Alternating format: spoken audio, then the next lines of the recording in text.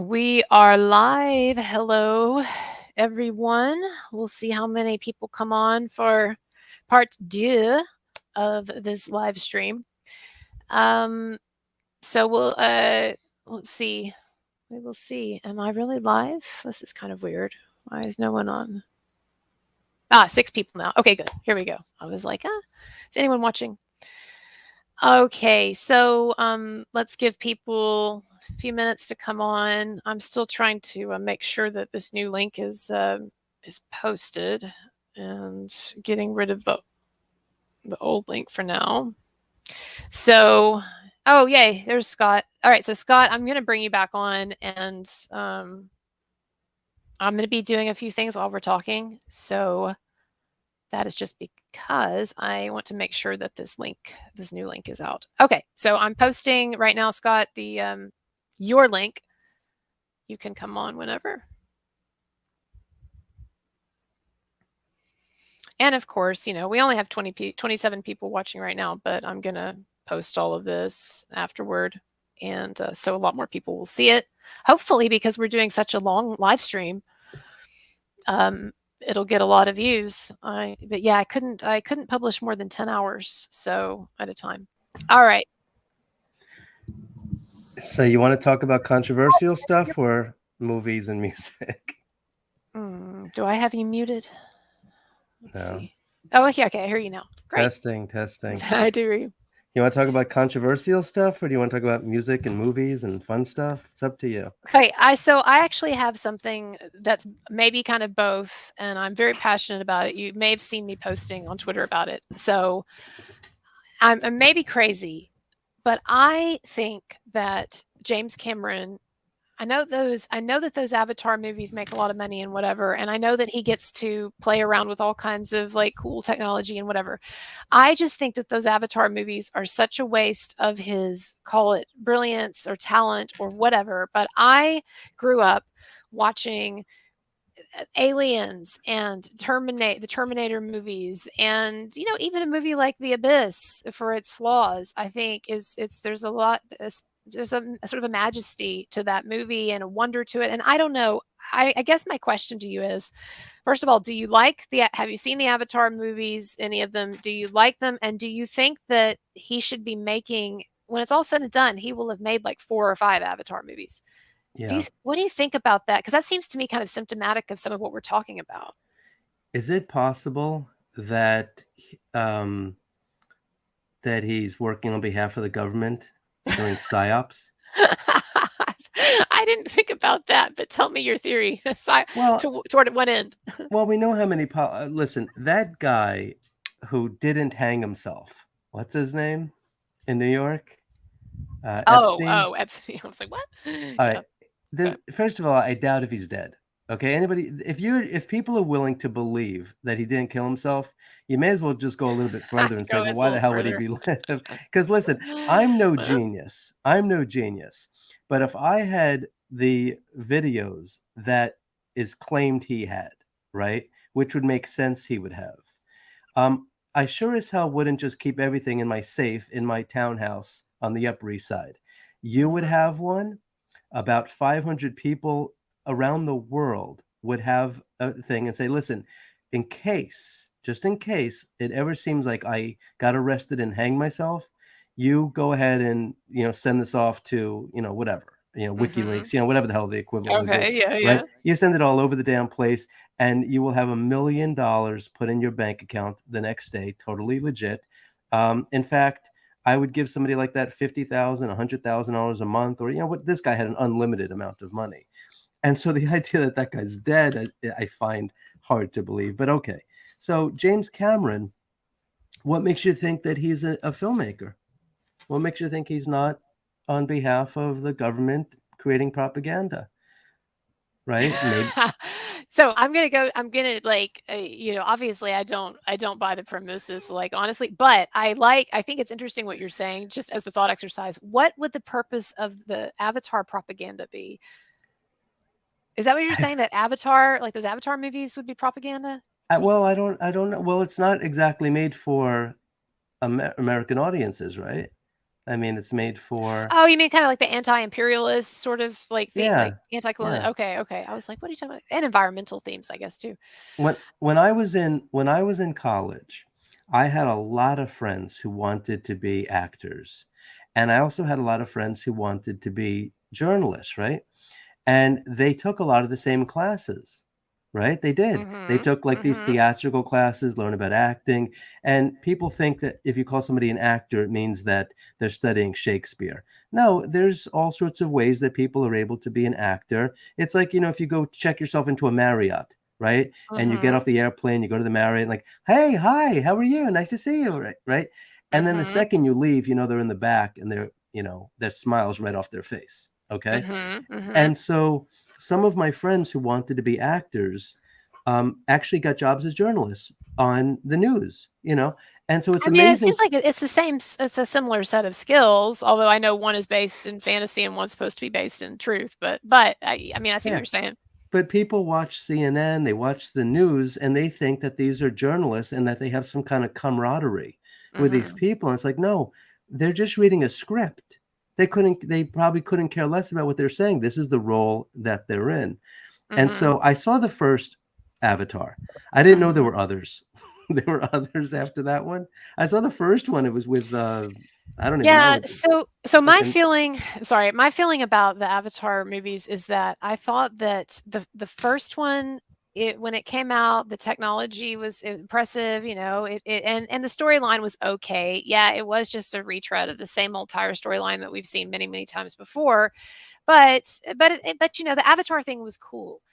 But then, like, I went and saw the second one, and it's 3 hours of, like, the special effects are okay, but you get used to them very quickly, and it was just so overindulgent, like, there were just so many first of all, it didn't have a very good story. The entire storyline was that these kids just kept fucking stuff up, and I swear it felt like the same scene was, like, repeating itself over and over. It was highly repetitive. It wasn't a very deep story, and there were so many scenes where it was obvious Cameron was just indulging his taste for the technology. Like, there were all these scenes of, like, a whale flipping over, like, flipping through the air, and it's like, "Okay, Mhm. here's one shot, here's one angle." And I guess, all joking aside, I understand he's making a lot of money from these and everything, but, like, it's just I went to see Titanic, several weeks ago because Titanic, people may not know this, but Titanic was re-released in theaters with the same 3D Avatar technology, and so the same technology that you get in the 3D Avatar movies,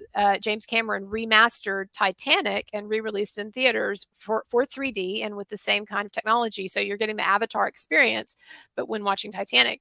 And it made me, yeah, the 3D was cool or whatever, but it really just made me yearn for, like, the like sort of older style films, like Titanic or like the Terminator movies or whatever. And I know that you harken back to, like, an even earlier time in film. You like even an older period, classic cinema. But I do feel like, again, not to sound like some old grouch, but like my grandma used to be. But I do feel like, on the whole, the movies don't have that, whatever that spark is that they used to have. And then you've got, like, a lot of just slop, like the Avatar movies. I think. Yeah. Well, I tell people this all the time, and people think I'm joking, and I'm not joking. The scariest movie I've ever seen in my entire life was Abbott and Costello Meet the Monsters, right? And so in one movie, this is Universal Studios, in Mhm. one movie, they were interacting with Dracula, the Wolf Man, right? Frankenstein's monster, all Mhm. of them in one. And the reason it was scary is one, it wasn't animated. I mean, you looked at them and these were really there. I mean, there's freaking Bela Lugosi, right? You got Boris Karloff, you got Lon Chaney Jr. And it's scary as hell because it's like, no, this is real. Oh my God, this Mhm. is, you could touch them. But here's the other thing. You ready? I cared about Lou and Bud. And when Mhm. they had Lou tied up and they were going to take his brain out and put it in Frankenstein's monster, you're like, wait a minute. No, I like this guy. I don't want him to be hurt. But when you see movies where it's a 19-year-old girl in her underwear in the beginning of the movie and she just had sex, you've seen this a million times. Everybody has. Friday the 13th, all the Halloween movies. It's a pretty 19-year-old girl in her underwear. She just had sex. Honey, you want some water? Okay, right? And she goes in the other room, and what happens to her? The machete goes right through her and kills her. You couldn't care less, and you're not supposed to care, right? Because she's new, but you watch it and you know she's going to die, and you forget about her 10 seconds later because you just don't care. Mm. And so that's kind of what's been lost as well. So when you have something like Avatar, right? And I could understand that he's excited about the technology, but it's probably reached a point right now where he could probably, hopefully, find a better use for this technology than to keep churning out the same stuff over and over and over again. It kind of reminds me of John Lennon in the Beatles after the Beatles broke up, and they said, when are the Beatles going to get back together? And John Lennon sarcastically said, "Well, when are you going to go back to high school?" Right? That's a great response. Yeah. Yeah, and I know that artists they can feel imprisoned at times by the expectations and the precedents set, by their earlier work. But I feel like with James, I agree with you. I think you put it very well that with James Cameron, like there are other stories that he could be telling and other ways of exploring this technology and not just giving us, a retread. Well, So I don't know. well, let me ask you this. What do you think the future is for education? Because I think the future of education is interacting with people and giving them a chance to actually meet the founding fathers as an example, and to actually Mhm. be in the room when Mhm. Thomas Jefferson and is writing the Declaration of Independence, and John Adams is in there, and Benjamin Franklin, and they're giving feedback, and you're able to actually interact with them in a Yeah. virtual It's reality. like be like the holodeck on, in Star Trek: The Next Generation, right? Yeah. So I think that is where we are going. I do feel like we are still a very far away. You can tell me your opinion on this, but I've tried like the Oculus headset, and I actually Mhm. I met the head developer of Oculus, and he was in Dallas. They're based in Dallas, and so I met him, and we took a tour. I brought some students, and we took a tour of their lab, at Oculus, where they work on the 3D, gadgets and everything. My point is, like, I've tried the 3D stuff, and I feel like it is not a satisfying experience, and it doesn't feel real at all last time I tried it. However, I can see the possibility there, and I definitely agree with you that it's just gonna that entertainment is just going to be more and more it's more and more virtual or even tangible and more interactive, and education will also be, I feel like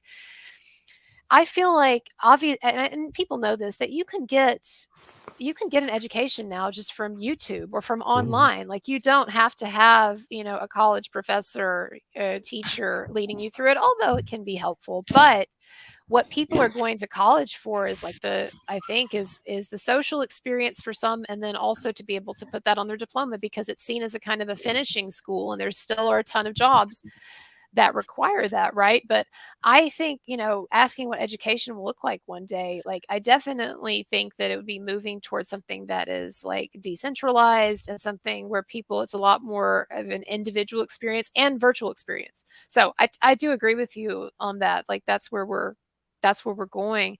Do you think, let me ask you a question. I have seen various articles about deep fakes, and also about this possibility that actors might be put out of work by AI, because you actually don't need an actor anymore. The computer can generate everything that's needed, in terms of like facial expressions and all of that, to mimic real human emotion. Do you think that actors are going to be replaced by AI in our lifetime? Or It would is be nice. Um, I think the main problem, the only thing that would hold that back is the marketing mechanism, because one of the reasons why you hire somebody like a Brad Pitt Mm, is that you know that the movie's going to be done, and then for the next 2 or 3 months, he's committed in a contract to now go to hotel rooms all around the world and meet with journalists and promote it and smile and go to premieres and go to festivals. And so it's all part of that. See, Hollywood's never really been a filmmaking industry. People think it is, but it's not. It's a marketing industry, and the film is mhm, the product that they're marketing. That's mhm. all.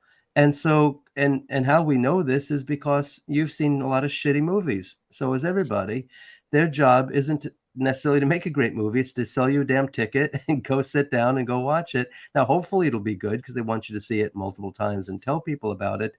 And so that's why the whole idea of celebrity exists, which I don't really like. Like I don't like Cher, for example. And I don't like one Cher. Why Cher? well, I'm just saying because she's so famous that Mhm. if she's in a movie, I'm like, yeah, it's just Cher.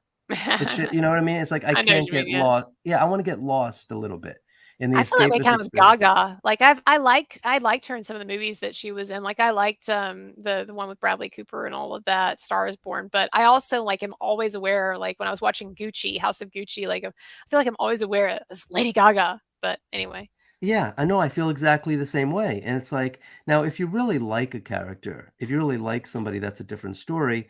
But that really works when they play a variation of themselves, right? I'll keep talking about Cary Grant, but he played a variation of himself. He Mhm. didn't, try to play an alcoholic. He didn't try to play a wolf man, right? It wasn't anything like that. But Tom Cruise, you could put him in any movie, and it's like, yeah, Tom Cruise.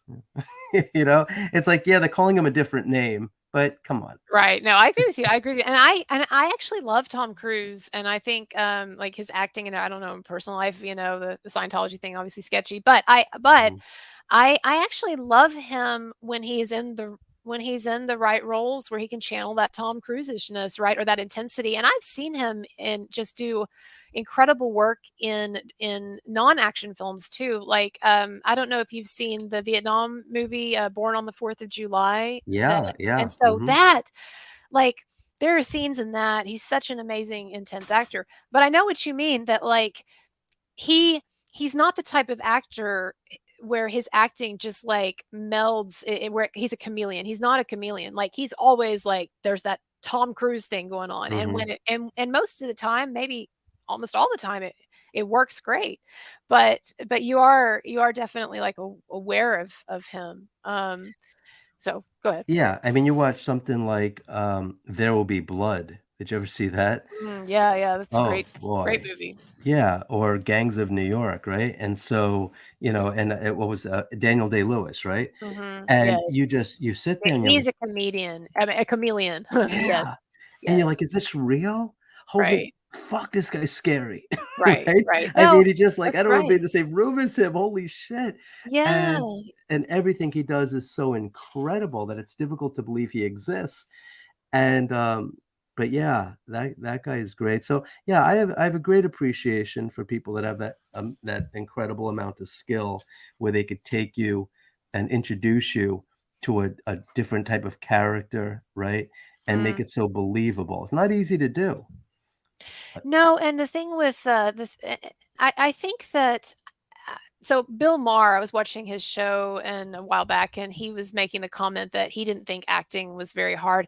I don't think that a certain level of acting is very hard, but I Mhm, think that what we're talking about here, we're talking about Daniel Day-Lewis, as someone who like you look at everything about him, from movie to movie, body language, mannerisms, inflection of voice, like all of it is different from movie to mhm, movie. And I could not tell you if you asked me to tell you his personality, like Daniel Day-Lewis's real personality, like I would have no way to know, right? Whereas there are some actors like Tom Cruise or whatever, right, that I think that who they are is very much wrapped up in the characters that they're playing in that sort of a way.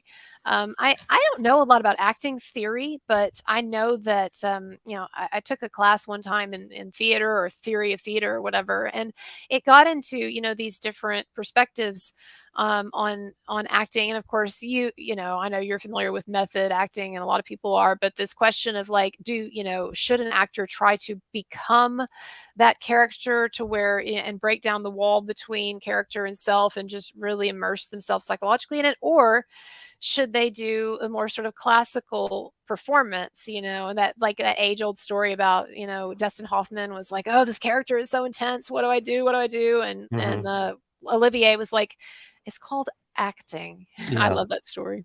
Yeah, yeah, actually, yeah, there's actually a kind of a play on that in a little bit with Tootsie when he was a struggling actor. the character that Dustin Hoffman played, and he's like, "You're playing a tomato," and he's like, "Well, do I sit down? Do I stand up?" It's like, "You're a tomato. Don't worry about it." He's like, "No, but I need to know." It's like, if I'm gonna be a tomato, I just need to know, do I sit or do I stand? It's like, you're just being a tomato. Just relax with it. But there's just something. A lot of it is luck. A lot of it is just, a lot of actors are very slight.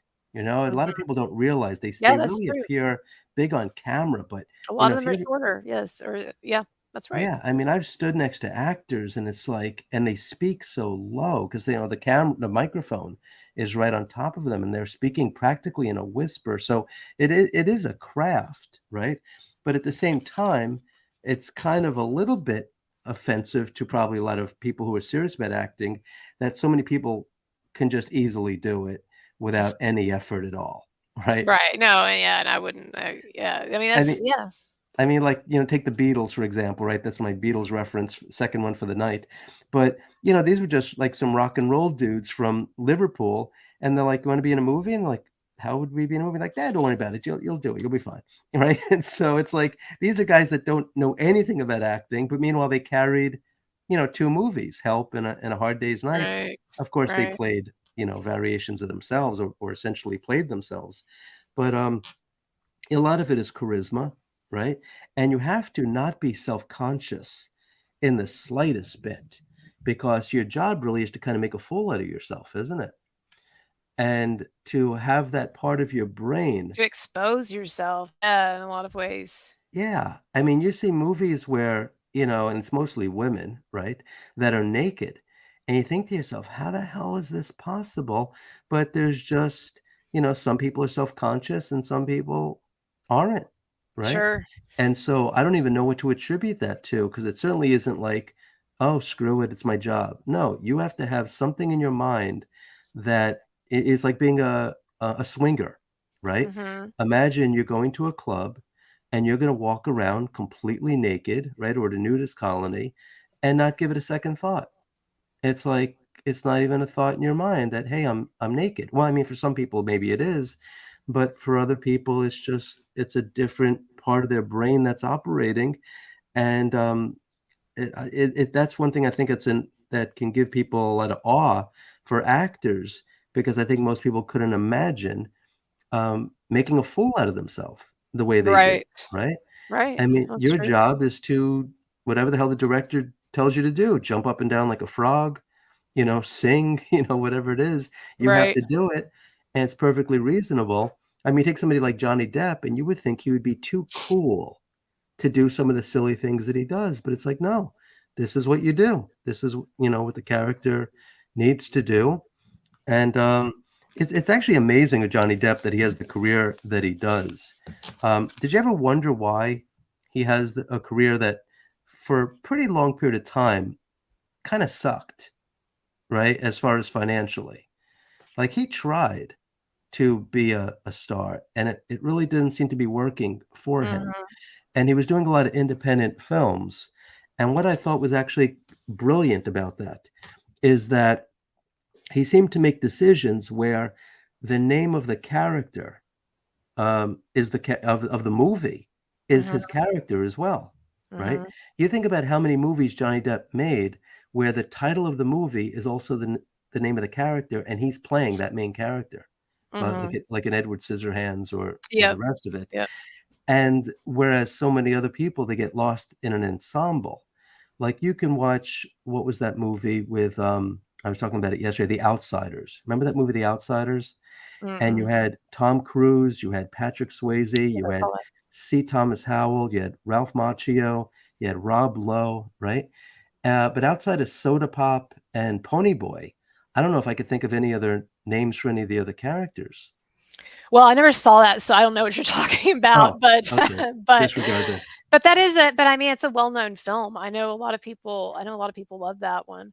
Um, so I have one question and then I'm starting to fade, so I've gotta make some coffee. So I've gotta switch gears here because I wanna go a little bit longer, with this live stream if I can. But Okay. I wanna ask you, because you know so much about film, and I can just see, like, from the brief conversations that we've had, that like you have like a lot of knowledge, repository of knowledge. And so I guess one thing I wanted to ask is, we haven't really talked about the really controversial stuff in terms of like Me Too or anything, and I don't want to get into a whole new can of worms, but I did want to ask if you think, so there have been some changes in the industry in terms of, like, for instance, sex scenes. That sex scenes now, I guess you know this, that sex scenes now require intimacy coordinators. So basically, all movies now, in addition to, the director, handling the scenes or running the scenes or whatever, that there's an intimacy coordinator who's specially trained to make sure that everything is done, precisely and appropriately in the sex scenes or the intimacy scenes, and that a lot of care and attention is paid to it and everything. And then you've got, which I have no problem with that, I guess, except I know some directors have kind of complained that it's kind of artificial in a way, and it sort of takes people sort of out of the moment. Or it used to be that actors, when they were doing a sex scene, they would do things sometimes spontaneously, and maybe the other actor wouldn't like it, but maybe it also really worked for the scene, and you got a real sense of passion or whatever, right? So there's that sort of debate with the intimacy coordinator thing. And then I was also thinking about the recent lawsuit against a major movie studio by the actors, the two main actors in Romeo and Juliet. And so, the old classic Zeffirelli was like, what, 1960s Romeo and Juliet. And there's a scene in there when they were in their late teens. I think one was 16, maybe one was 17, where they are naked. Now, it's not like, full frontal nudity or whatever, but like you see her boobs and you see his butt and everything. So for years, these actors, for decades, these actors from Romeo and Juliet have talked about how much fun they had shooting that scene and how great it was to feel free, and they laughed and they loved it, and and talking about how it was great that it was so edgy and that they took these risks and everything. Well, they just filed a 500, I guess, a $500 million lawsuit against the movie studio, saying now that, they were underage and that this shouldn't have been done, and now they're traumatized and all this, like a complete change of their story, and they're suing for $500 million. So I guess here's my question with sort of everything. Do you feel like Me Too and some of these things we're talking about, do you feel like that's going to have a negative effect on art and in some of the ways that I'm talking about? Or do you think, or is that overblown? Like, is my concern overblown? Yeah, Hollywood has completely destroyed itself. There's not even a doubt about that. I mean, we could talk about Harvey Weinstein another time. I will say this, he was I'll wait for you to finish drinking before I'll say this. He was always nice to me. I actually knew him, right? Did you? Yeah, yeah, I'm actually standing, hold on, listen to this right now. Can you hear this? Yes, I can. Okay, he gave me a poster that I asked him for. I was in an elevator with him because I used to be in an elevator with him. We worked in the same building, and everybody was scared to talk to him. But I wasn't scared to talk to him. I'm like, and I just like talk to him about movies, right? It's just an elevator ride. And I said to him, I said, I really love that movie, Heavenly Creatures, right? Which I love is, that movie too. It's a yeah. darker movie actually, but yeah. Oh my God, I love that movie in ways that I could barely articulate. Actually, that's not true. I could talk about Heavenly Creatures for forever. And I said to him, I said, I really love that movie. It's fantastic. And I said, I was in your office, and I saw a poster. It's a great poster. He says, you want it? He says in the elevator. I'm like, yeah, sure. What do you mean? you know? And so he's like, well, follow me. And the door opened and we went into his office and he went over to his the lady at the desk. I could picture it right now, like like it was yesterday. And he said, give him that poster. All right. And so I have it. I still have it after all these years. And it was quite a long time ago. And so But he did this it sounds like it was an act of, kindness or generosity or whatever, like, "Oh, you like this? I'll get this for you," whatever.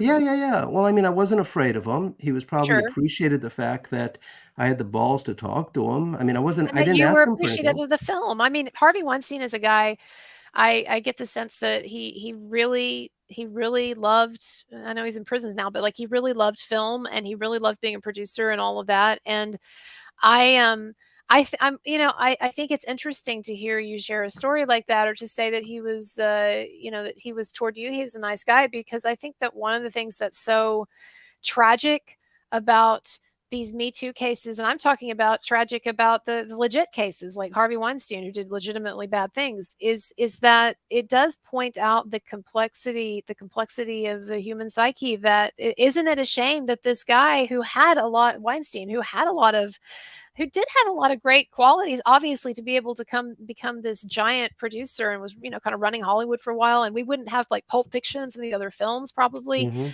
without him. Point being, isn't it sad, that he did all these great things, and that he was the kind of guy who would be nice to a fan or to someone who appreciated art or whatever, and at the same time he's doing this other, shit, with this bad shit, harassing we people, assaulting people. we have no choice but to separate the art from the artist. We have no Mm. choice. And for people that say things like, well, I'll never watch a Woody Allen movie, he married his daughter. First of all, you're fucking retarded if you think he married his daughter. All right. First of all, it's not even fucking legal. Okay. So he didn't marry his daughter. He married Andre Previn's adopted daughter. Okay. I mean, let's No, I freaking agree with you. The Woody Allen story, it's I mean, you're give me you're a right. break. And I met Woody Allen too. He's a brilliant guy, and we had a nice conversation. And we talked about magic, because I knew, magic when I was a kid, and his biography was, he went to, he knew a bit about magic, and he Mhm. actually went to, I had a great uncle, and he had a magic shop on Broadway. And I read in the book that he used to go visit him, and I'm like, hey, my uncle, right? And we just had a nice conversation, nothing about movies, nothing about Uh-huh. anything. We talked about magic and a nice conversation. This was like in New York on Fifth Avenue. And then we walked away, because that's how New York is. It's like you can meet a I celebrity, know what you uh, mean, and yeah. it's like it's like a daydream. It's like just a brief thing. It just happened, and you almost want to turn around and be like, did that just happen?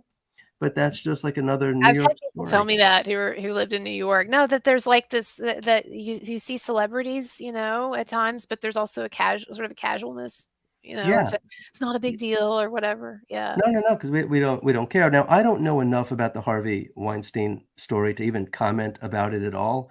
Outside of this, um, he's a movie producer, you know, and it's like, you think this is the first time, or you think it's the only time? I mean, this is what's been going on forever. And Right.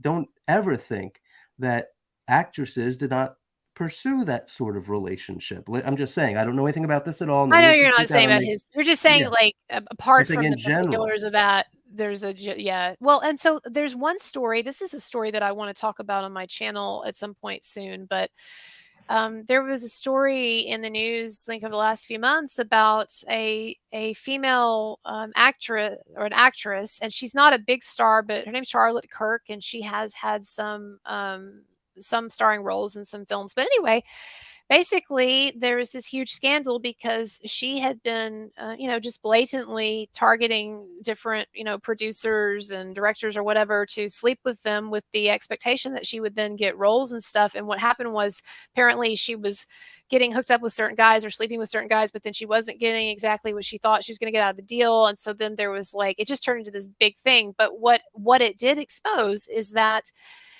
there are a lot of women in Hollywood, and again, not talking about specific cases or anything, but just in general, there are a lot of women as well who are. I'm not saying they love it necessarily, but they're participating in this sort of transactional system as well. And this woman, I mean, to look at some of these texts, it was kind of funny, because she was talking to Brett Ratner, a major director, about another guy that she had a producer that she had had sex with to try to get a role. And she's like, I already, like, something like, I already fucked that guy like two or three times. I really don't want to Mhm. have to do it again. When am I going to get this role? It's just very like, okay.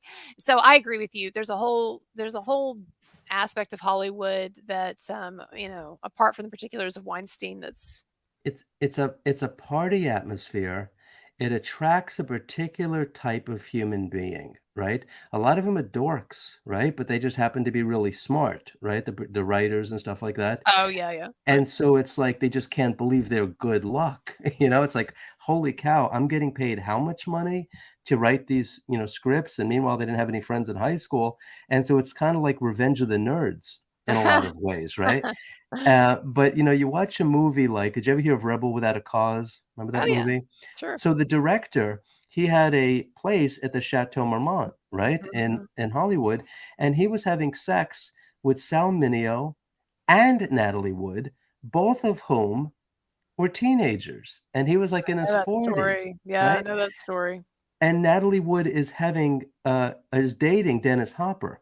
Mm. And he picks her up but one time, and he's in the hotel room, he's in the car with her, and he goes down on her, right?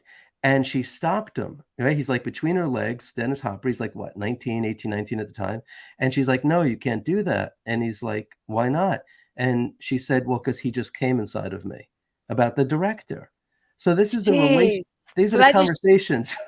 I know. No, it's there's and nobody like thinks that that's good or endorses that or wants to promote that or anything. You're just pointing out that when this Weinstein stuff came to light, there was this like sense of like Yeah, how the dare you? I wrong never heard of doctor such a and thing. there's Yeah. and all this stuff endemic in Hollywood.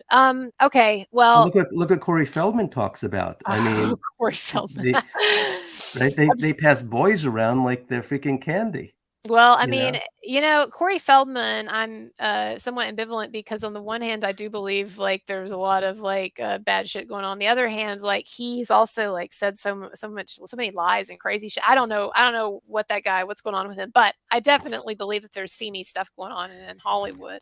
Yeah. Um, I'm gonna have to check out and make a little Okay. coffee and we take a break. But I wanted to end by calling it people's attention to your channel. I'm so glad that you got to come on and join because I feel like this gives people a good sense of like what your channel is like and that it's deeper and it's got more substance going on. And so I would invite people to check this out once again. What is it called? Strange History? Is that it? Strange History. Okay, I'm Yeah, looking it with up again Scott on YouTube. Cardle. Yeah. And and how long have you been on YouTube, Scott? Like, when did you start your first channel or Not whatever? long. I mean, well, Okay. my first one, I had an older channel, but I had like, I was one of these weirdos that had like 3 or 4 channels, but it was just a nightmare. So I think I Well, pulled them yeah. all together. Longfellow time I traveler. Right. think I think December of 21. So like a year and a half or a couple of years, if that. Well, the multiple channels are they are a drag. I made uh sorry, Gina, who are you saying to block? Um y'all you can let me know in the chat if someone's like causing problems or being abusive or disruptive or whatever. Sometimes I'm not aware of it. But anyway, um what I was gonna say. So, oh, the S multiple channels, like they are kind of a drag. Like I did a true crime channel and I've only uploaded like 2 or 3 videos to it because you do just kind of end up like just focusing on one channel. All right, Yeah, it so here becomes is a Scott's. graveyard. Yeah. That's a good way of putting it. Some of us are fortunate enough, right? And you're one of them, and Eric Hunley and myself, and not many, that we are our, let's just say, fan base, and it sounds weird, fan base knows that we'll have an eclectic variety of stuff, right? Versus people that are just sort of pigeonholed and you expect just one thing from them. So Mhm. I consider myself to be very fortunate, I assume you do too, to know like, okay, we could talk about different things, whatever it is that we're interested in, that we hope that, and we're usually right, that other Mhm. people would be interested in that stuff too. And so I've Mhm. just kind of embraced that. Mhm. It's like, look, I talk about strange history and I talk about golden age of Hollywood. I'll talk about historic Yeah. homes and gardens, and you just never know what the hell we're going to talk about. But everything will be very well researched, you know, Right. and hopefully have a little bit of fun because God knows the world needs a little bit more fun, right? Way too many people I just hear way too you. serious. So, I hear you. We definitely cover a lot of serious stuff. Okay, so okay. yeah, so Nice Scott talking to you, like here, yeah, always. so here's Scott's link, and again, it's Strange History Society. You can also find him on Twitter under the same name.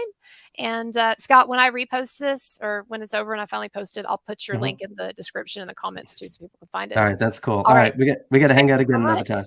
Absolutely. All right, All we'll right, talk to you all right. See later. ya. Bye, everybody. Thank you, Scott. He's really awesome and super smart, as you can tell. So, before I take a break, I am going to keep going. So, I wanted to address this.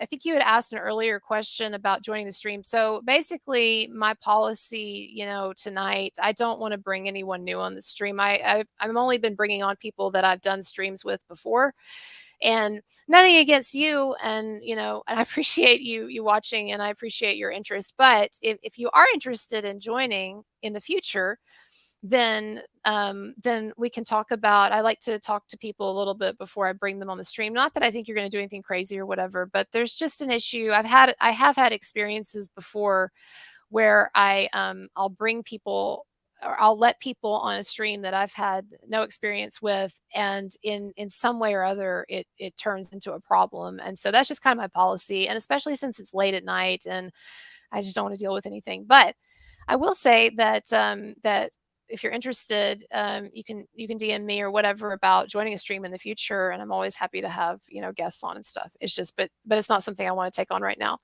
Okay, but thank you. And so we're going to take a break. Anybody, I don't know, some people, are you going to bed or you're getting up or whatever, but I'm still going and I'm not sleepy. Well, I am sleepy, but I think after I think after I drink this coffee I won't be. Um or this line of Coke. No, I'm kidding. But okay, so let's say come back at, it's 2 o'clock right now. It's 2 o'clock Central Time for me. God, my cat is meowing too. I need to feed her. So it's 2 o'clock Central Time. So we'll come back like 2:20-ish. Okay. So 2:20-ish. I will see you in a bit. We'll talk about some things.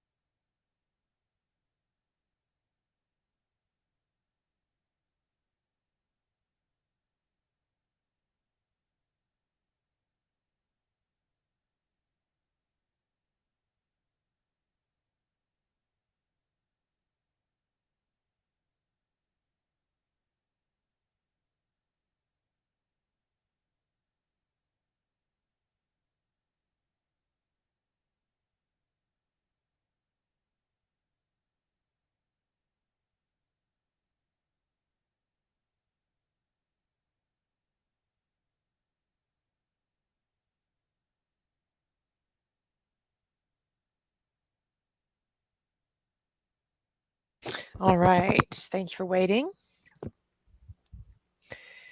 I'm still not pleased with my hair. Every time I get on, I'm like, oh, my hair is frizzy and dirty, but it doesn't look that bad. So I'm curious if you are on the stream and you don't mind saying, I'm just curious what time it is for everybody because where I'm at, it's Central Time, so it's 2:26 a.m. You know that. And so we're not quite there, but we're sort of we're in that zone now where it's like I can't decide if it's really late or really early. We're still, I guess we're still really late, but we're about to start getting into the really early. I did not know how long I would live stream, and I still don't. What happened last time with the 20-hour live stream was my goal, my like ultimate goal was to go 20 hours because I thought that would be super impressive, but I didn't know if I was going to be able to do it. So like every hour that passed, I was kind of like a surprise, like, oh, I'm still going or whatever. And so with this one, I'm really not trying to break the 20 hour, but I started out wanting to do a long live stream. Partly because a number of my fans say that they wish that I did live streams more, and I don't do them very often. So I know that there's some people who do them like twice a week or sometimes more even. Anyway, so the thing with me in live streaming is once I get going, I actually get into it, but for some reason it takes a lot of motivation for me to get started with live streaming as opposed to other things that I do or videos or whatever. So I don't know why that is. But when I get started, I'm like, well, I'll go ahead and do it a lot more. So what time is it where you are, if you don't mind saying? So Ray, 6:26 p.m. 3:20. Someone has said 3:25. Smoke fee said 3:25 a.m. Yeah. Someone says Drop Dead says working nights. It's early to me. Oh, I need to take this thing off. Just a minute. Okay, so what did I say I would talk about that is still on the list? I'm going to take my display name off. One thing. Okay.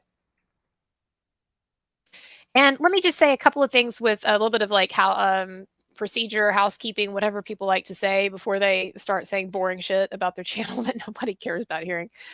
But I do, I do like to call attention every now and then, rarely, but every now and then on the stream to the PayPal and Patreon links that are below, and to reiterate that I greatly appreciate super chats, and I understand that people get a lot out of putting the super chats up there in and of itself. So I am always going to be very grateful for super chats. But I did want to let some people know who may not know that unfortunately YouTube does take a lot more of your money than PayPal. So if you're not believing the super chat for any other reason, then you just want to make a donation, you might think about the PayPal link that's in my description. So beneath this video, there's a description, and the PayPal link is there.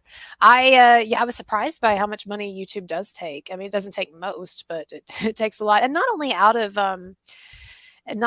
the super chats and the thanks stickers or whatever, but out of like ad revenue and so like it's one of them is like 40 or 45%, and I can't remember if it's the chats that they're taking that much out of, or if that's no, I think the chats from like maybe 30%, but the ad revenue is like 45 or whatever that YouTube's taking. Anyway, and if you want me to to talk about your message, you can leave a message when you PayPal something, and I'll put it up there if you want. But if you want to remain anonymous or not say anything, that's fine too. Okay, so that's basically it for the money reminders or whatever. Yeah, so what is left on that list? I want to call up that list. I mean, it's not like we have to stay tied to the list, but I put those topics on the list originally when I advertised it because those were things that I was interested in talking about. So, man, you know what? There were a number of people, just I have to say, as an aside, there were a number of people that were really insulted by the things that I said about Gwyneth Paltrow. I said that she looked like a sour-faced mannequin in one of those photos, and I suppose that was harsh. But actually, like, I think she's an attractive woman, and I'm not following the case, so I didn't have an opinion. It wasn't the expression of anything other than she just, it was almost more like, this is the thing, people so often, they are so quick to get offended, and they don't really get that the joke actually was that I'm just generally like, I don't find the trial or the topic interesting, and I just see like everybody's reporting on it, and I'm just kind of like, God, I have to see this same photo of Gwyneth Paltrow again. So it was actually kind of more like, I guess, throwing shade at maybe the fact that, just it's getting so much coverage or whatever. I don't know. But yeah, so some people were really ticked though that I was insulting, typical misogyny. She's insulting a woman's appearance, or just like, it's like, okay, whatever. All right, but let me look. Let's see, what did I have lined up that I might want to talk about still that we haven't covered. And by the way, if you missed part 1 of the live stream, we did a full 10 hours on a different stream. I did take breaks, so it was probably more like 7 hours if you counted like all the breaks and the interviews and everything. But we did a lot of hours, and that will be forthcoming. I think actually the link is still up, but anyway, that was its own thing. And now we're starting, I think we're on like an hour or 2 here on this new video. All right. So I had said, let's see. So I talked about in part 1, I did talk about NXIVM developments and Nikki Klein. If you follow that case, Nikki Klein was Keith Raniere's and NXIVM's staunchest defender, and like spokesperson and what have you, right? An activist. And she did publish an essay recently reversing her position on Keith, or at least saying I will no longer consider him a noble man, and I will not be defending him or trying to free him.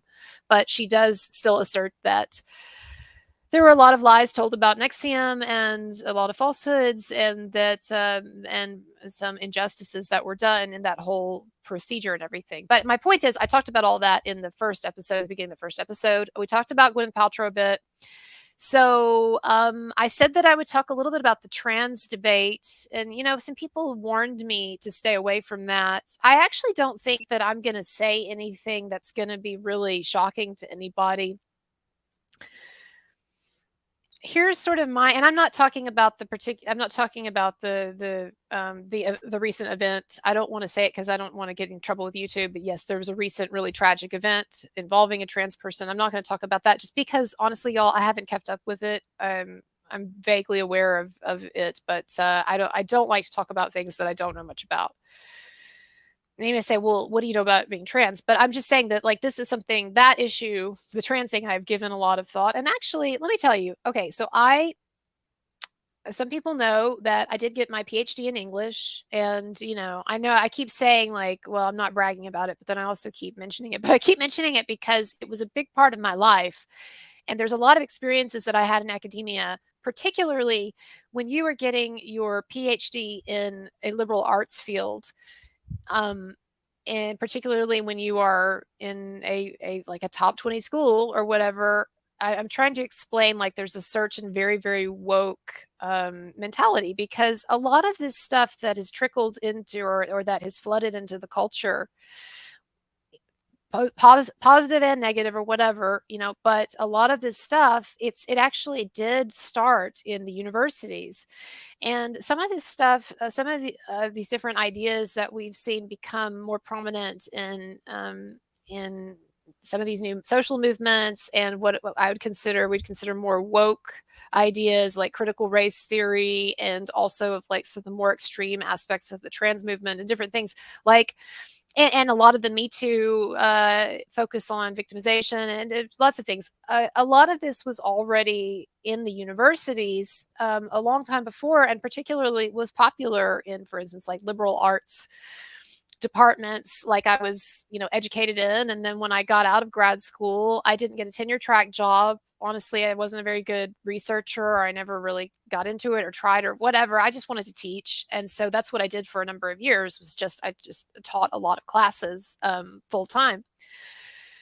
Anyway, my point is that a lot of these social movements, we did see the roots, and I saw the early signs of it way back in the early 2000s when I was starting grad school, or when I was finishing up undergrad, and then more the mid 2000s, I guess. Mid 2000s, I was starting grad school. And the thing is that some of these things, these movements or these ideas or whatever, they start out being very like it starts out as almost like a theoretical exercise. Like you've got these professors who are, they are in their own way really intelligent people. I'm not saying that they believe intelligent things necessarily, but I'm saying that, like, yeah, come on. I mean, they're smart, and you can be smart and stupid at the same time, right? But you have these intelligent people who have a lot of time on their hands and are encouraged to think a lot, and and not necessarily think in open-minded ways, because in fact, like, there were definitely ideas when I was in grad school that were good ideas, that were presented as good ideas, and other ideas that were of a more political, right-leaning or libertarian nature that were presented as being bad ideas. So yes, in a number of ways, it was politicized, as you would expect.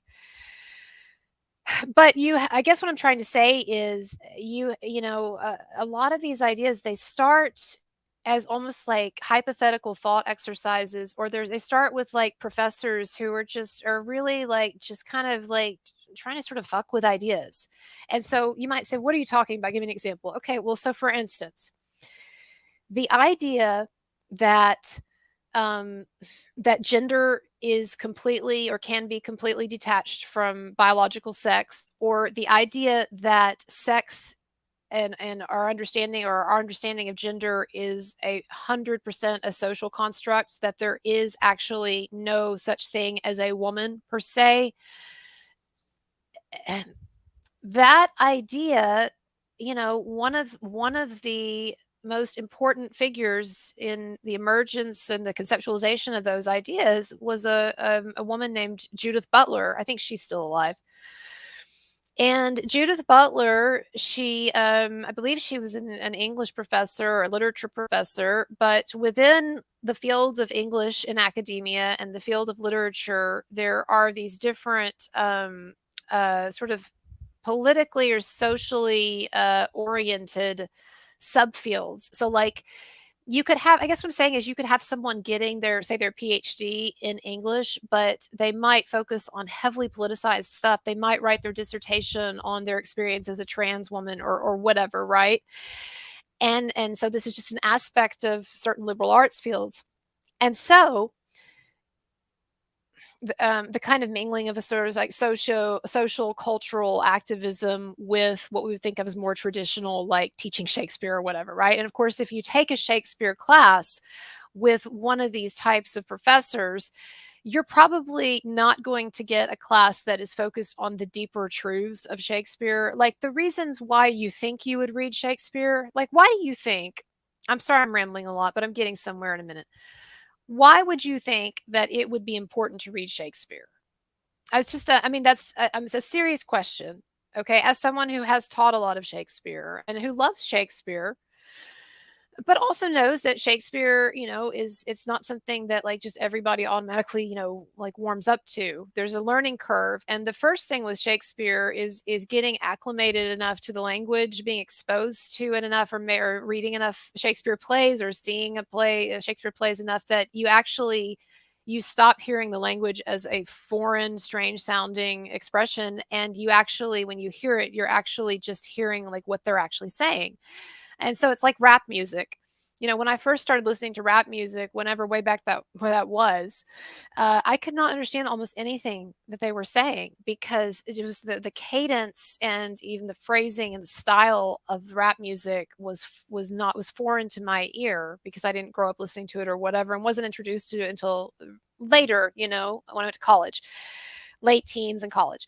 And so Shakespeare is like that. It took me several years of reading Shakespeare and hearing it a lot, and even like memorizing some of it, having to recite some of it, seeing plays and whatever, before I could hear Shakespeare, see a play or read it or whatever, and just get the meaning and the poetry of the language. What am I trying to say, though? Why do you think it would be a good idea to read Shakespeare? Well, it's because Shakespeare was, whoever Shakespeare was a brilliant analyst of the human condition and of human psychology, and was able to express his ideas and conclusions and questions in a brilliant way. And so when you read a Shakespeare play or you see a Shakespeare play, if you are sort of in a headspace where you're able to really take in what's going on or what's being said, there are really, really deep truths about the human condition and about just the human condition in all of its forms, and particularly often in its tragic or comedic forms, or as in the case of something Romeo and Juliet love or whatever.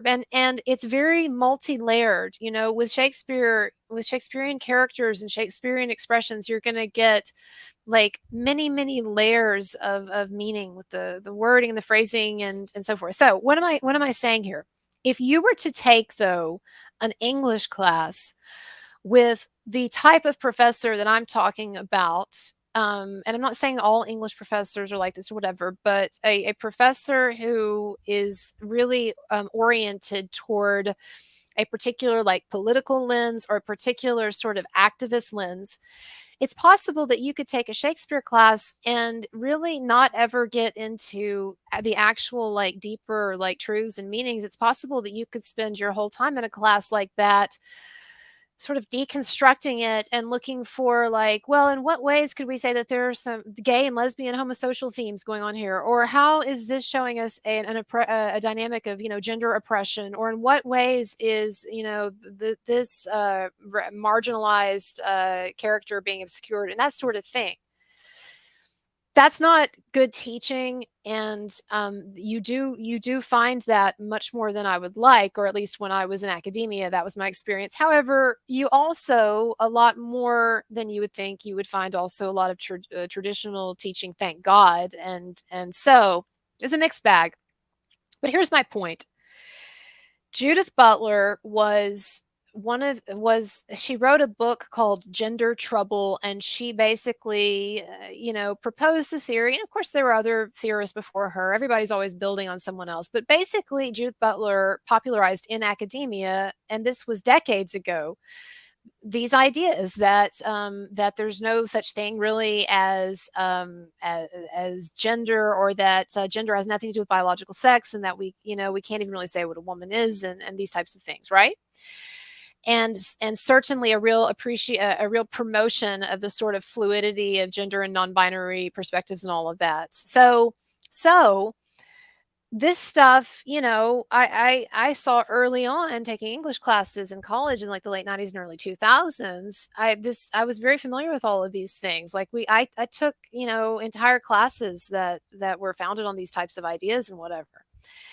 And so what has surprised me is not that these ideas are there, but that these ideas were able to so effectively make the leap from just being sort of academic style conjecture, sort of eggheads, talking about their pet theories, and we don't actually know what a woman is, that sort of thing. That it's cool to bullshit about in the classroom and to talk about I guess in the classroom or whatever, but that it was almost like I never really expected like the real people in the real world to like buy this ideology.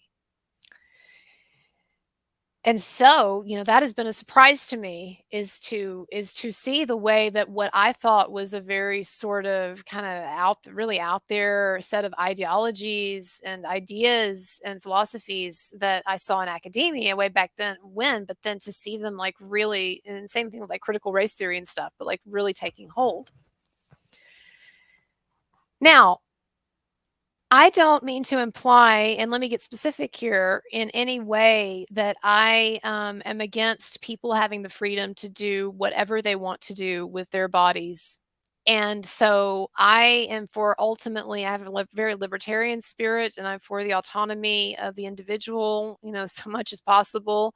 And so people can get, I've talked on my show about how breast implants are dangerous, and there are a lot of women who get sick, and it's not something that the medical industry is just really caught on to, partly because they're not incentivized to do it. But like, Black China, like what she's talking about, like it's true. Like there are there are dangers to these things. You put these things in your body, it's having effects on you in ways that we don't even know. But people have the right to do that. People have the right to ultimately, I think, I'm not a proponent of it, but people have the right ultimately to kill themselves, I think. I mean, like, if you don't, like, physical autonomy to me, like, that's a big deal.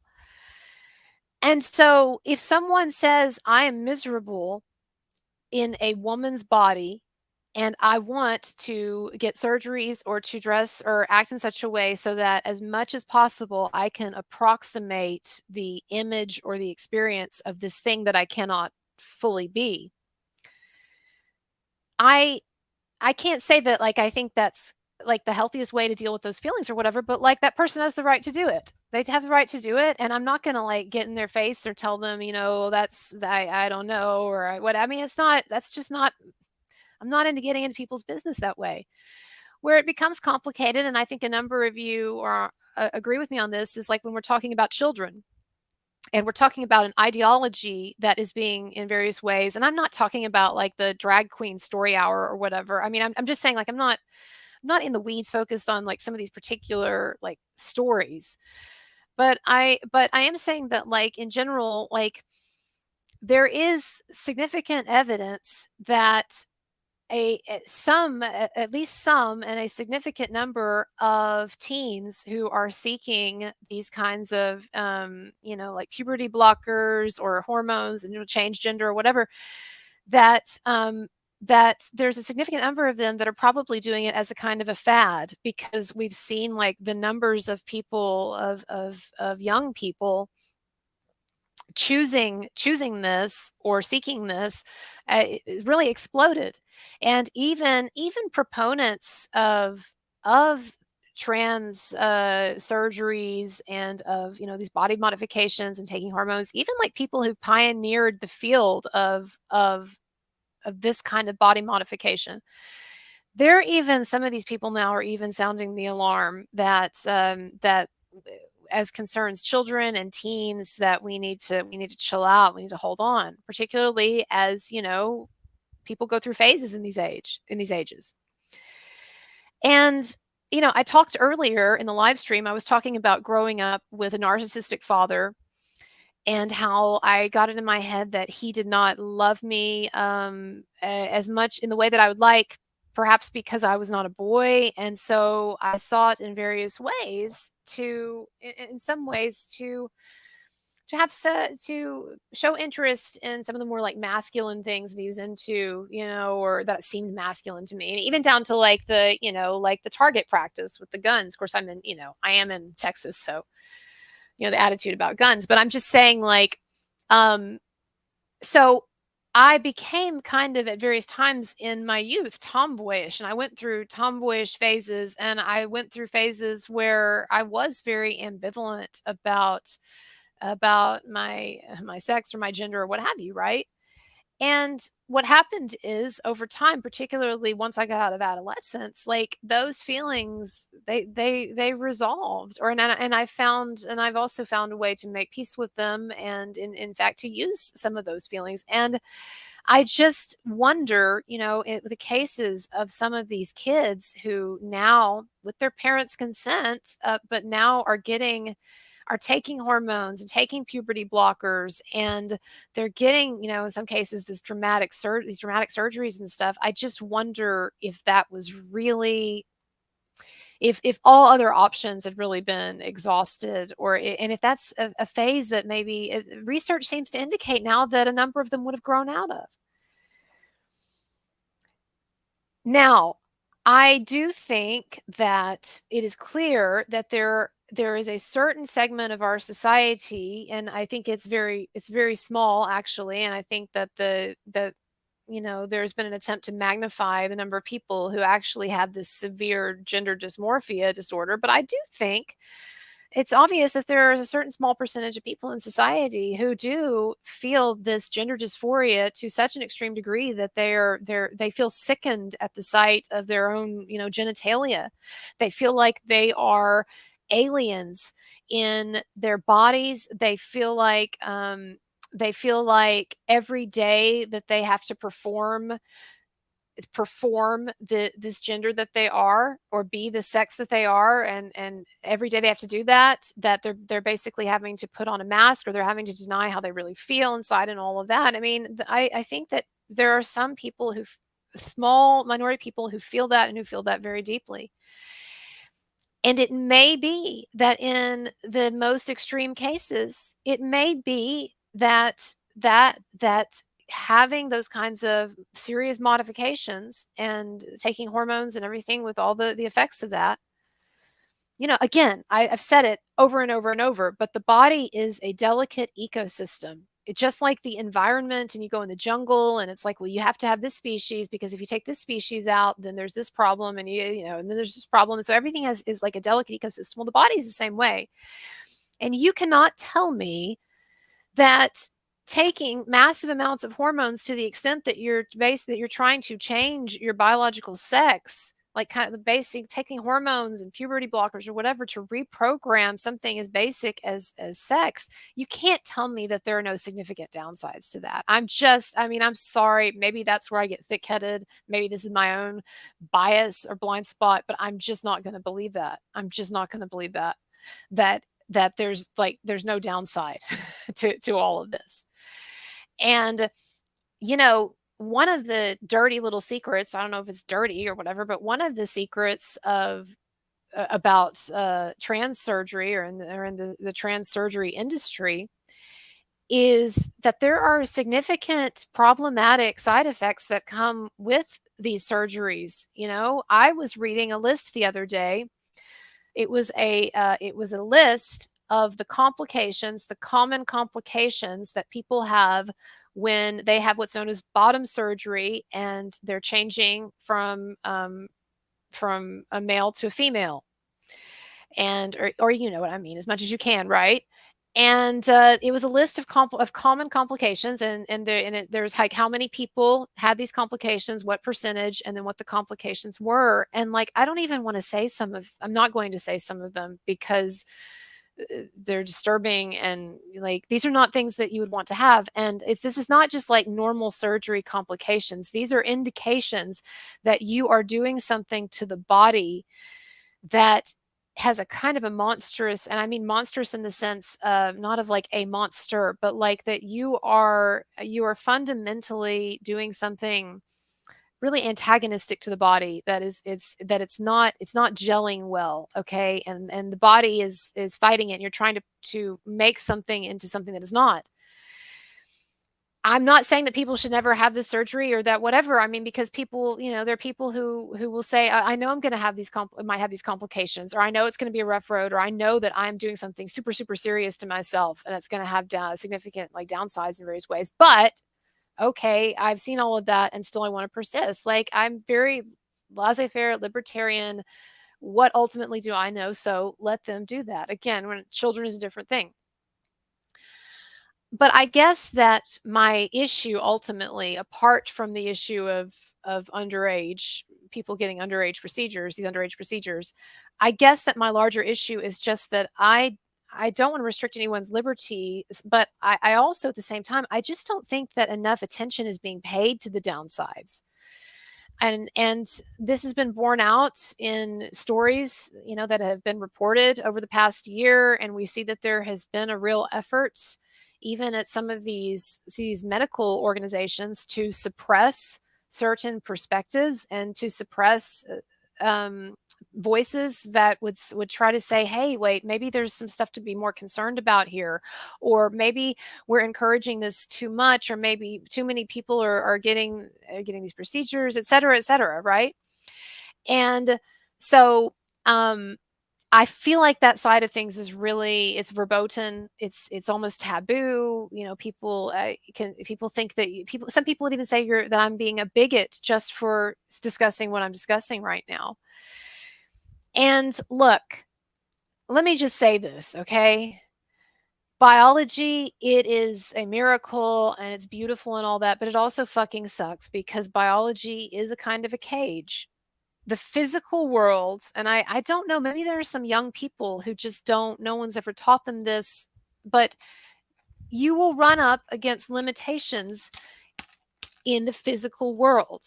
So there is an ideal world, and there is the world as we would like it to be, and there is your life as you would like it to be, and there is you as you would like to be, and then there is reality. And it's really nice when those things are aligned, but it's very common that they are not. And the biological, and I'm not the first to say this. I mean, like, Jordan Peterson the other day, I just caught a snippet of him on some channel or something, right? And he was saying something like this. It is a part of the human condition to feel like you are imprisoned in the body.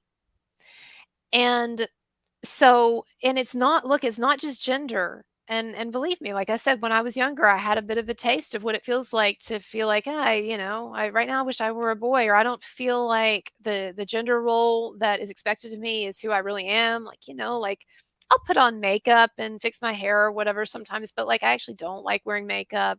You'll notice that I rarely wear like frilly or sexy things or whatever. I mean, I know that I would get more views if I did, or if I showed more skin. And sometimes maybe if I'm in the mood to, I would. But like generally speaking, I do present myself in a more sort of, I guess, I don't know what the term is. I don't want to say asexual, right? But I mean, here, I'm just sitting here sort of almost looking like a tomboy, or except I have some makeup on. My point is, I understand the impulses behind gender dysphoria. I can't say that I've ever experienced it to that degree that some have. Obviously, I haven't, because I never sought, any kind of a sex change or whatever. But I understand the impulse behind that. But what I would say is there are many ways in life in which we are caged by our biology, and you like, and I think something that's instructive to think about is like aging, because we are quickly getting to the point, and I've talked about it, in terms of like skincare, but also in terms of all the different procedures that people get now. Like, we are quickly getting to the point where aging too, where that age old constraint on humans, it will, particularly for people of some economic means, like Hollywood stars, it will seem to roll back the clock. And I'm not just talking about like Botox and fillers. I'm talking about a whole like hormone regimen that celebrities are on to keep them younger, right? And so I am very aware that if I condone what all of these people are doing in the quest to turn back the biological clock in terms of aging and in terms of cosmetic procedures, then I should accord the same fair perspective to the impulses that trans people have to try to get past the biological cage that they're in terms of their sex.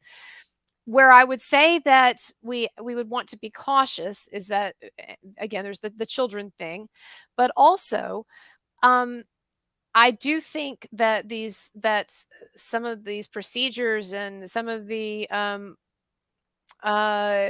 amounts of hormones that people have to be on in order to achieve the kind of transformation that they want gender wise, I do think that that's a much bigger deal, generally speaking, than what people are mostly doing, and putting in a little Botox or little fillers, or getting some, like I do, like I like to do the laser stuff. That's what I'm really into, right? Or retin-A or whatever. I think there's a big difference in like kind and degree, even though I do see the similarities. And I would also hasten to add that, in fact, there are cosmetic procedures that people are getting that I do think are really hurting them. And my mom just had her breast taken out. And so, for that reason. And so, part of what's informing this conversation for me about the trans stuff is having gone through this thing with my mom and seeing that, yeah, she would like to have big breasts. It's a shame that she can't, but the thing that she put into her body to try to create big breasts, well, guess what? It was basically killing her, or it was making her very, very ill, sick in various ways. So the fake breasts had to come out, and now she has a small chest, but her body hopefully is going to stop turning against her. So again, I don't know. I just think that people, when they choose a path, and maybe it's, for some people it's hormones and surgery and all of that, for these trans procedures. Like, I do think that people need to have like serious talks with them, and I understand that's part of the process for some of this, but like serious, honest talks about the downsides and the risks and what's really going on, right? And So anyway, that's all I'm going to say about that, mostly because I guess I don't really have anything else to say.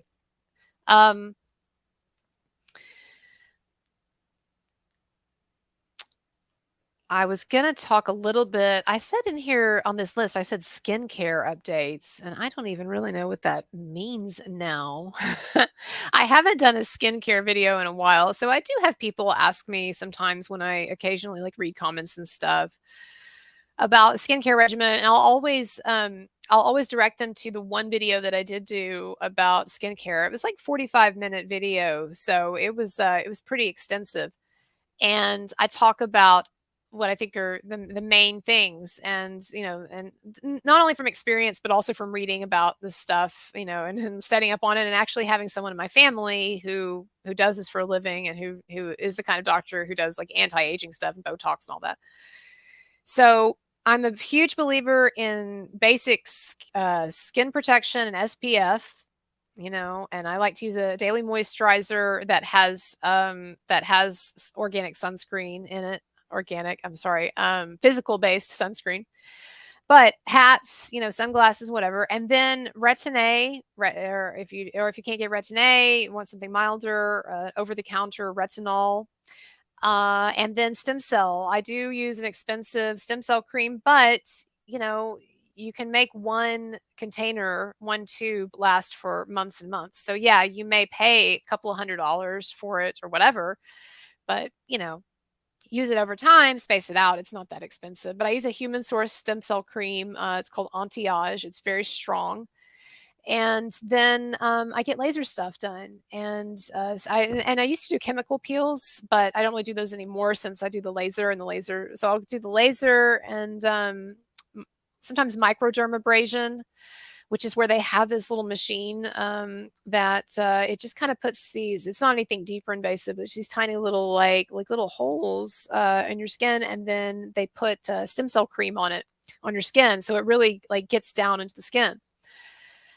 But the laser procedures, laser procedures are amazing. They are getting more affordable. And of course, I know that these places are all kinds of like different plans and stuff. I don't pay for mine. So, in case you're wondering, how are you saying that, you're barely getting this YouTube off the ground, but you're talking about laser procedures and stem cell stuff? Well, I don't actually pay for it because, like I said, I have someone in the family who's in the business.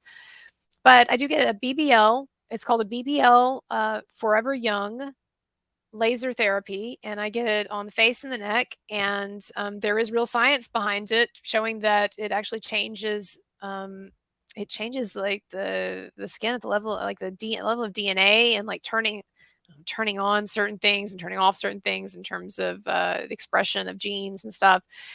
And basically they've done studies that indicate that if someone regularly gets these BBLs, you're supposed to get them a couple of times a year.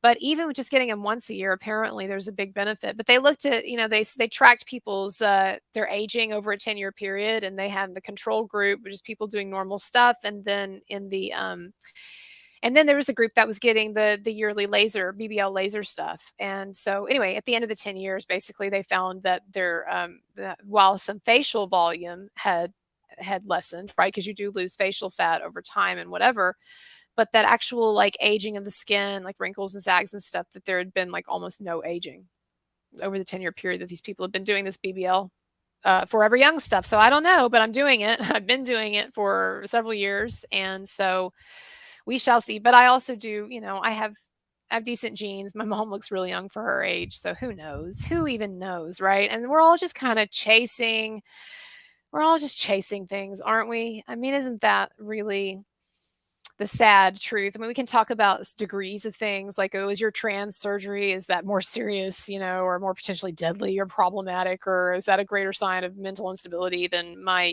getting these like little holes punched in my face by a machine, or getting, painful, the laser stuff? It's not that painful, but it's not fun either.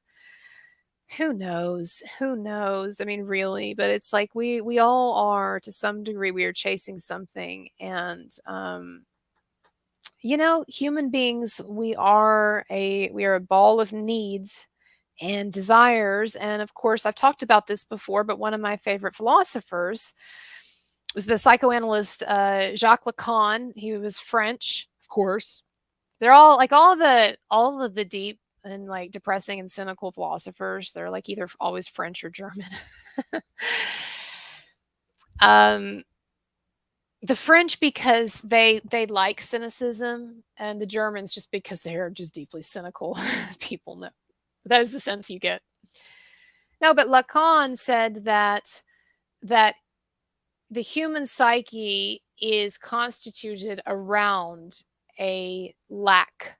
He used a term for lack, like a void, like something is missing. And that basically what this means is that we are never ultimately satisfied with anything. And I've talked about this before in my philosophy videos. And look, I mean, you just go to the book of Ecclesiastes or whatever for this. You know, it's not like, again, like no philosopher is ever really saying anything that new or spiritual thinker or whatever. But you do get some innovators every now and then, which is really something, but generally not. But Lacan said that basically we are a ball of desire, and we're just constantly these desiring things, and yet we're never ultimately satisfied, because it is not, in the end, it is not specific things that we desire or specific people so much as we desire to desire in a way. That is the idea, being that as soon as you get what you want, then even slightly imperceptibly at first, but surely enough, you grow dissatisfied with it. It becomes mundane, it becomes ordinary, and that desiring nature of yours is now shifting for something else to desire. Now, I'm not talking about necessarily about like cheating or unhappiness in relationships or infidelity, although that is, I mean, you know, let's face it, in even the healthiest of relationships, there is a change or a diminishing of that like initial like ecstatic passion. All right, and we understand that the transition from that sort of, you know, honeymoon phase of love to then a deeper love, but a love that's not quite so on fire, right? And so, but you can think about it even in terms of like material possessions, you know, like the first time you got an iPhone, or the first time you got your car, if you have a car that you like, or your first time you know, you moved into your house, or just whatever, you know. So after a while, at first when you're driving that car, you know, you're parking away from other people so that they don't back into your car by mistake or open their car door into your car, and you're waxing your car, and you're doing all this stuff, you're making sure there's no trash inside and everything. But then what happens, you know, fast forward 6 months down the road, or whatever, you're down the road, you don't care anymore, really. You know, well, some people I know continue to take a lot of pride, but you know what I'm saying.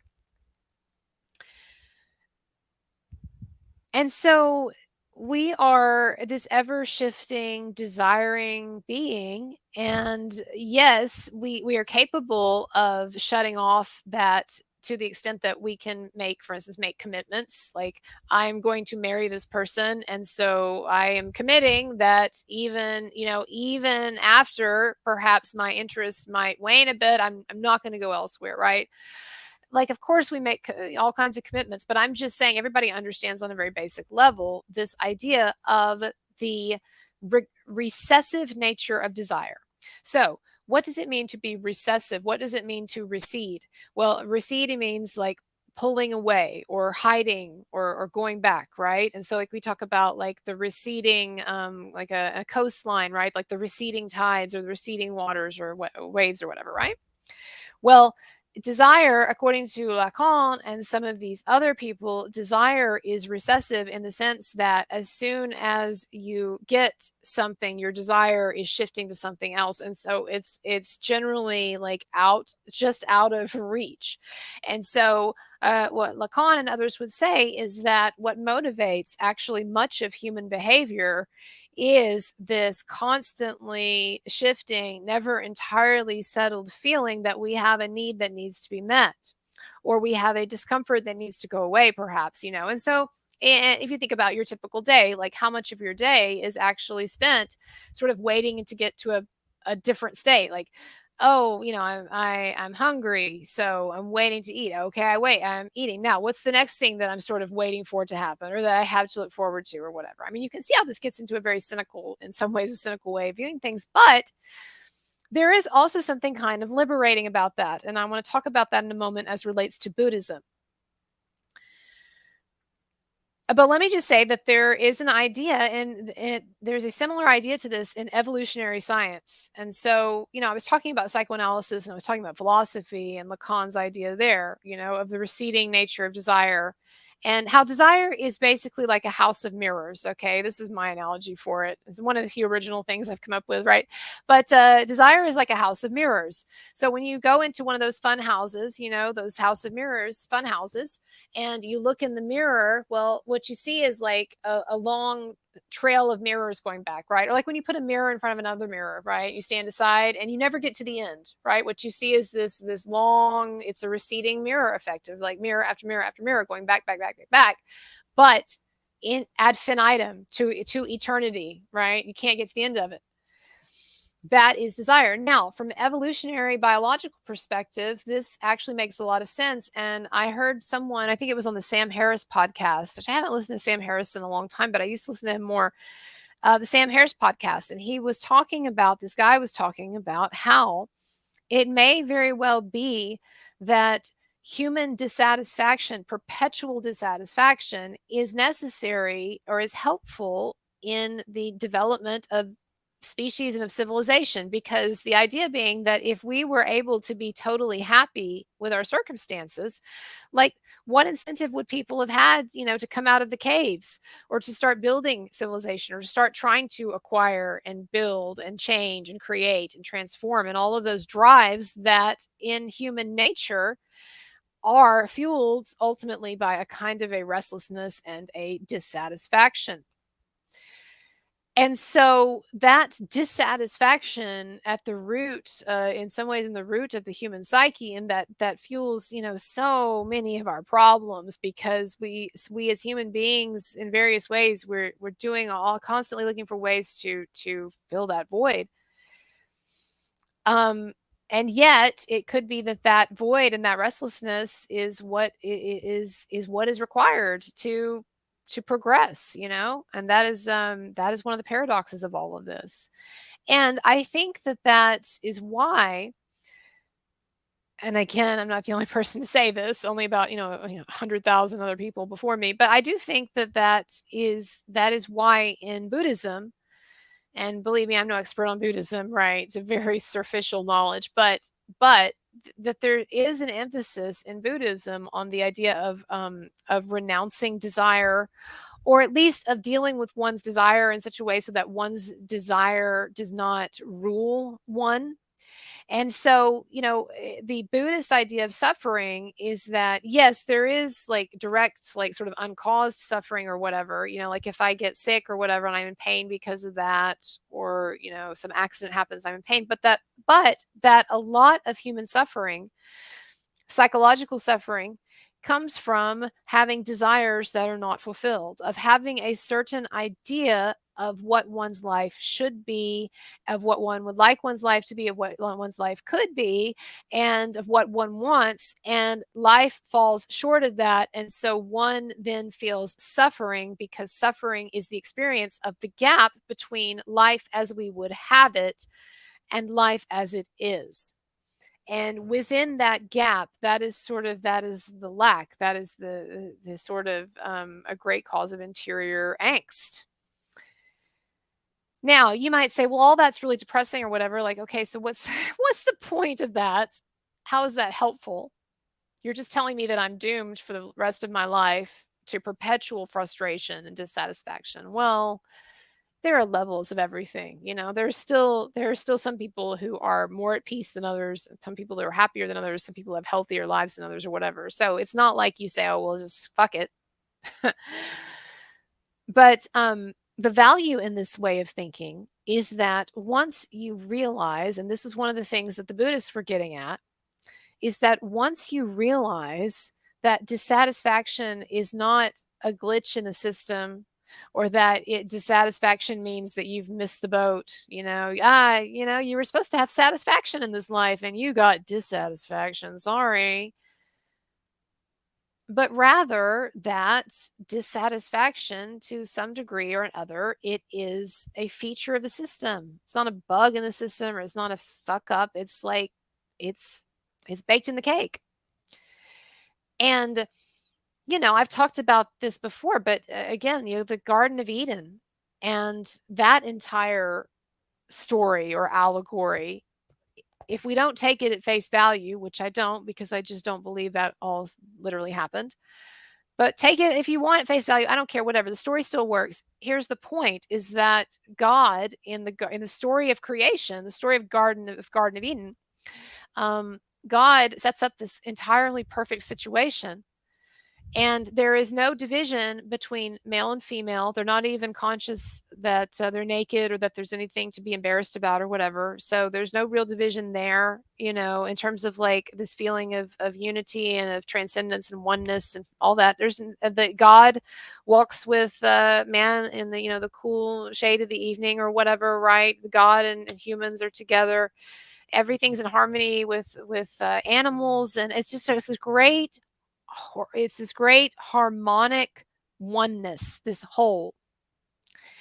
And into that, God says to Adam and Eve, with those being the conditions, okay, we start out the story, God creates everything, and there's this perfect Garden of Eden of perfection, of wholeness, and there's no suffering or evil or death or anything like that.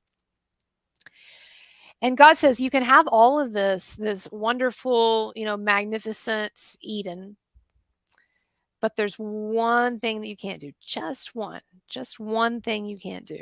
Just one. It's hardly even worth mentioning, except I do have to mention it because if you violate this one thing, then it's going to basically fuck everything.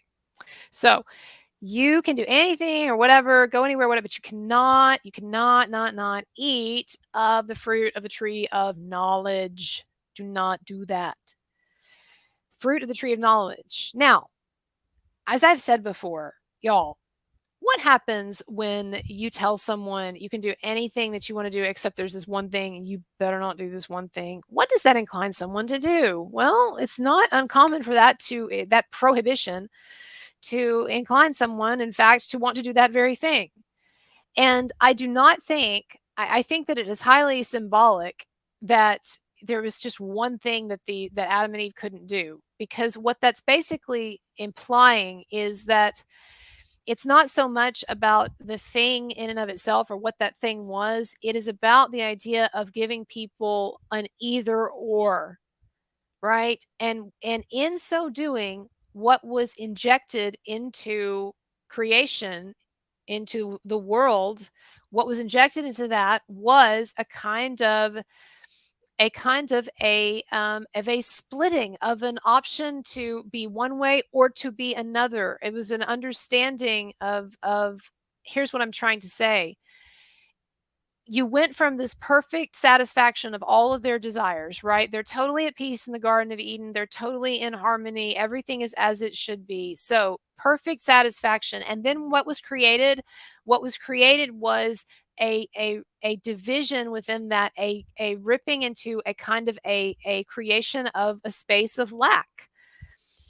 And I know I'm getting very, very abstract here, and it's like 3 a.m. or whatever. But what I'm trying to say is that I do not feel like in the story, the allegory of the Garden of Eden, that evil and sin are these things that just kind of happen to slip in, right? Like God wasn't paying attention, or he should have known better. What was he thinking? Telling them, giving them this tree or whatever. Like how did that happen? It's not some glitch in the system. It was built into the system in this allegory that Adam and Eve, of course they would fail. God was setting them up. What I'm trying to say is God in this story was setting them up to fail. He had this perfect harmonic system and world, and then he puts in one like arbitrary type thing and says, oh, but don't do this, or like everything's fucked. And then of course they do this, as he knew that they would, because he's omniscient in these stories. And then they do it. And then what does that do? It creates separation from each other, male and female. They become conscious that they're naked and they're ashamed of it, right? Separation from between God and humans, separation between humans and nature. Now you will toil for your food, right? And so all of these separations, and so the fall was not just about the introduction of sin or the introduction of this kind of dichotomy, this creation, this breaking of the perfect unity of everything, But in that, it was also creation of lack.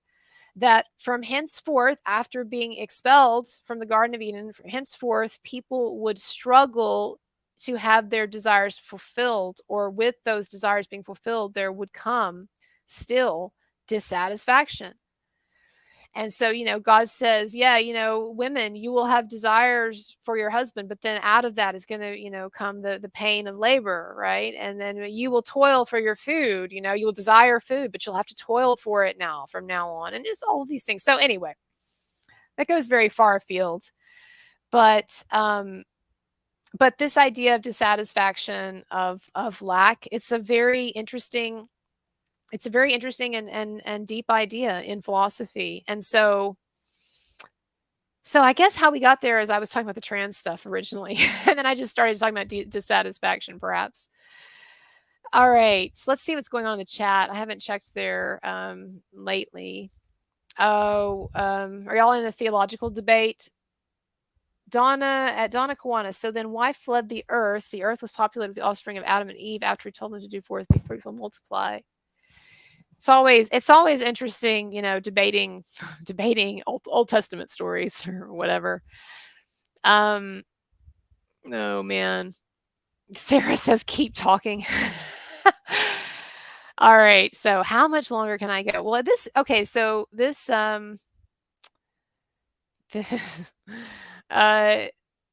this brings up an interesting point, which is actually, when should I stop this? How long should I keep this going is the question. I have a lunch appointment with someone in like 9 hours. That's that's what's on my agenda, but I don't know. What I'd like to do? I would like to have this satisfaction, and I had this last time and I enjoyed it. The satisfaction of people who went to bed when I was talking, waking up and realizing, oh, she's still talking. Like, I think that's a cool thing. So let's see, it's 3:20 right now. It's 3:20 where I'm at. And so what I'm talking about, well, that would mean like staying up until like 8 my time, which is, that's still a long way away. Well, we will see. I do not know. But yeah, I am going to take a break though. I think we're like averaging a break every hour, but that's how I did it, when I taught school too. Like, sometimes I would teach like a 3-hour class, but then I would also give them regular breaks and so forth. People's attention spans are just not made to go for hours and hours without breaks, I think. So let's see what we got on the docket for when I come back. Okay, so I told you, oh, this is going to really keep people awake. This is funny. So y'all, one of the things that I was going to talk about was the difference between Keynesian versus Austrian economic theory. That's going to keep you all on the edge of your seats, and why long term we might be fucked economically. That's going to be a positive message too.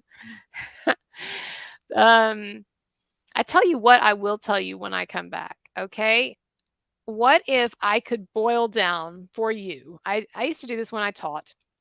What if I could boil down for you these two main competing economic theories that still govern how we're doing things today?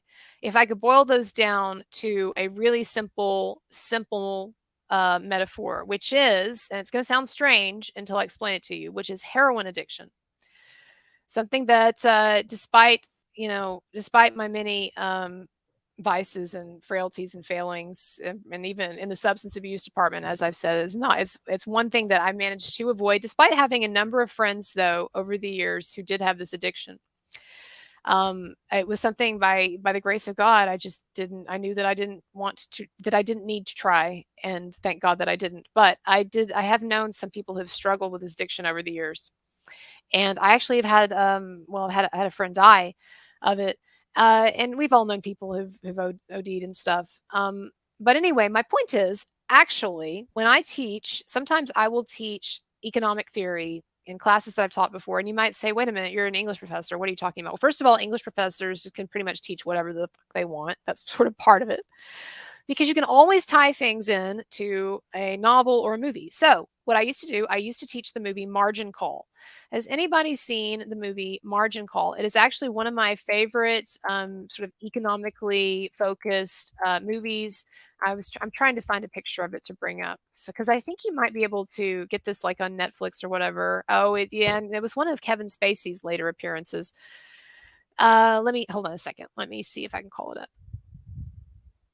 Okay, so Demi Moore was in it, Paul Bettany, Johnny Depp's friend, and anyway, point is, I used to teach this film, because I really like it, and so along with that, I would have to explain some of the ideas in the film, because it's about, the crash of the housing market. It's fictional, but it's about the crash of the housing market in '08, and then the effect that that had on the stock market, and also the way that Wall Street's sophisticated algorithms that governed all of these complicated trading dynamics and procedures basically kind of created this sort of viral destructive effect. Anyway, point is, I was looking for analogies, ways to explain to my students different economic theories, and so one of them that makes a lot of sense is to think about money as a drug in a way.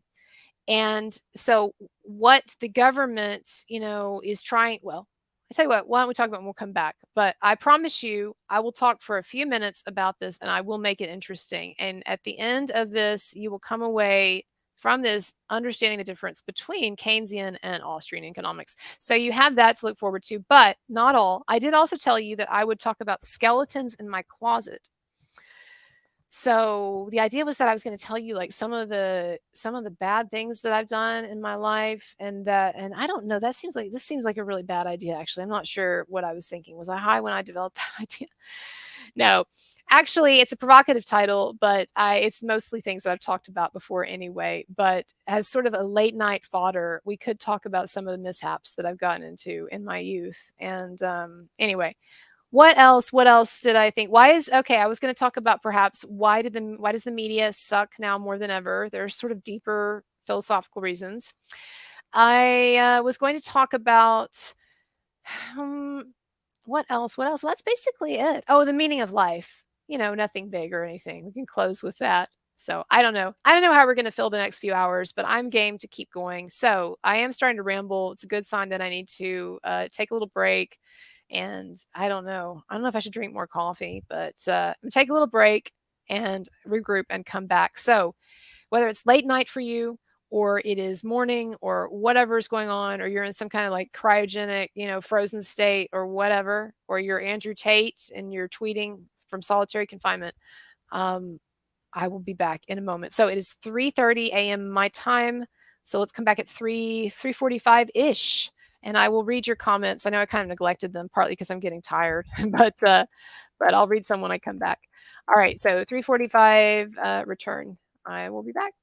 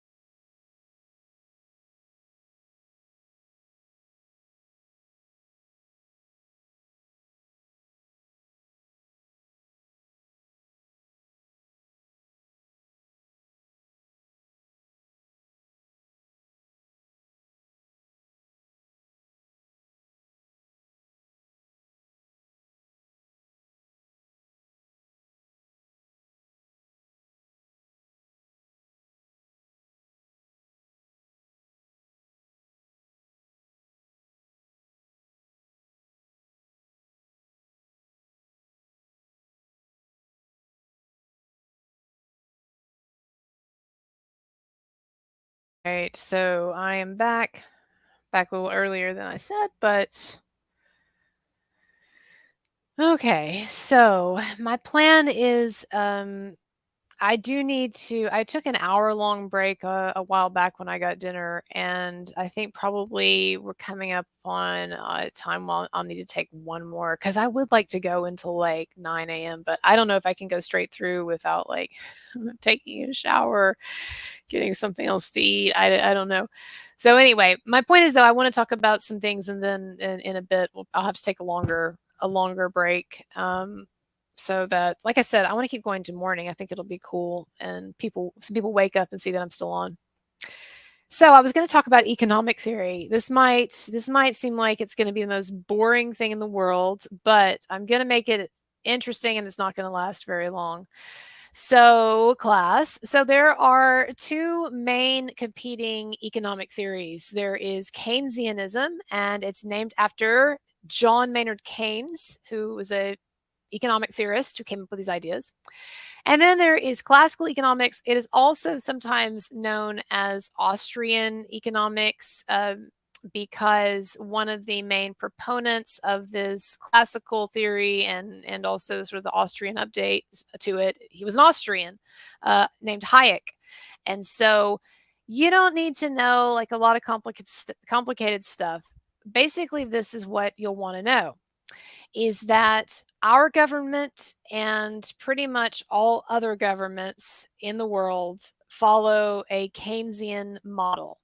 And a Keynesian model is an interventionist model. So let me go to the analogy that I said I was going to use about addiction, specifically thinking about money as a drug. And so we're going to get really specific. We're talking about heroin. I talked about earlier how I have known a number of people who struggle with this in their lives. There was a rumor at one point, actually, that someone had started that I robbed Marilyn Manson's house to get money for a heroin habit. You think that sounds utterly ridiculous, and it is, but it was actually a story that some lunatic was trying to shop to different YouTube channels. They had somehow gotten a hold of actual photographs of Marilyn Manson's house after it was robbed. And like legit photographs, and they hated me so much that they were shopping around this idea to different YouTubers that I was the only person who had known that Marilyn Manson would have been out of town that weekend, and that I have a raging heroin addict and habit, and so I arranged to have him robbed at that point. So anyway, you just never know when you're in this YouTube thing and you like make enemies and stuff. I guess like I have, like there are just people constantly peddling crazy stories about you. But anyway, and I'm sure it'll only get worse. My point is, though, I have actually known a number of people who struggle with this, and so I'm familiar with the different methods of treatment, and it's similar with treating other like opioid-based addictions. But where this becomes significant is I'm going to try to explain how these two competing economic models, sort of can be understood through this particular lens. Okay, so let's put it this way. All right. I want to say this. All right. So when you can think about the economy as being a kind of an organism, and so it's constantly in a state. It's like an ecosystem. I've been talking about ecosystems. It's its own ecosystem, right? And so things are constantly in a state of flux. There's never absolute ultimate stability in an economy. Certainly you can have some economies that are more stable than others. We obviously have a more stable economy than like Venezuela or whatever, but all economies are in a state of flux. Now, all economies go through, or at least, modern, capitalist-based economies and whatever, right? I guess we could speculate on other possible forms of economic systems that we don't currently have, but just generally speaking, all economies go through periods of expansion and recession. And so sometimes things are going really well and sometimes they aren't. And you understand, what a recession is. You have an idea of what a depression is. Some of us still remember, 2008. Everyone was so freaked out when the housing market crashed, and then you had kind of the crash on Wall Street and before the government stepped in. Well, here's the thing, all right? When When economies go into periods of recession, or even depression, but at the very least, when there is some kind of contraction that occurs in these economic cycles, and it's known as a boom and bust cycle. So if you've ever heard that term in economics, boom and bust, it's referring to these cycles. So when things are booming, that's expansion, great economy, all these people are happy, whatever, party time. And then the bust, then contraction. So boom and bust, boom and bust. Now, when an economy goes into a recession, there are basically two different schools of thought as to how a government should handle that, or should handle the threat of that, or should handle the occurrence of that, going into a recession. And the way we can think about this now is in terms of the heroin addiction analogy. Okay. So we're going to leave for a minute. We're going to leave the economy thing and we're going to talk about someone who's addicted. If you're familiar with how these types of addictions are treated, then you know that there are basically sort of two basic schools of thought. One school of thought is that it's best if the person quits cold turkey, or they taper off very quickly, but they get off the drug. And so they get clean, right? And so the idea then is that you want to very quickly get the drug completely out of the system, and you want the person to, as quickly as possible, to start the process, the long process of the body recalibrating. And you don't have to, you don't have to be a heroin addict to understand this. I mean, this is just, anybody who's ever been addicted to anything, this could be alcoholism or whatever. So one school of thought is the idea of more or less cold turkey or quick taper, and then you're off it. Now, what are the benefits and the downsides of this? Well, the benefits are that the body is very quickly forced to start recalibrating and to get to a natural point of homeostasis, because the drug is completely, what you're doing is you're getting all that drug out of the person, and then eventually, after time goes by, and a long difficult process for a lot of people, right, then eventually that person is going to be at a natural state, or they're going to achieve a kind of a natural or healthier stasis. Okay, now that's the benefit. The downside is that the person has to go through a really difficult withdrawal, and people can shrug that off, but like I know I've had some friends explain to me, like, who've had really, really, like, the worst of heroin addictions. And it's not just having the flu, and it doesn't just last like a week or whatever. Like, I mean, the person is really, they're really suffering sometimes even into the months, and of course, anybody who's dealt with an addiction, like, knows that it takes the brain a while to just recalibrate to even be able to enjoy things, right? They talk about this in Train Spotting. There's a scene where he talks about how right after getting off the heroin and getting sober, after he goes through withdrawal, there's just this period of horrible boredom. Anyway, understandably, people don't like going through withdrawal, and withdrawal is very difficult. And if we're talking about something like alcohol, it actually could kill you. And there are people who die of withdrawal sometimes. And so that's the downside, right, of the cold turkey thing. Okay. Now, the other option is what's known as the substitution method. And this is where doctors give the person who is getting off a substance, getting off heroin, they give them a substitute opioid. And it used to be methadone, and now it's Suboxone. And so the idea is that instead of this person having this really dramatic crash, right, and where everything's going to get out of whack, and it's going to be really, really painful and awful and dramatic, and you may even die. Instead, person is going to be given this substitute, and then they will slowly, ideally, be over a long period of time, we're talking sometimes years, tapered off the substitute opioid that they're on. Now, the advantages to this are obvious, right? The advantage is that you avoid, the thinking is that you avoid that dramatic crash, and there can be a slow, sort of easier landing, right? The downside is pretty obvious as well, though, is that what you're really doing in a number of these cases, from what how it seems, to me, is that you're actually getting the person is still hooked on a drug, and now they're hooked on something that's certainly safer, right? They're not going to be, like ODing, I guess. I guess you can't OD off of what the doctor gives. I don't know, but anyway, the point is, it's supposed to be it's safer, but the person is on a very very strong opioid narcotic, and in fact, I've been told that it's harder to get off like methadone or Suboxone than it is to even get off heroin. I've been told that by several people who got addicted and then got on the other stuff. So I don't know, but the point is, there is this idea that you also could just be delaying the inevitable, which is the person will finally have to get off, or some people just don't get off apparently, and they're on, because the doctors feel that their brains and systems are so messed up or dependent, and so they're on this stuff for the rest of their lives. Now, I'm not here to make a judgment about any of that. Um, about things that I don't even entirely know what I'm talking about, obviously. What I am trying to say, though, is this is an interesting analogy for these two competing economic systems, because when you can think of a recession as withdrawal, like when things are going really well in the economy, when the economy is in a period of expansion, or you can think about like in 2005 and 6, when the housing market, for those who remember, when the housing market was just booming and anybody who was even remotely associated with housing was just raking in the dough.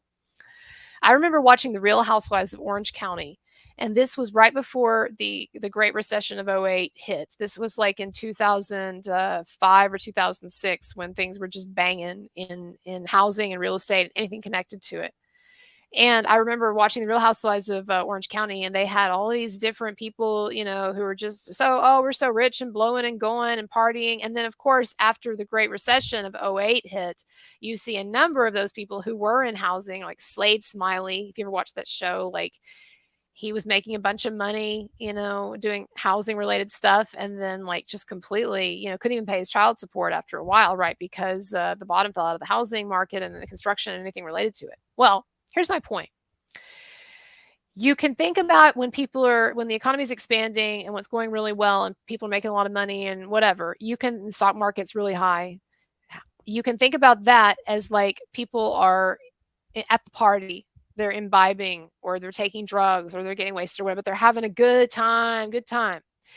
And then what comes after that is the withdrawal, or you can think about it in terms of alcohol, of like the hangover, right? If you're going to party, you're eventually going to have to pay the piper. And that's either in the form of like a hangover, or if someone has an extensive, addiction, withdrawal or whatever. So when the economy inevitably goes into these periods where the smack supply is cut off for whatever reason, right? And so the money supply is cut off, or it goes away, or the natural cycles of the economy, or just that, things crash and so forth.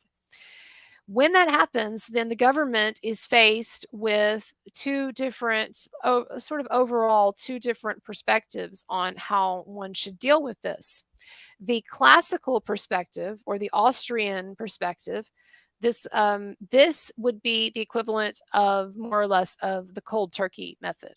The idea that, okay, things have gotten out of whack in the economy, and in fact, when we were partying, maybe we should have like chilled out a little and not partied so much, because now we have got one massive hangover or withdrawal period on the way.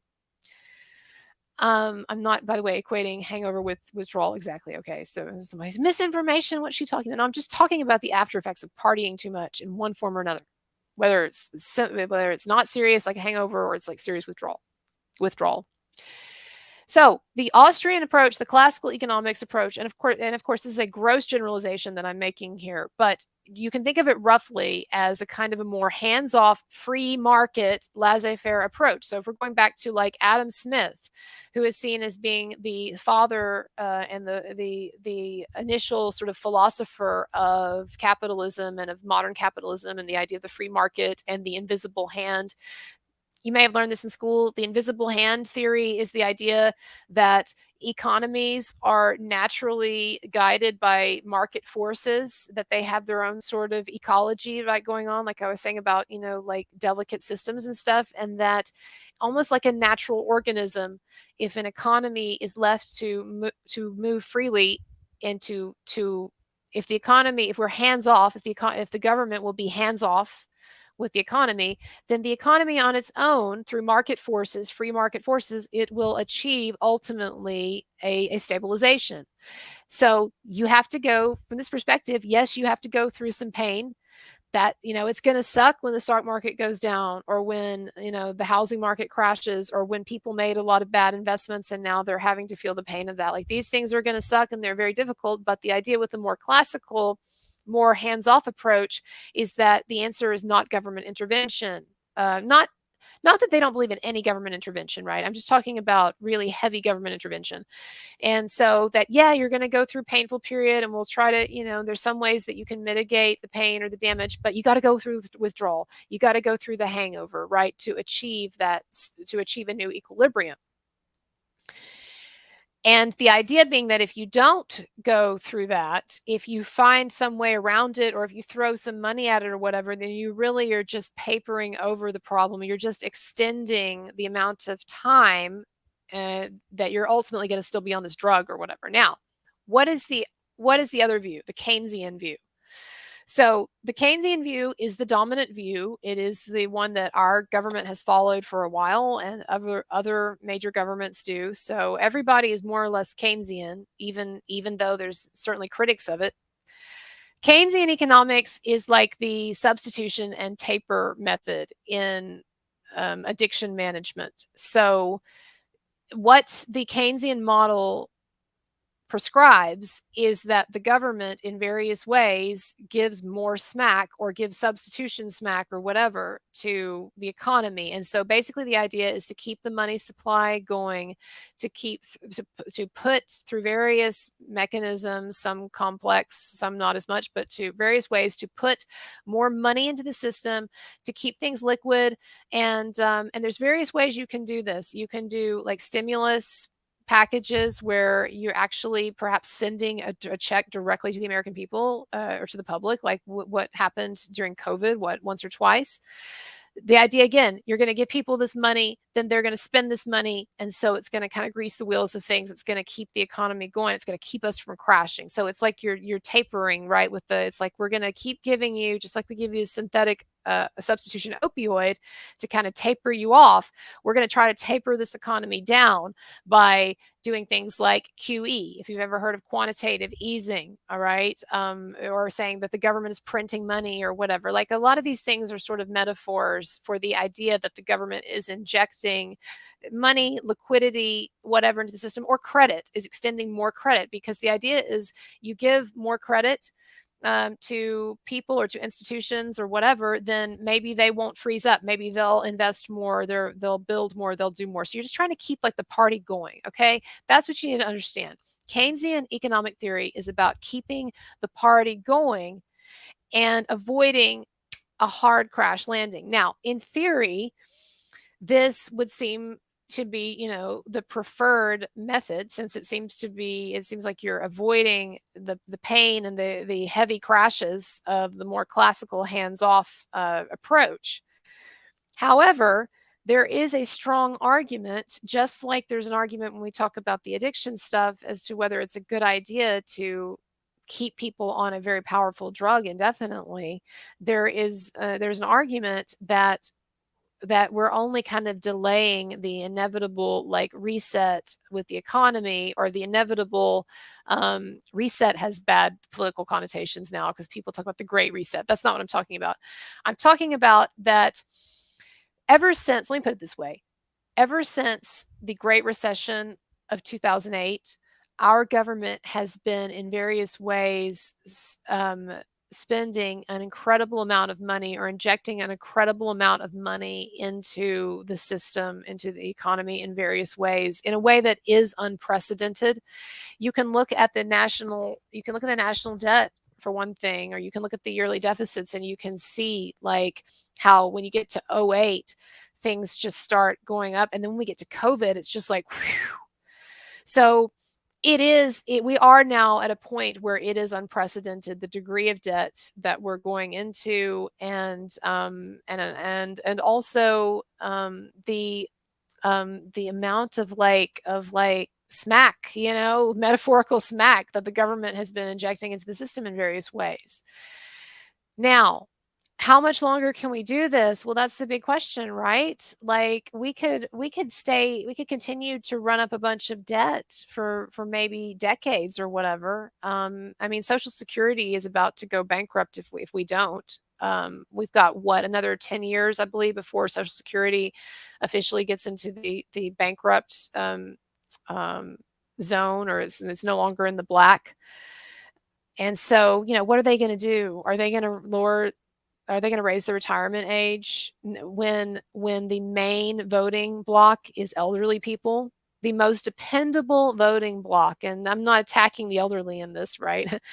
That's actually one of my biggest demographics. You'd be surprised, like how many people I'm not just talking about senior citizens, but like people who are, really elderly. Demographically, I see them more than you would think watching my stuff. My point is, though, they are the most, the elderly and senior citizens, larger group, they are the most dependable voting bloc. And so you think the politicians are going to say to them, oh, we've got to cut your Social Security benefits, or we've got to raise the retirement age. And you see how well it's going over in France. So what's the easiest thing? The governments are just going to keep running up more debt.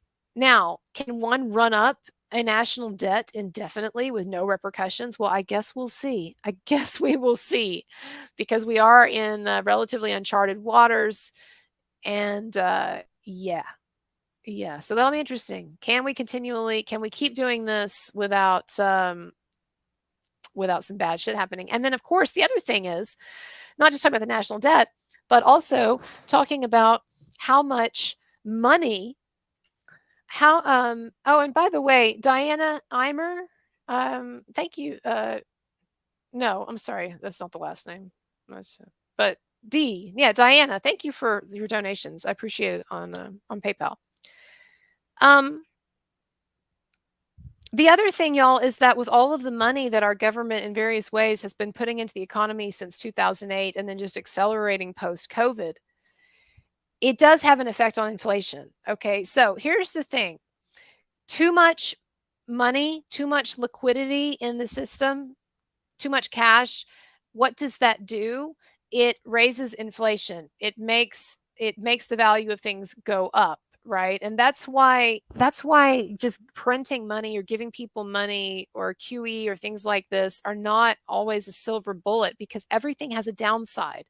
If you come away from this lecture tonight with just one idea, it is to understand the dialectical nature of life and the fact that everything, whether we're talking about our government spending money on the economy, or we're talking about MeToo or whatever, any action has negative byproducts. And so the question is, how to mitigate the negative effects of the spending spree that our government has been on, and also with low interest rates too. That's a whole other part of this too, is they've kept the interest rates so low. Like since 2008, we have basically had zero interest rates. I'm not talking about interest rates like if you get a credit card or whatever. I'm talking about something more basic, government set interest rates for things. But we've had really artificially low interest rates, unbelievably low interest rates up until very recently. And so it's the combination of all these things, plus some of the economic shortages and shocks felt by COVID and the lockdowns and all of that set us up in some ways for inflation as well. There's a lot of different things going on, but the point is that the standard way to tame inflation is to cut off the money supply. It's like inflation is a sign that the party got out of control, or that someone got too addicted to the smack or whatever. And so it's time to raise the rates. The idea being that you raise the rates, and in various ways you're trying to cut off them or cut down the money supply. Now, and that will hopefully help to bring down inflation if there's like less money out there. Here's the problem, is that raising rates and doing some of these things to cut off the supply, it has a negative effect on the stock market. And so one of the reasons why, and I know this is like basic stuff for a number of people, but not everybody knows this, okay? And maybe someone will never explain it to some people. the reason why the stock market has been going down a lot is because the Fed has finally raised interest rates, and they're saying they're going to raise it more, and have been in various other ways cutting off the money supply up until recently. I don't know what's going on now with the banks and all that stuff. I haven't been following it closely, the bank failures and things, but in general, that's what's going on. And so basically what you can think of is like the stock market. When the stock market goes down, when it has a temper tantrum, it's kind of like when someone is coming off drugs, and it's like they're like Leonardo DiCaprio in the Basketball Diaries, or they're like Jared Leto in Requiem for and his girlfriend in Requiem for a Dream. They're like, I need some more. Please give me some more. I need some more. I just need one more hit. Just need one more hit. Just one more. Well, that when the stock market has these tantrums. And for instance, the Fed tries to raise rates in 2018 because they thought that rates were too high back then. So the Feds had been low for way too long. So the Fed tried to raise rates in 2018, and the stock market had a big tantrum. And basically, the Fed saw that they could not raise rates without the stock market tanking, and so they walked that back. But what's happened now is we have inflation. And, in the past, inflation was not an issue. So the Fed could kind of do whatever. But now, like, they're up against a wall because there is a real problem, inflation. And that problem is made worse, is exacerbated by more free money, by more smack. And but then also people, like they have a lot of their money in the stock market, people's retirement accounts. My soon to be stepfather, he just retired, and then his account got depleted severely with all the losses in the stock market or whatever. Maybe some of it's come back up, I don't know. But my point is, like, stock market losses are real. Like people don't like that, understandably, when they see that their stock market accounts, their 401ks or their retirement or investments or whatever are going down, right? And so basically what's going on is that our economy is wedged between, as they say, a rock and a hard place. And so on the one hand, we've got inflation. On the other hand, we've got the dependency of the stock market, like someone who's dependent on a drug, dependency on the stock market and these various institutions, their dependency on easy money. I mean, there's an argument that the reason that some of these banks were failing or about to fail or whatever is an extension of some of these policies that have already gone too far. So that is about the limit of my economic knowledge, but I hope that makes a little more sense to you. So a Keynesian perspective, understand this, that a Keynesian economic perspective is in favor of significant government interventions. So just like the doctor who's going to give the addict a powerful substitute so that they don't crash and they can have a slower, easier landing, the Fed, the government, is in a Keynesian model, is in various ways trying to inject money into the system. And so that's Keynesian versus the classical, more hands-off, free market, Adam Smith, Austrian economics perspective. Okay. I don't know if anyone needed to hear that, honestly. Do you want to know? I could continue with more cheerful economic thoughts. We could talk about why Social Security and Medicare are going bankrupt. Like, how did we get into this situation? Why is Social Security in a mess? And why is sort of the state of the financial solvency of Medicare and things like this? What is going on? And that's a whole other discussion that has to do with the Ponzi scheme structure. So do y'all understand the pyramid structure, or when people say a pyramid scheme? Let me find. I know probably a number of people are familiar with this, but I'll try to find a chart that will explain it. Okay. Okay, let me put it this way. All right, this is a super easy way to put it. I'm not going to get into Medicare because it's similar, but also there's other stuff going on with the cost of healthcare, inflating and different things. And I don't want to get to that, but let's just take Social Security, because Social Security is an excellent example of how our government is in a number of ways more or less financially insolvent, and is just going to have to rely on debt, more and more going forward. So when Social Security was originally instituted, it was, again, remember, it was a kind of an answer to the great economic shocks that people felt during the Great Depression, which, was a horrible the worst economic period in American history, arguably, right? Well, so there were a number of older people, senior citizens, and elderly people who were made impoverished during the Great Depression. And so the idea with something like Social Security was that you would have a kind of a guaranteed retirement nest egg for senior citizens.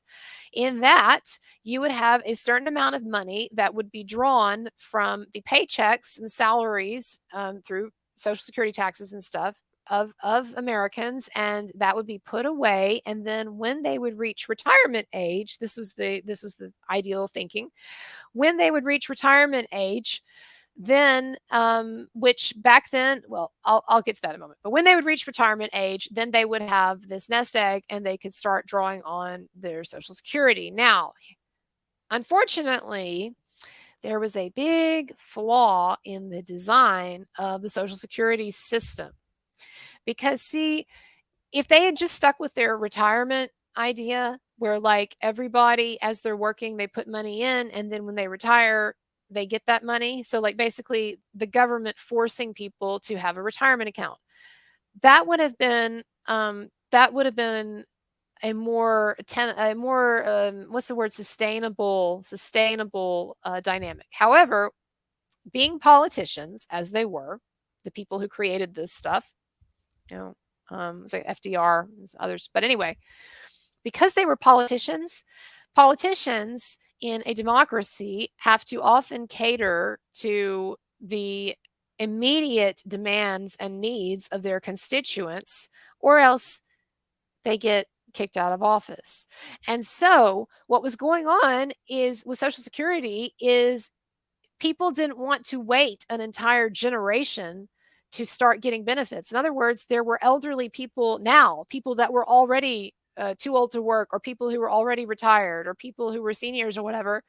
And they didn't have time to work all of those years and put stuff away in their own little nest egg. Like they were already there, right? So Social Security was created to provide a certain financial stability to senior citizens at that moment, who were in need at that moment. So where were they going to get the money? So what happened is that the system was devised whereby the current retirees and the current senior citizens, people who are currently retiring, would be funded, their Social Security payments would be funded by the younger people who were working. In other words, let me put it this way. Let's say you're working and you're paying into Social Security and Social Security taxes and whatever, right? Your money that you are making, or those taxes that you're putting away, they're not put in a little nest egg for you to draw on later, right? They're paying for like your grandparents' Social Security or whatever, as if you were taking some of your paycheck and you were sending it to your grandparents, which you might be happy to do. I don't know how you'd feel necessarily about sending it to someone else's grandparents, but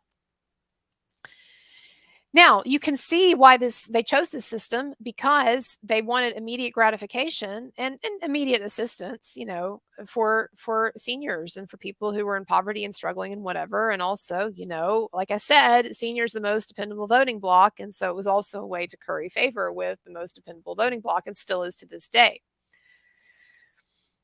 But what it did was it created a problem. And here where the pyramid scheme thing comes in, okay? So in a healthy pyramid, you have a large base. We'll just show an image just a minute. Let's put this up. All right. So you don't worry about the specifics here of all of these, but just generally in the pyramid. In a healthy pyramid, you have a large base, and that base represents money that is coming into the pyramid. Okay, so the base of the pyramid is inflow of cash. And in the case of Social Security, you can think of it in terms of you have all of these young people or younger people or current workers at the base who are putting in and through their taxes, they're putting money into Social Security, and they are funding, remember, current retirees. Now, here's the thing. When Social Security was first developed, there were several aspects of life back then that were very different from life today. First of all, lifespan in general, lifespan was shorter back then. Now, I know, like with COVID and opioid crisis and different things, like there have been some issues with our lifespan recently, modern America, but it is true that lifespan was much shorter, and that you did have let's just put it this way, that you did have fewer people who were reaching retirement age than you now have. The other thing too is that demographically speaking, people used to have many more children. Traditionally, people have had many more children than they do now. It's really only a recent phenomenon, fairly recent phenomenon, that we're seeing of people not having kids, or of having, 1.5 kids or whatever, right? And and this is a big topic, and people talk about the birth replacement rate and how there's certain societies that are dying out and blah blah blah blah, right? Well, here's the thing. In order to have that healthy base of your pyramid, like, you need a continuous influx of new workers and younger people. Okay, what happens when society goes from the average family size of being, say, 4 or 5 children, and not uncommon to see families with many, many, many more kids? You go from that to then a huge demographic shift where now, present day, you've got the birth rate is the lowest. It's very low, the lowest it's ever been. And so what you see then, the effect of it, basically, and this is why it's known as a pyramid scheme, or why I'm calling it a pyramid scheme or a Ponzi scheme, is that what happens over time is that the triangle shifts, so that what you actually have is, now you have, imagine if the top of this triangle were really big, if it was basically inverted, so that at the top you have like lots of people who now need their Social Security and are depending on payouts and everything, and then you have a smaller and smaller and smaller group of people paying into it for various demographic reasons, as I've discussed, and some that I haven't discussed.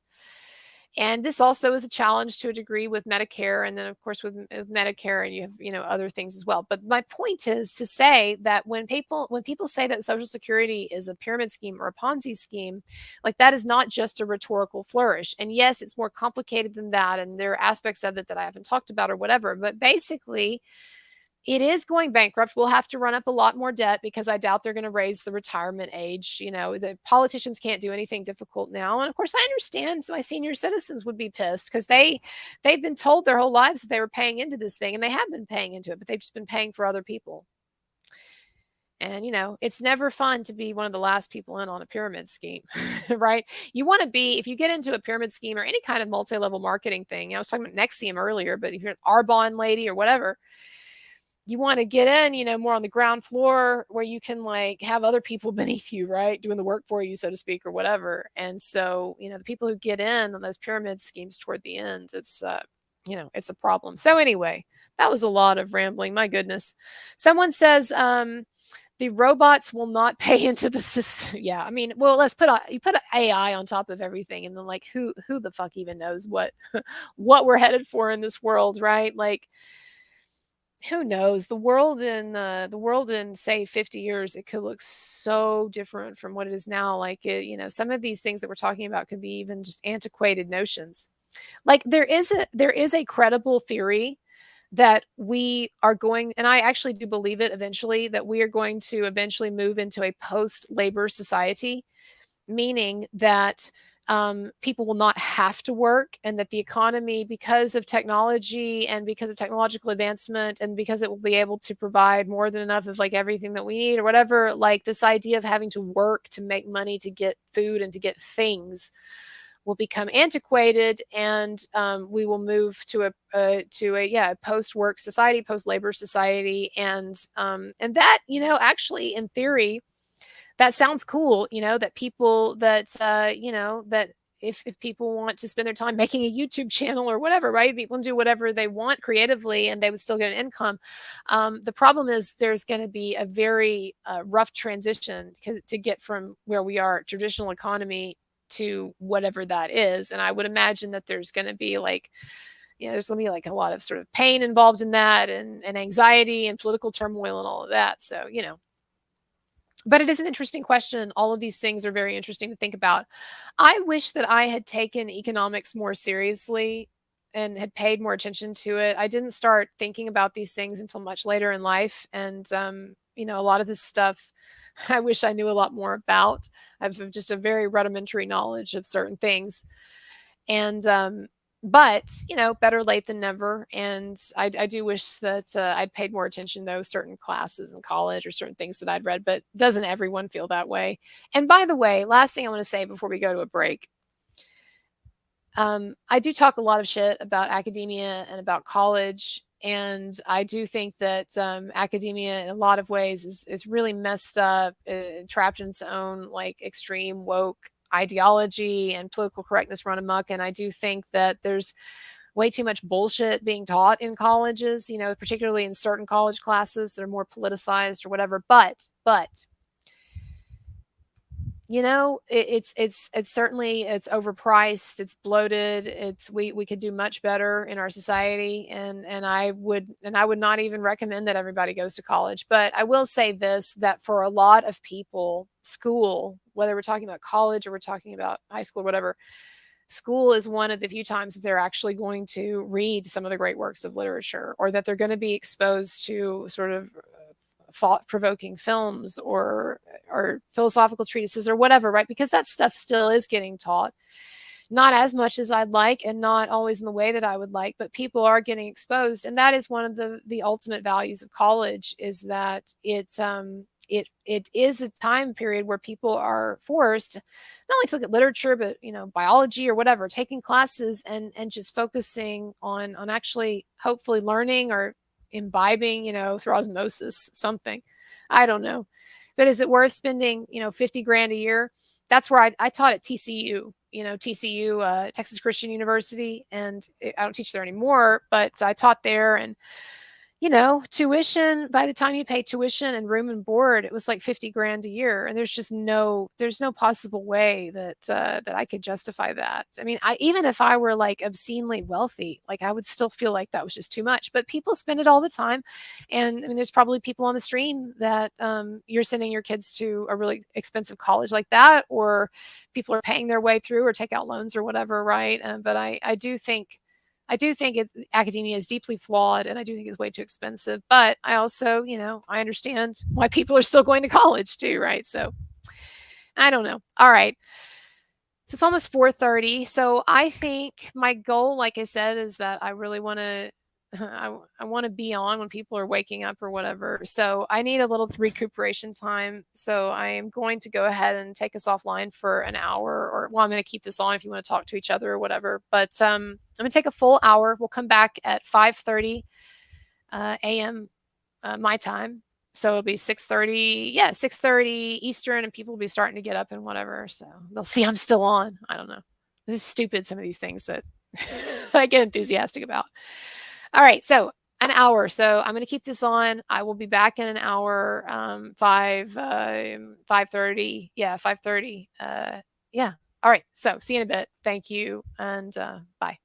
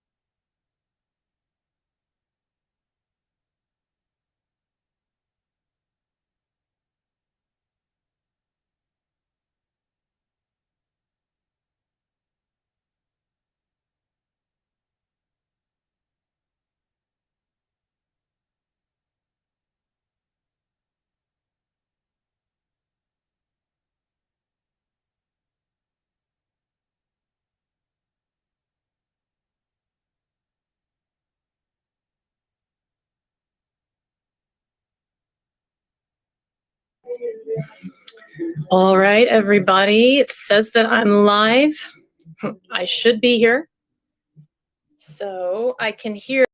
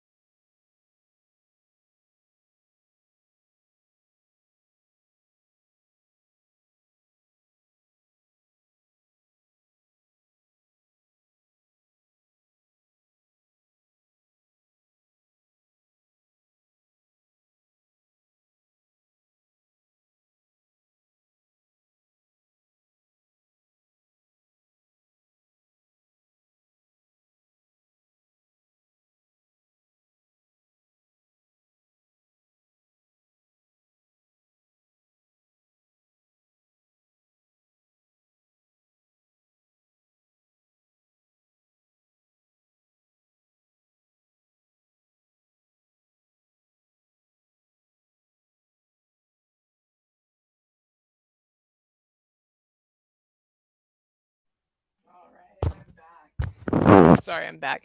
My hair getting, I did not, by the way, I didn't have time for a shower, as you can tell. I actually just ended up kind of vegging out for a little while. I thought about going to sleep, but then I was like, oh no, if I take a nap, I'm not going to get up again. All right, so where are we at? So the stream has been going for a little over 14 hours. Of course, I took breaks here and there, so I think I actually personally was only streaming for probably maybe 11 hours. That's still a long time. So this is what I have been thinking. I do have a lunch date with somebody, or not a date, but a lunch appointment. And so if I don't want to be like a completely like ridiculous zombie, then I don't know if I can do the staying up till 9 thing. But I tell you what, I think I have in me another hour or two. We will see, but I do probably need to get some rest. My guy, he woke up earlier and he's like, "Are you still up?" And I knew he would be upset if I told him that I was up all night, because he is kind of like, and he tries to take care of me, and he knows that I don't always take the best care of myself sometimes. And so, especially when it comes to like being obsessive over this YouTube stuff. So anyway, he was like, "Have you been up all night?" And I was like, "No, I took a nap," which I didn't. So anyway, I don't know. Does that count as, like, is that just a white lie, or is that like really bad that I lied? But anyway.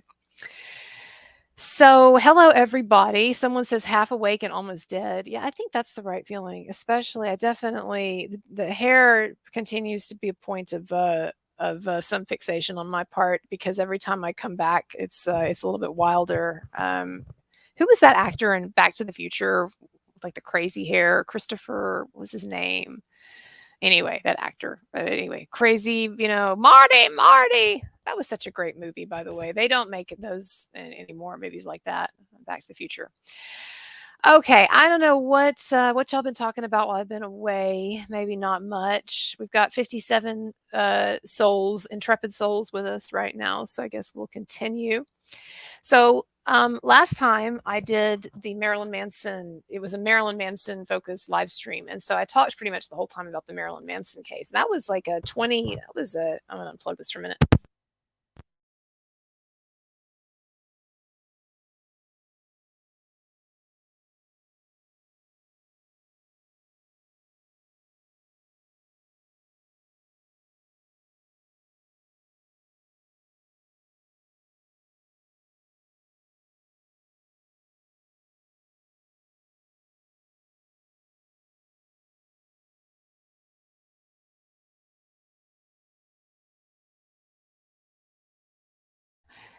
Mike was muted. People may not know what an anti-slap motion is or whatever. Basically, here's the deal, is that there are certain ways in which the legal system attempts, and the law attempts to protect accusers like Evan Rachel Wood, people who accuse other people of abuse and SA and R and all of those things. I'm trying not to say for YouTube reasons. And so one of the mechanisms in the law that can be used, and it's particularly strong in more left-leaning states like California, for instance. But you see the anti-slap laws in a lot of places. And so basically the idea is that the bar for someone to file a defamation lawsuit like Marilyn Manson has filed against Evan Rachel Wood and Ilma Gore, and of course he accuses them of a lot more in addition to defamation, but the defamation aspect, the bar is very, very high. He has to cross a bar that's very, very high for those claims to even be heard, to even be voiced in the trial. And it's not so much a matter of whether his claims have evidence behind them or whether they're legitimate. It's more a matter of whether the judge recognizes that those claims are are appropriate, that they're not protected speech. So basically what I'm trying to say is that in order for a defamation lawsuit or defamation allegations like Marilyn Manson's against Evan Rachel Wood and Ilma Gore, her conspirator, in order for those to clear the bar and be accepted legally, basically they have to overcome these anti-SLAPP proceedings. And so it's not for certain, but it is likely that certain parts of the lawsuit, of Manson's lawsuit, will be struck down by the anti-SLAPP stuff. And so, he's accused them of many different things, and that lawsuit is rich with different kinds of allegations. So there'll still be a lot of stuff standing, but it is likely that the defamation, for instance, the defamation element against Evan Rachel Wood might get struck due to anti-SLAPP considerations, because the law in California strongly recognizes and wants to uphold the rights of accusers to make accusations without fear of retribution. And that's basically what this comes down to, is a legal question according to, California laws and procedures. And this anti-SLAPP motion, after the judge decides, that the judge will adjudicate basically whether or not Manson's defamation claims can go forward, particularly against Evan Rachel Wood. So, that's something that I see like the anti-Manson accounts talking about a lot and gloating over, and they keep, in particular, the fact that the anti-SLAPP hearing is going to probably strike down the defamation part of Manson's lawsuit. Particularly against Evan Rachel Wood. And yeah, it's, I understand, like, it's never great to have allegations that our side is making, to have those taken off the board or whatever. But Manson still has a very robust and extensive lawsuit against both of these women on multiple grounds, not just defamation. So even after the anti-SLAPP hearing, there's still going to be a lawsuit against both of these women intact, and that lawsuit will proceed, and it will expose in court eventually these various misdeeds. So that's kind of where we are. That's the reason, if you don't know, that's the reason the anti-SLAPP stuff is, and the SLAPP, I forget what it stands for. It's not literally like SLAPP. It's, it's like an acronym or whatever. But that's the reason why Johnny Depp sued Amber Heard in Virginia instead of suing her, for instance, in California, where they both resided, and is because Virginia did not have this anti-SLAPP statute. And so it's easier to sue for defamation. And so, as it just so happened, the essay that Amber Heard had written defaming Johnny Depp, it had been published in the Washington Post, as you probably know, and the Washington Post is based in Virginia. And so it was really smart of Johnny Depp's team to see that would be the best forum for airing their grievances and filing that lawsuit. Now, something else I wanted to say in terms of the legal stuff with the Manson case is that the anti-Manson people also like to gloat over the fact that the faked FBI letter that Evan Rachel Wood developed and used in her custody hearing with Jamie Bell, and perhaps also used to, at least Manson claims, used to recruit women over to the hoax. There have been a number of anti-Manson accounts that have been gloating and saying that it looks like that FBI letter may not be entered into evidence. And so the FBI letter is not going to be a thing in the trial. Well, it's a lot more complicated than that. And whether or not the actual FBI letter that was used in family court to deceive Evan Rachel Wood's ex-husband and the father of her child about custody-related stuff, even if that specific letter is not entered into, it does not become a central aspect of Manson's case against Evan Rachel Wood or Ilma Gore if he's not able to prove that this letter was actually used in the recruiting. It's still, I think what the anti-Manson people don't get is that this whole thing is a giant clusterfuck of all of these different actions that make Evan Rachel Wood and Ilma Gore look terrible. And whether or not the FBI letter, the faked FBI letter that they made is whether or not it is used to the fullest or to maximum capability in the upcoming trial, or whether it's not, whether the fact that, if Manson is not able to prove that this letter was used in recruiting these women, and if all we have is just what we know about family court, that's and what she did to her ex in family court, and lying about Manson and the FBI, and faking an FBI letter to deceive her ex, even if that's as far as it gets, like, that's still terrible publicity, and that is going to an issue is going to be made of that in trial, in the trial.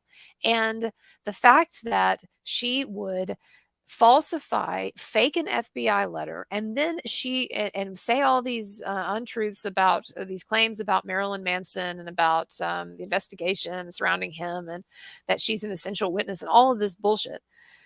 The fact that she entered in a fake letter in family court, she gave a fake letter to her husband, ex-husband, to deceive him about things. And then that fake letter ended up being entered into evidence in family court when it was exposed. And so this is a huge thing.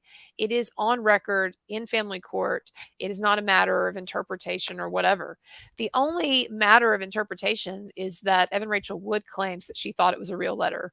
So I guess we're meant to believe that someone typed up this fake FBI letter and sent it to her, right? So I don't know, was this some like crazed fan or someone who's like really into her custody dispute and has a lot of inside information?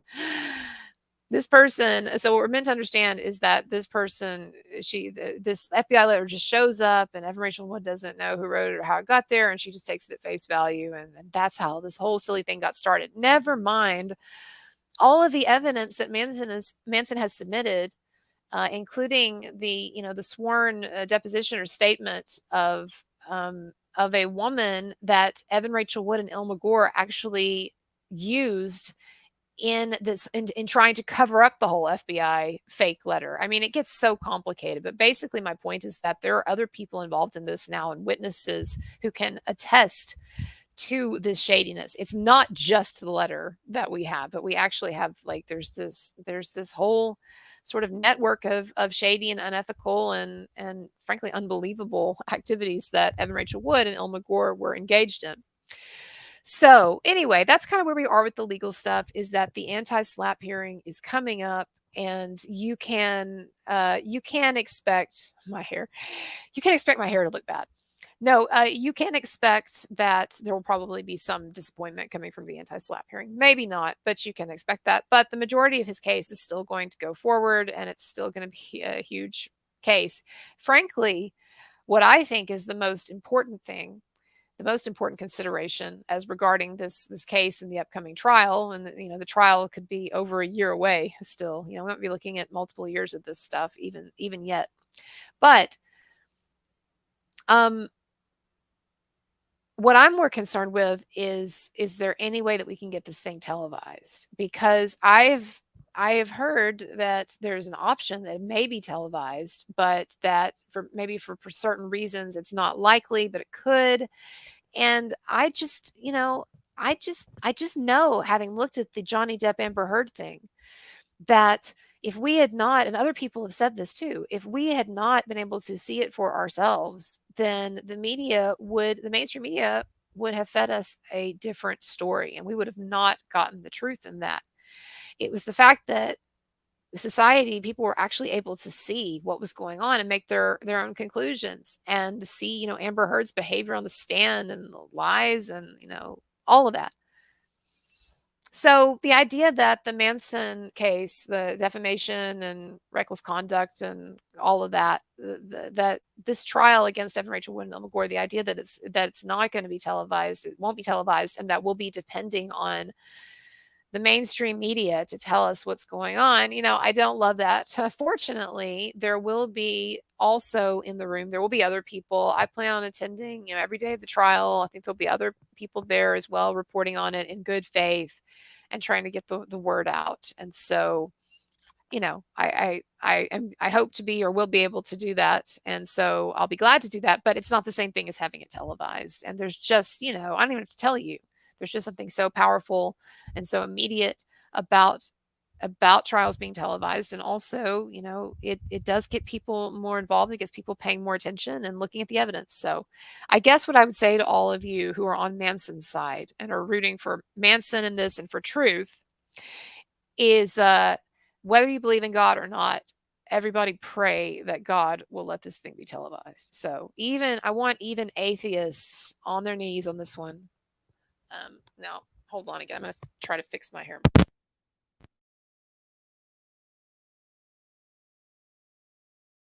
Sorry. So I'm going to try to mess my hair a little bit more while we're sitting here. Okay, let me see what we got in the chat. Well, we got anyone read lips? Oh, no. Was the sound cut out for a long time? I ended up turning it back on. Okay, so Coolman says this has been going on for 3 years now. It's ridiculous. Yeah, it is ridiculous. Imagine how it feels to be Manson and to be, Manson and his wife. If you think as I do that he's innocent, imagine how tired, exhausted, or whatever they must be. Okay, the hair's still not great. Good morning. Yes, good morning, White Witch. If you're just now joining us, we are actually on hour 14. It does say 4 hours, but that's because my StreamYard membership will not allow me to record more for YouTube, to record more than 10 hours at a time. And so we cut the other one off at the 10-hour mark. And so started over with this. And so actually, yes, the stream has been going. I've been taking some breaks, but the stream has been going for 14 and a half hours. So we've been covering a range of topics. I was just talking about Marilyn Manson stuff, but we've been talking about things all over the place. So other comments, Scarlet Phalanges says, I can't believe I watched Phoenix Rising and believed the whole thing. I found you and thought you were deluded, but everything I've followed since last March has, yeah. So it's not like someone needs me to point things out. I mean, there are things that just from, paying attention, people are learning. Okay, so Drop Dead says, if we know the letter's fake, can her ex use that to get her children taken away from her? I would think so. We don't know what's going on lately in these custody proceedings. I don't think we have access to the most recent stuff. And so, but I would assume that he's doing everything within his power to try to get custody of his son. And I've said this before, but I'll say it again. One of the things that invalidates Evan Rachel Wood's credibility is that she has claimed repeatedly that Marilyn Manson threatened her son, and Marilyn Manson said he was going to son, and that Marilyn Manson, that she had to get bulletproof glass and steel doors for her house in Tennessee because and maybe get Navy SEALs on guard duty. I believe that was in an article. Because she's so afraid for her son's safety. And so that's why she absconded to Tennessee with the child, even against the wishes of her husband.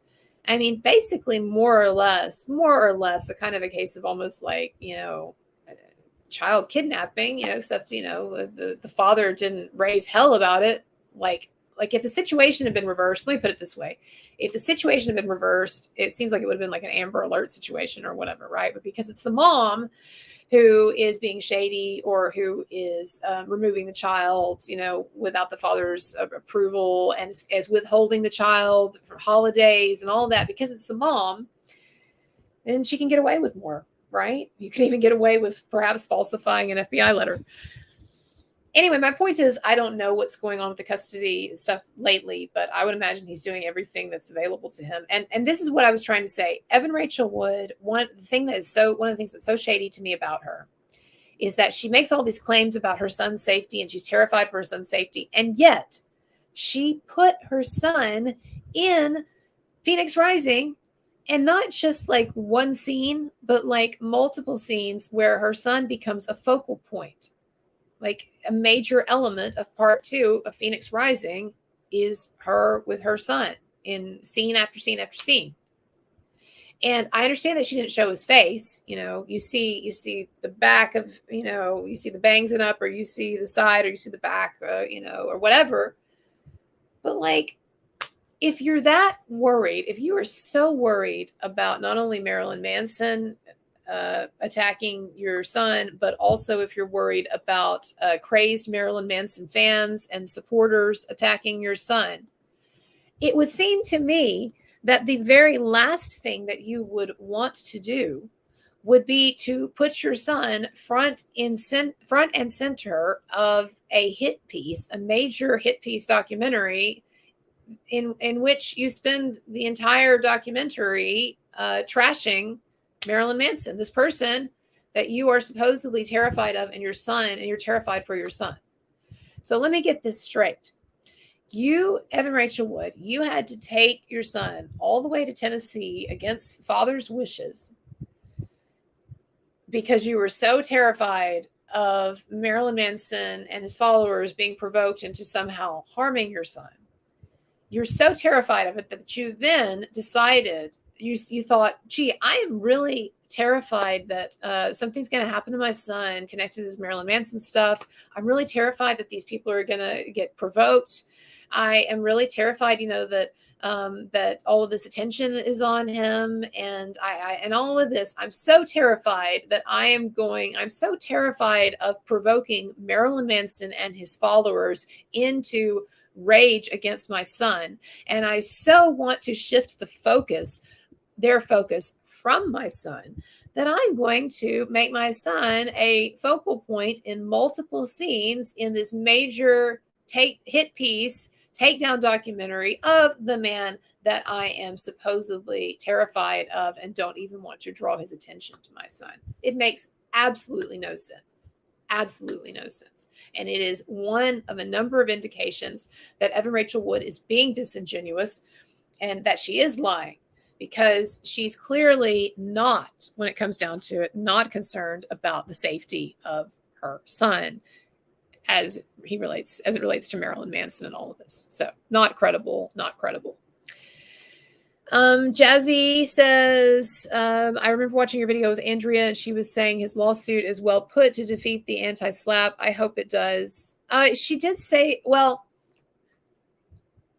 not exactly. So what she was saying is that because Marilyn Manson's lawsuit includes other charges, not just defamation. So because he's not just going after Evan Rachel Wood for speaking her truth or speaking her lies in this case, but he's also going after her and Ilma for, like, what were the other charges?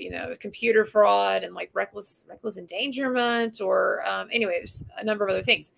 That Andrea said that because his lawsuit was inclusive of these other things and not just limited to defamation, the lawsuit would still stand even if the defamation stuff got slapped down by the anti-SLAPP. And so I don't believe that she was saying that the entire lawsuit is SLAPP proof or can withstand these objections. But she is saying that there was a lot more to the lawsuit than just this defamation claim against Evan Rachel Wood. And therefore there was a lot that would continue. And I think that's what she meant when she said it was SLAPP proof or anti-SLAPP proof or whatever. Okay. I need to get Andrea on the show again soon. Coolman952 says, I never believed Evan from the start. She said she loved him, couldn't stop thinking about, and fast forward this generation, she says he abused her. Makes no sense at all. Yeah, I mean, her story has changed significantly. And, I know that people can lie in interviews, and I know that she could have been in a situation, if she were, hypothetically speaking, she were being abused, that she doesn't want to say that to reporters or whatever, right?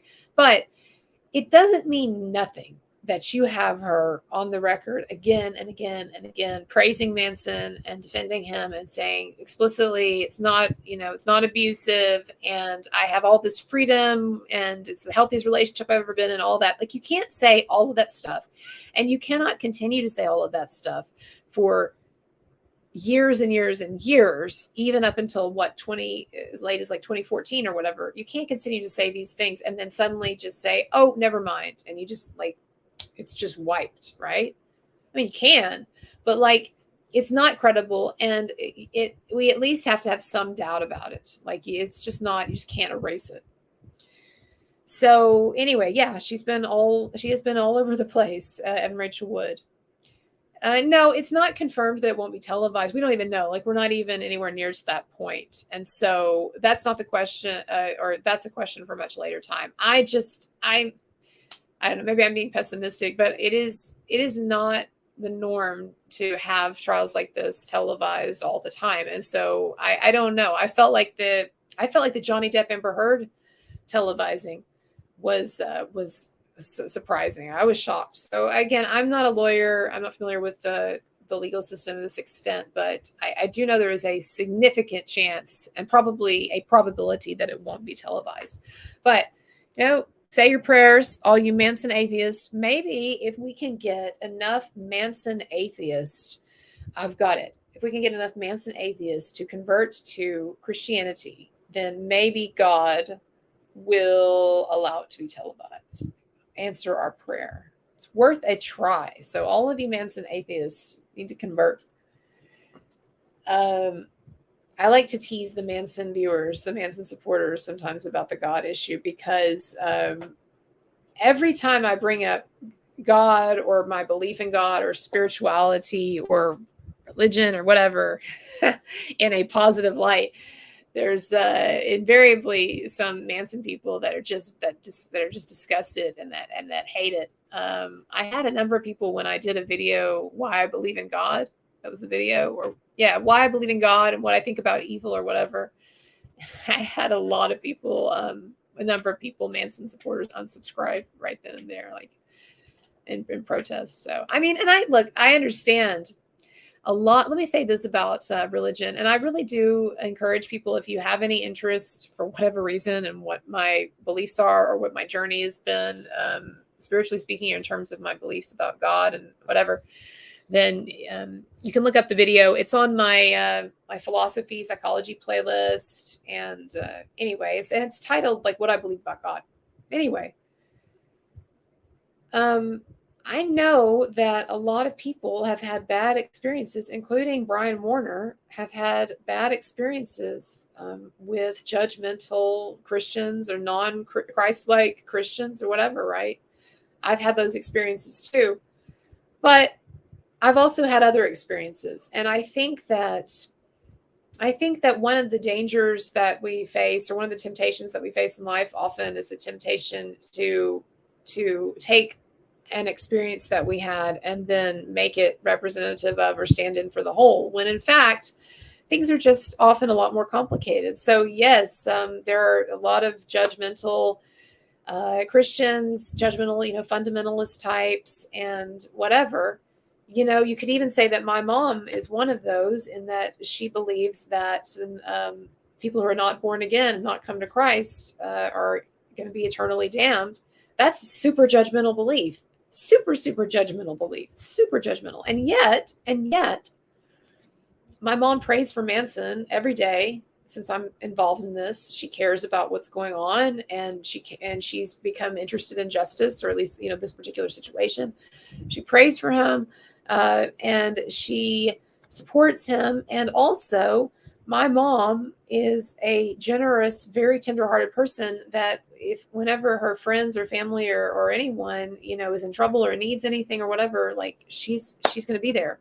So while it is tempting to caricature people and to look only, the dark side of Christianity or organized religion and so forth, like there is a whole other dimension to it.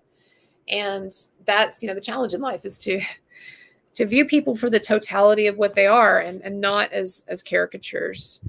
I'll tell you something. I have had somewhat of a bias against Islam over the years, because I see the way that women are treated in some of these Islamic countries, and I know that there's a lot going on there beyond religion, and there's all kinds of like tribal stuff and customs and political stuff and history and everything that's contributing to attitudes that people have in some of these Muslim countries toward women. But my point is that I've not had a great deal of experience with Islam, and I've had friends who are Muslim or whatever, and I have a respect for it as for, all religions. But there was something I kind of had, I think, as sort of at the same time as sort of an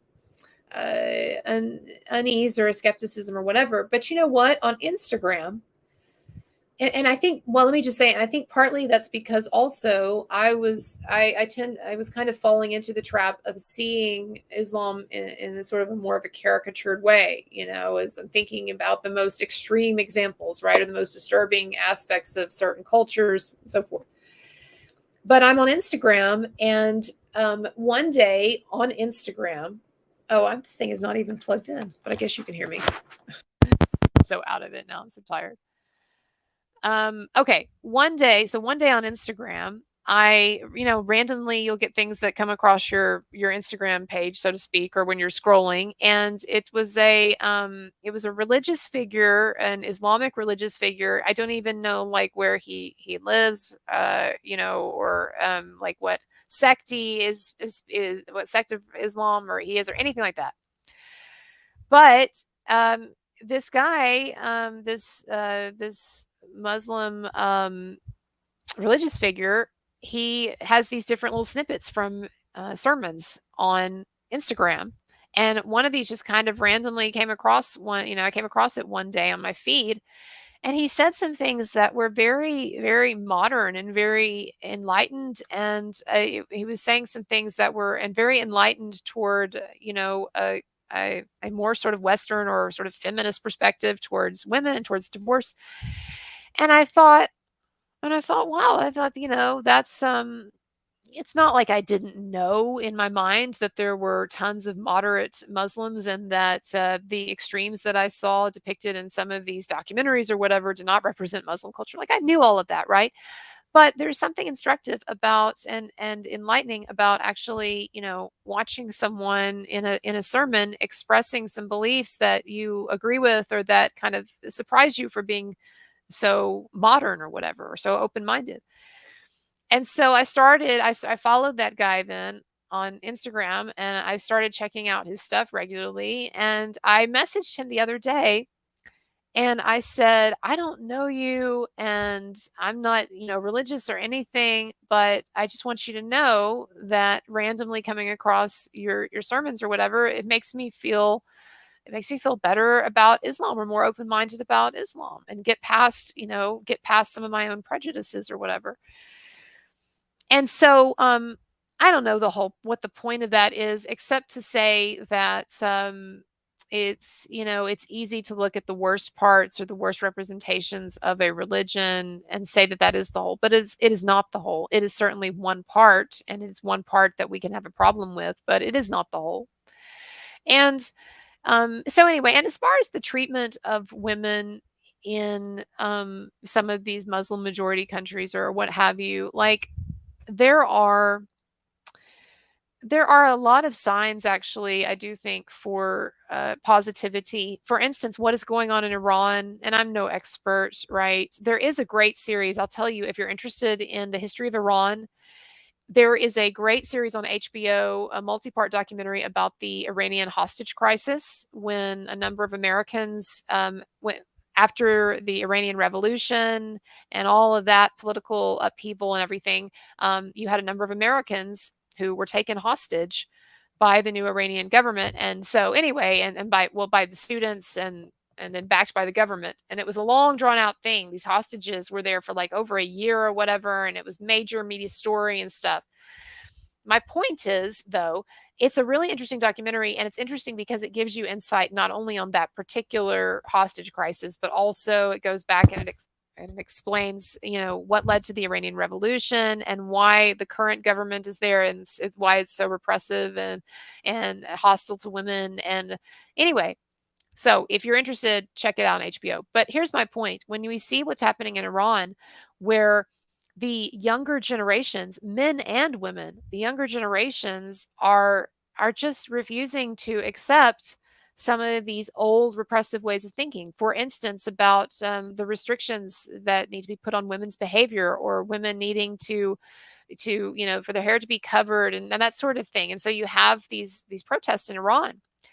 And it's interesting to see how many of the men who are supporting this movement for greater freedom, how they have made women a centerpiece of that movement. In fact, the slogan, the current slogan, popular slogan for this kind of Iranian discontent with the government, with the status quo, this sort of reformatory spirit, it is expressed in this very popular slogan in Iran. And I want to make sure I get it right, but the slogan is women, freedom, women life, woman life, freedom.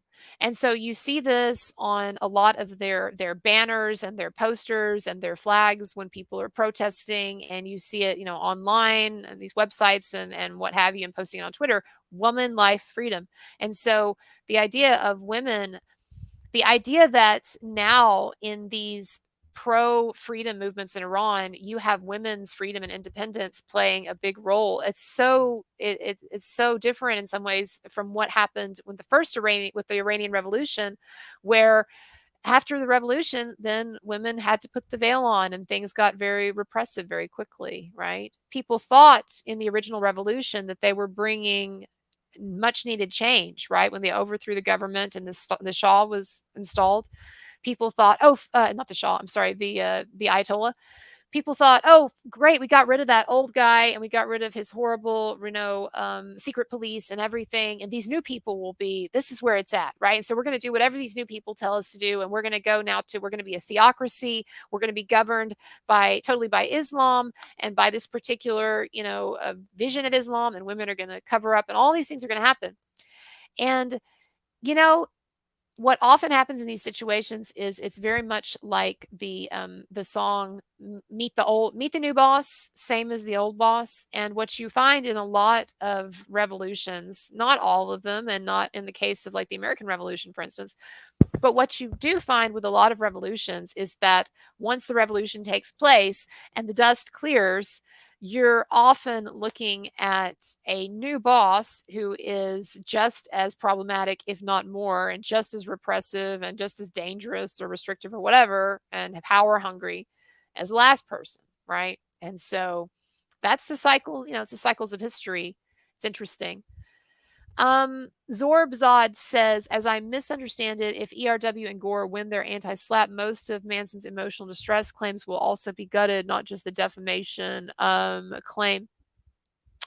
It could be. I don't know. That would be a good question for Andrea or Southern Law. I've not seen a video lately with Southern Law. I should go take a look at his stuff and see what he's up to. It's possible. I do think that people should be prepared on the Manson side, should be prepared for some disappointing news. And look, it doesn't mean that Manson's case is weak or whatever. It just, in the sense of like how we would regard it, but it just means that there is an incredibly high bar to clear because of the particular legal attitudes in California with the anti-slap statutes and everything. So they want to make it tough.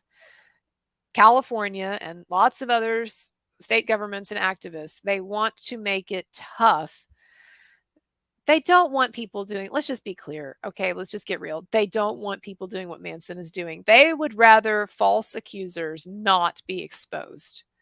And that's why George Gascon is fucking sitting on the information, the completed file that the LASD sent to him. And I just want to, for those of you who haven't been following this so closely, I just want to remind you that that the LASD, the LA Sheriff's Department, they closed their files on the Marilyn Manson thing. They completed their investigation and they sent that and announced that they were sending it to George Gascon's office, that the case was closed. And then George Gascon walks that back and says, no, I'm not going to make a resolution or provide a resolution on this case. I'm not going to make a determination until I've received the completed file. So George Gascon, let's put his face up here because he's just so annoying.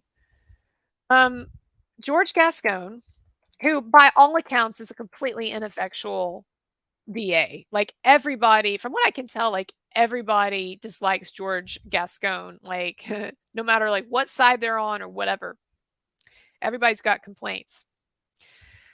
But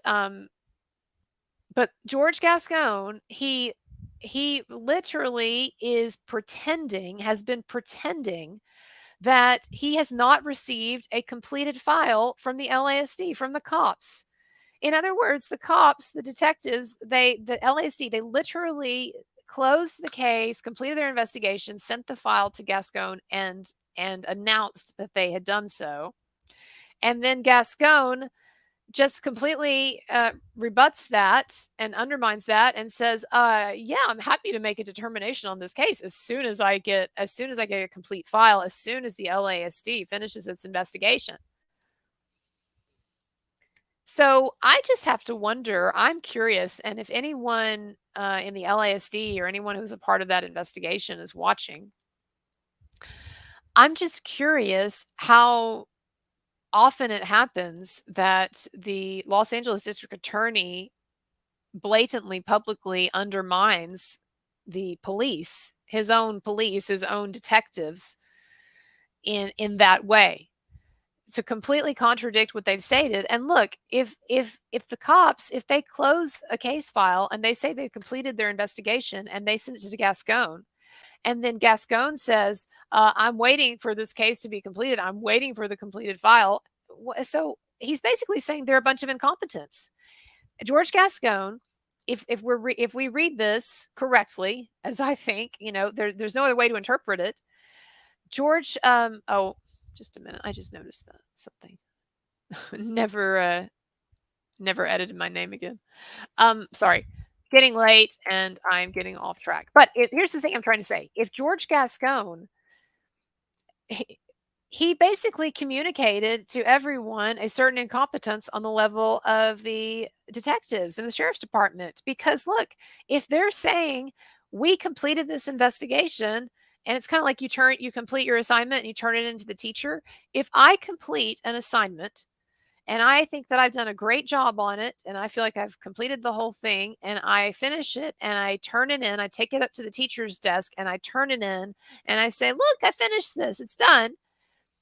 And the teacher then says, no, I'm waiting for the completed assignment. Then what the teacher is saying is you did a shitty job on this.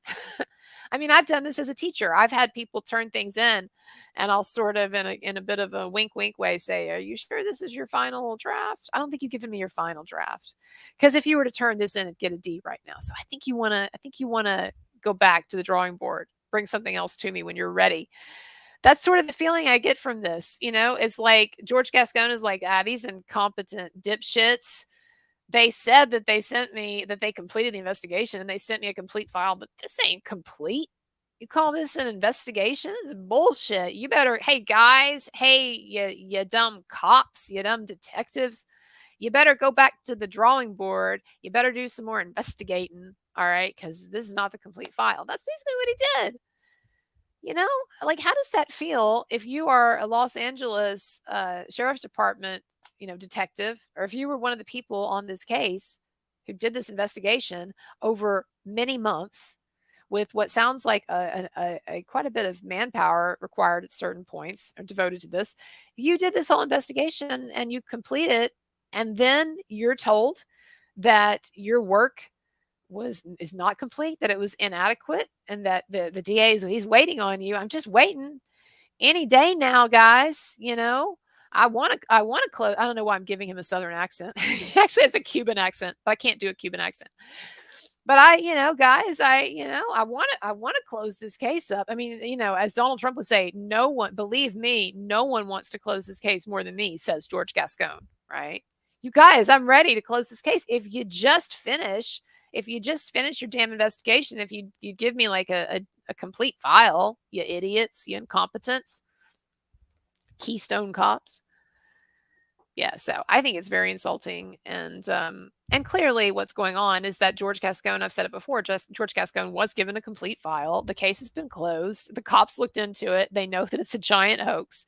And like I said, I've got a video coming out very soon with Paula Weiss, who was Marilyn Manson's ex-girlfriend, and she was in the Groupie movie, you know, the supposed snuff film or whatever, right? And she talked to the LA detective extensively, and she came away from that with the distinct impression that they were very aware that this was a hoax.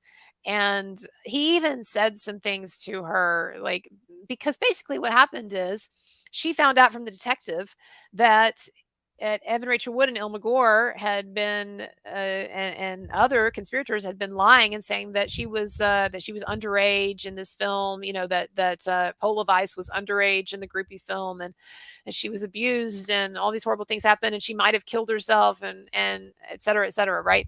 And so they're going around telling all these lies, and the sheriff's detective told Paula that they were going around telling these stories, and he said to her, why do you think they're lying? You know, why do you think they'd be lying? Like, they got into a whole conversation about this. And I'm just telling you that my impression when I talked to the sheriff's detective, I understand that they're good at playing people or whatever, but my impression was that they also knew it was a hoax.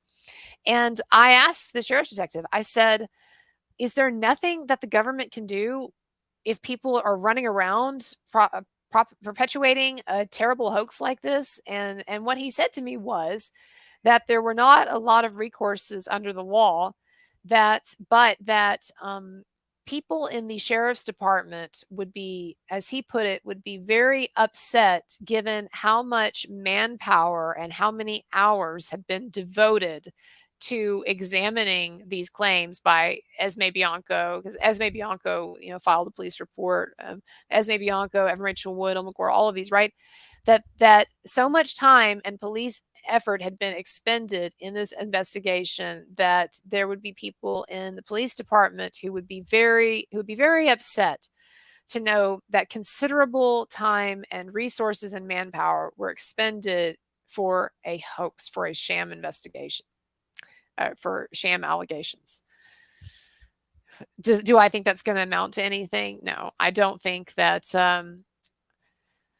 You know, I don't know. I would like for Evan Rachel Wood and Ilma Gore to be charged with the fake FBI letter. It seems like the FBI would care about that. It's, you know, like, it seems like they would. But apparently when you are these days, when you are a Me Too accuser and you're, you know, a delicate, fragile looking woman, and you do a huge media tour, press tour, in which you attack this rock star and make him out to be Satan and everything, and you make a documentary about it, and you post about it constantly, and you're constantly badgering your followers to then go and badger the DA and the sheriff's department and all of this, and you're on the warpath. You know, after a while, all of that, it does have an effect. And so I think that George Gascon is feeling the heat. I think that he knows that it's a sham. He's been told it's a sham. The detectives know, he knows, everybody knows. And he does not have the political guts to come out and clear Manson. So I think that I don't know if Gascon is ever going to clear Manson, is ever going to close the case. You know, he might get voted out of office before he does that. And so anyway, it's very shady. And of course, as some of you may know, George Gascon had a sexual assault task force. So was a task force of different leaders in the community and the legal system and what have you. And guess who was a big wig on this task force? Guess who one of his main people on this task force was? Leonora Claire. And she is like best buds with some of the accusers, including that fruitcake, Bianca Elaine. So, you know, she has this Claire lady, this victim's advocate. She's got Gascon's ear, and I can only imagine the BS that she's telling him about this situation and encouraging him to hold the line. And I know it looks fishy or whatever, but don't clear him. He's really an awful guy. He hurt my best friend. Yeah, I'm sure that's what he's hearing. So we continue to sit, we continue to wait, and he hasn't cleared Armie Hammer either, and that was a stupid hoax as well. So how many guys have been investigated and unofficially cleared, but not officially cleared because it's not politically correct? I mean, isn't that just disgusting? Like, doesn't that really bother you? It bothers me. And it's just like I was talking about earlier in the evening when I was talking about how if you go through all of these cases of MeToo cancellation, all of these cases of these different men who were canceled as a result of MeToo, and you go through and you examine and you look at the updates and you see sort of what has happened in the time since the original allegations, and you see that in a lot of these cases, the men have been vindicated, or at least gigantic caverns of reasonable doubt can be found in these allegations, like giant holes in these cases. And so again, it's just very sad that more people are not acknowledging this. It's very sad that some of the leaders of the Me Too movement and Time's Up and whatever can't see this gigantic issue of collateral damage from Me Too. But it's not in their interest to. So why would they see it when they don't want to see it? Just like why would George Gascon acknowledge Manson's innocence or that he'd cleared him when he doesn't want to see that, doesn't want to acknowledge it. Okay, so Zorbzod, whatever your name is, you said Bianca Kine. Now these women love changing their names. Yeah, so she went by Bianca Elaine in her interviews with various newspapers and periodicals. Or no, she was interviewed a couple times by The Sun, and then also she did the podcast, long podcast that I talk about on my channel. And so yeah, Bianca Elaine was her name then, and she's married. Bianca Kine is her married name or whatever. But anyway, yeah, they do change names a lot, these women. All right. Let's see. Comments. We got 75 people. Oh, the live stream is coming back up now a little bit. We got some new people on board. So if you're joining us, welcome. And somebody messaged me about PayPal, the PayPal link, and that is below. So if you want to donate, you can do super chats, or I've got the PayPal and Patreon links below. And yeah, so what else? Anybody want to throw a question at me? We actually ended up covering pretty much almost all of my topics, I think. So it's been a long and I guess successful live stream. What else? What else do I want to talk about? What have we not gotten to yet? Anyone want to bring up something? Oh, why am I not married technically? Why don't I have kids? I've talked about this a little bit before.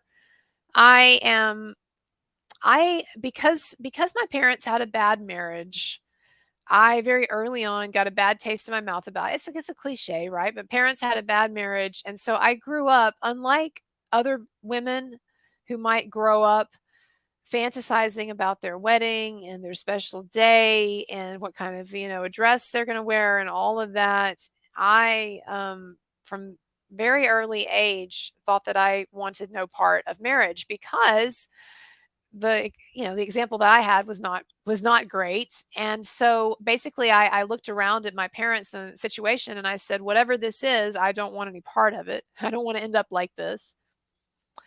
And so even though I then got into long-term relationships, and I'm in a long-term committed relationship right now, and we have ups and downs, but it's someone that I want to stay with long-term. And we think of ourselves as married, but we have not actually gone through any kind of a ceremony. It's not legal, and then also we haven't gone through a marriage ceremony or whatever. I just don't want to. Like, there's no part of it, I guess, that appeals to me. I don't want to insult my audience because I know a lot of you either have been married and did have weddings, or you are going to get married and you want to have weddings, or maybe some of you ladies in the chat are people who have fantasized about your weddings a lot and you've got it all planned out and whatever. No insult to that, because I think I see the point in wedding ceremonies. And I understand that they're very special to people. And so if it's one of the most special days or most important days of your life, then why wouldn't you want to have a big party? but there's just no part of it that's ever appealed to me. And this is just my own personal opinions. Um, I I feel like often at weddings, the bride and the groom aren't even having fun, really. Like they're pretending to have. This might be a horrible thing to say, but my impression generally of having been to a lot of weddings is that the the stars of the wedding, so to speak, the bride and groom, are actually pretty stressed out. There's so much going on. There's so much that they, oh, we've got to do this now. And oh, we got to get our pictures now. And oh, this and that. And oh, we got to say hi to this person. And oh, is this going to be on time? And oh, it's just like it becomes like a production. And my idea of a wedding is not that that you're performing for other people and you're stressed out and you're trying to, throw the greatest party of all time that everybody will be talking about later. It just seems like just a lot of like stuff that has nothing to do actually with deep love or with your, personal commitment to another person. But maybe that's my own cynicism speaking out. So I just never had a desire for a wedding or marriage or any of that. And so that's why, I'm not technically married, although I will refer to him, depending on my mood, as my husband or boyfriend or whatever. But, and then as far as the kids, that is probably similar reasoning. My mother was extremely stressed out when I was a child because not only was she in a relationship with a narcissist, whom that makes life difficult. Just ask Johnny Depp.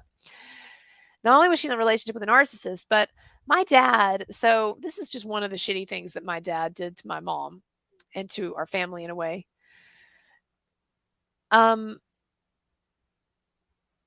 Speaking of marriage, I think that my boyfriend slash husband might come down the stairs in a moment and get on my case for staying up all night. I think he's going to eventually figure out that I have been up all night and he's not going to approve of that. And he might say, well, screw him. What do you care? But like, when you're in a relationship, you do care about, each other's health and state of mind and whatever. And he knows that's probably not the best thing for me to be staying up all night doing this. But anyway, but we'll just wait. We'll see if he bursts through the door in a moment and says, what the fuck is going on? I thought you were going to go to sleep. Anyway, so my dad did a really sucky thing to her. He convinced my mom. Well, he didn't just convince her. He told her, he was very authoritarian, and he told her that he wanted to start a business. So my dad worked at a college. He was an administrator at a college, but he didn't like that job, and he was always kind of looking for a way out or whatever, the typical narcissistic thing. And so he decided that he wanted to start a business. And so he and my mom, he decided we're going to open a frame shop, where people bring in portraits and pictures and stuff to have framed. Well, this was back in the days before you had things like Hobby Lobby and Michael's, and before places like Walmart did, made to order frame up jobs. And so there was more of a market for these kinds of smaller frame shops. And so my dad decided, unilaterally that that's what he wanted to do. And so he and my mom were going to, take out a big loan, business loan, and we're going to go all in on opening this frame shop, this business. Well, what happened is, in typical narcissist fashion, after they opened the business, as soon as they opened the business, and had taken on a bunch of debt and had bought all this inventory and signed a lease, and they're entrenched, they're all in. What do you think happened as soon as the business opened? What do you think happened with my dad? He decided, are you talking to me? I need to have sex. I am pretty sure that's not what I feel like doing right now. I think sleep would be more. So that's just looking at one of the comments. I don't know if they're talking to me or not. Okay, but my dad, do you want to know what he did? He decided that he was no longer interested in the business and that my mom could handle all that. My mom, who had just had her second child and, did not want to take on a business in the first place, but was basically sort of compelled to by my father, who then immediately said, I've lost interest in this. You handle it. You figure it out. And so my mom had this gigantic thing totally dropped in her lap. My dad detached from it. And of course, she should have, said, fuck you or left him or whatever, but that was just not the mindset that she had. And so, yeah, so she, so then she spent years, like basically almost unilaterally, trying to crawl out from underneath all that craziness. And so, anyway, what was my point of that? My point was that my mom was extremely stressed out when I was young, extremely stressed out. And being a kid, I did not understand all of the causes for that stress. And all that I saw was that my mom just seemed stressed out a lot when I was around, because she would get stressed out, getting my sister and me, ready for stuff or whatever. And sometimes she would lose it and would behave in ways that I guess we could say are abusive, even physically so. It has less, I think, psychological impact when it's your mom versus your dad, because the male figure is just scarier, right? And so when my mom would kind of lose it and get after us, like, it wasn't like I was like scared. It was more like, oh, this is annoying, whatever. And she's apologized for all that and whatever. But I'm just saying that she was extremely stressed out. And so what I thought, the message that I got in my head was, having kids makes you miserable, because it seemed like, she was always or often kind of like miserable and stressed out. And my sister and I were around, and I didn't see that it was just all of the burdens of life on her. I just thought, man, she hates having kids, or having kids really stresses you out. And so I don't know if it was that, or maybe it was just something kind of inborn, but from as early as I can remember, I have always known that I would not have children. And also, I when I was little and people would give me, like, a little girl, and people would give me dolls, like baby dolls, like, an infant doll or whatever, I would say no. And I would like push it away or like scratch the eyes out or whatever. So I was very like, I was adamant about the fact that I would not be having children one day, and I was not going to be taking care of babies or anything like that. So I don't know, do I dislike kids? No. I think that kids are cute. I think that I'm sure that if I did have a kid, I'm sure I'd love it or whatever. That's what people say, right? But I just have had zero interest. I've not ever for like 1 minute had any interest in procreating or having a kid of my own. So anyway, I don't know. Maybe there's some things in life you just know. I don't know, or they just get so firmly sealed up at an early age that that the decision is made. I don't know. All right. So Cigar says, smoking cigarette after sex. What are you talking about with her in your arms? Oh, that's the most beautiful and spiritual thing. Okay. After sex smoking. I don't smoke cigarettes. Can you smoke like an after sex joint? I guess you could do that. I guess you would smoke the joint before, though. One of the benefits of marijuana, and this is not just coming from me, right? This is stuff that anybody who's ever smoked pot will tell you, is that it does enhance the sexual experience, but it's not for everybody. And I guess if you're paranoid, I guess if it makes, some people makes them really paranoid, that may not be the sexual experience you're wanting to have if you're really paranoid while you're stoned. All right. So 6:40. And my guy is still not busted in and saying, what the fuck? Why are you still up? All right, guys. So I tell you what, I'm trying to think if it would take another break or just keep going.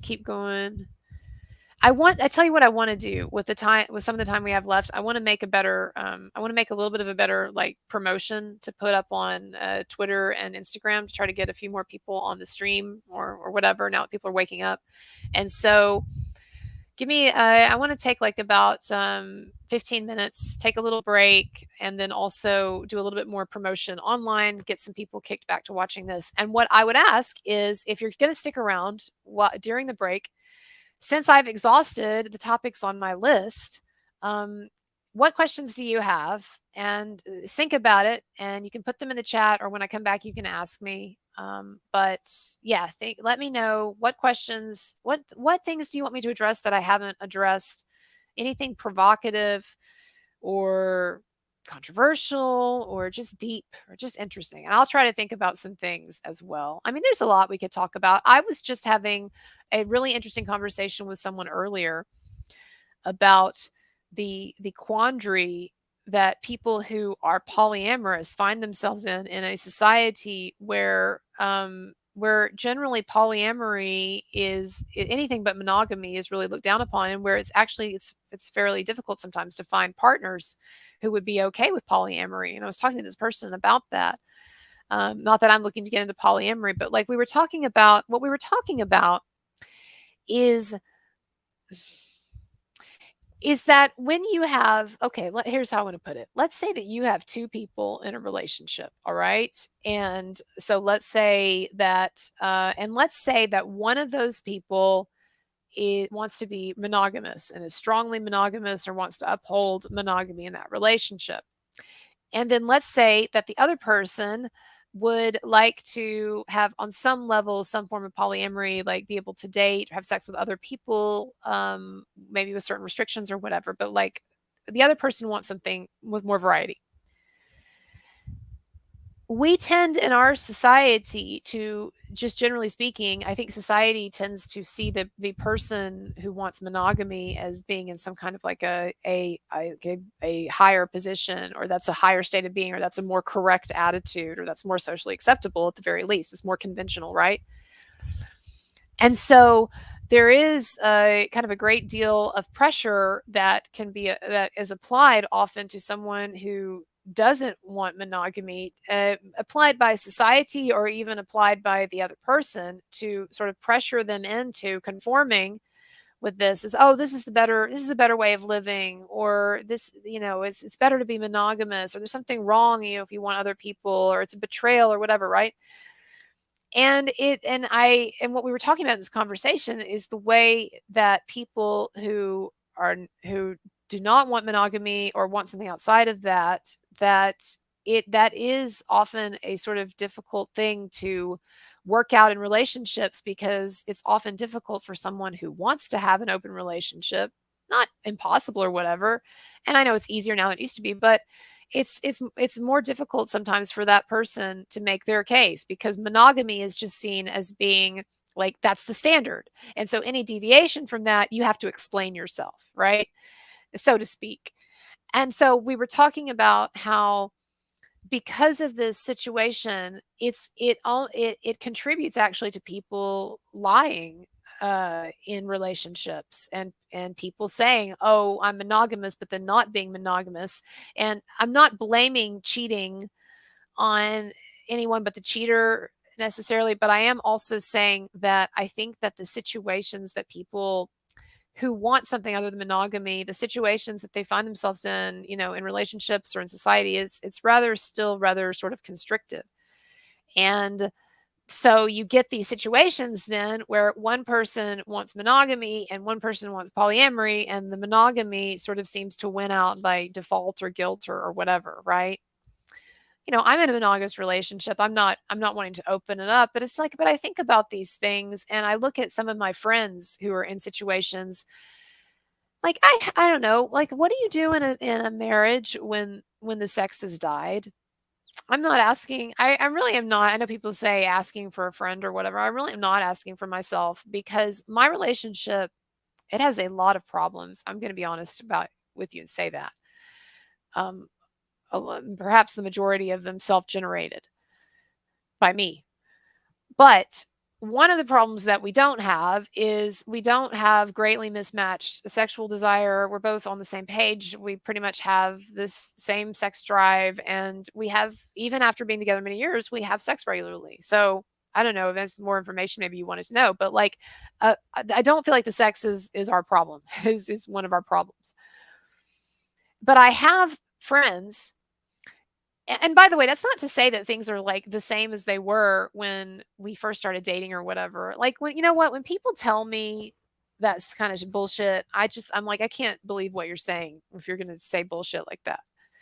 Because no, everybody knows that you're not going to have that same like giddy new feeling that you have when you first start dating someone, and all you're thinking about is ripping their clothes off and all that stuff. Like, and you're constantly all over each other. Like that's not going to persist.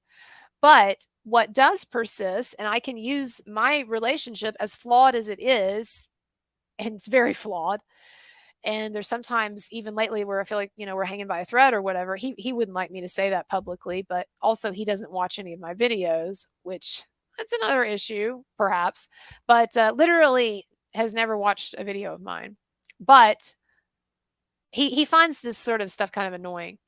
And but never watched a video of mine, and I actually used to really resent that. But then lately I've become so sick of my YouTube channel and so sick of everyone constantly talking to me about YouTube channel stuff and Marilyn Manson stuff, and just like so inundated, that I'm actually like, thank God that I'm with someone who does not care about any of this.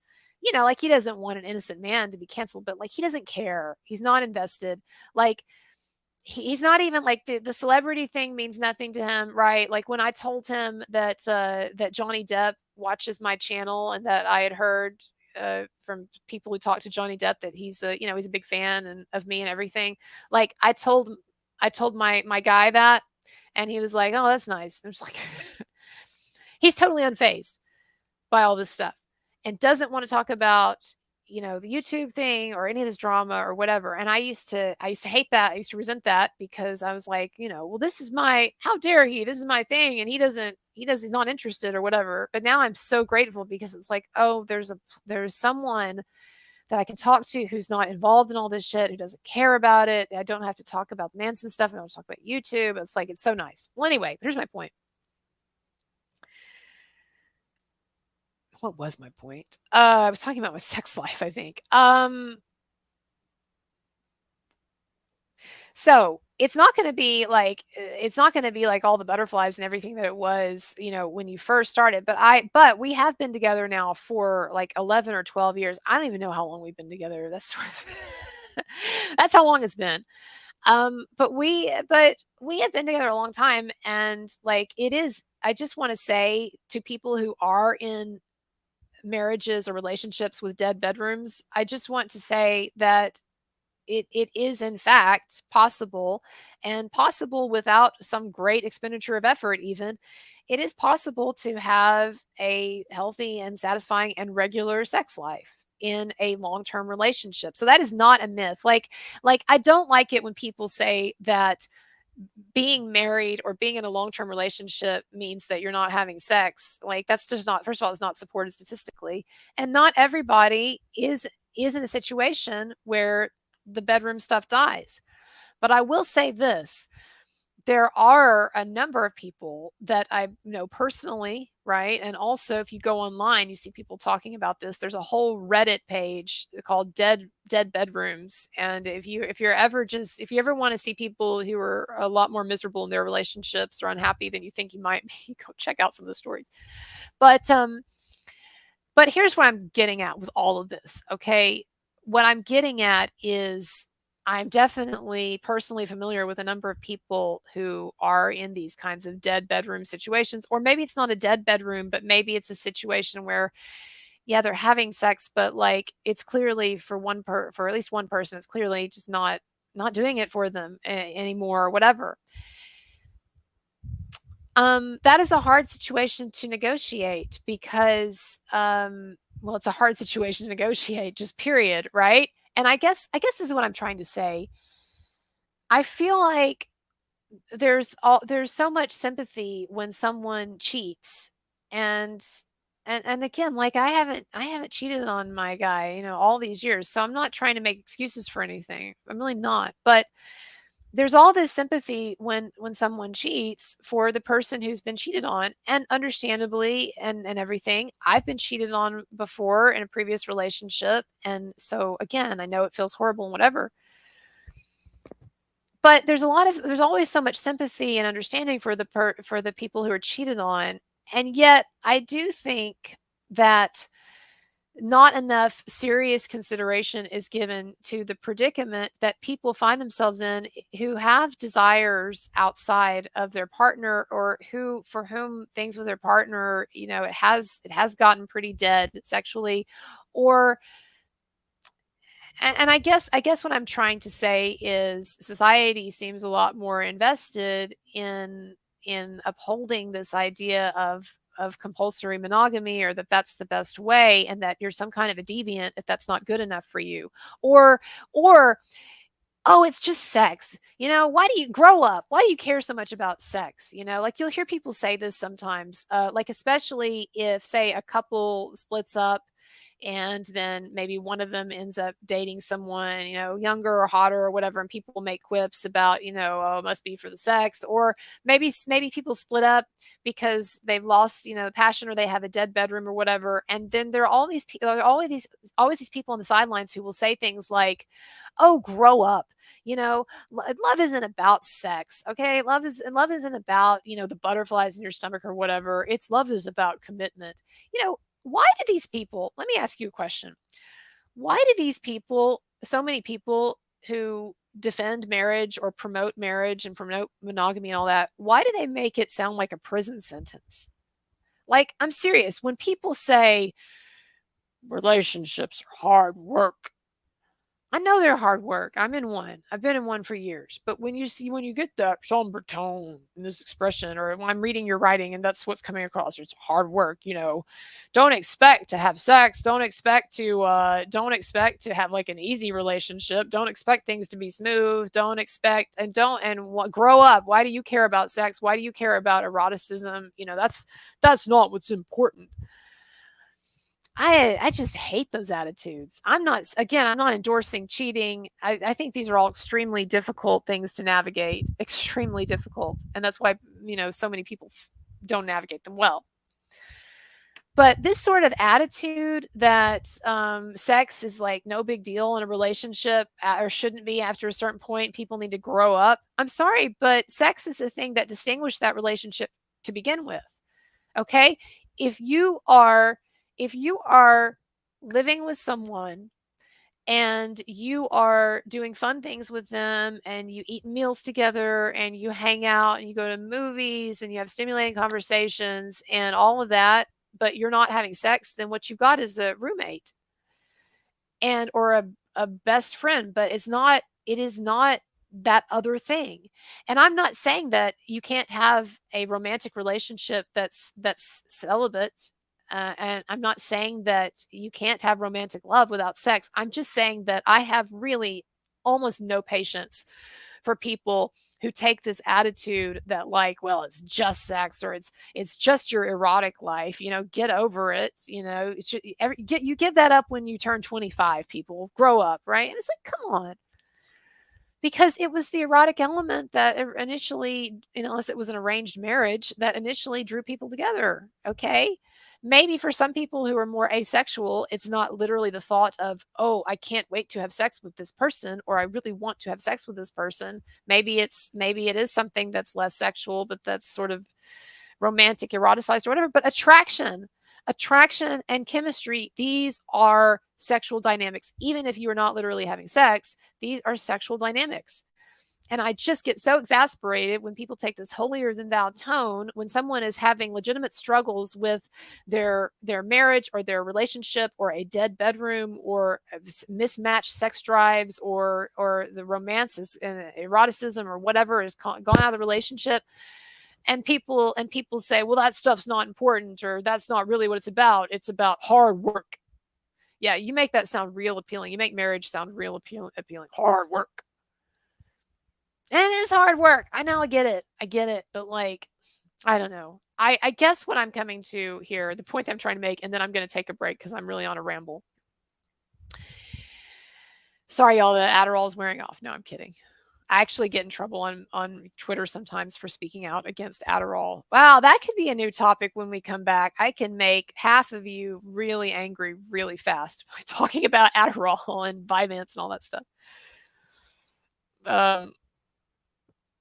Which I did take recreationally a lot when I was, I don't have ADD or anything, but, like a lot of people, I took it recreationally for a while, particularly for a couple of years when I was finishing my dissertation. I don't know that I would have finished my PhD, my dissertation, if I had not been strung out on Vyvanse and Adderall.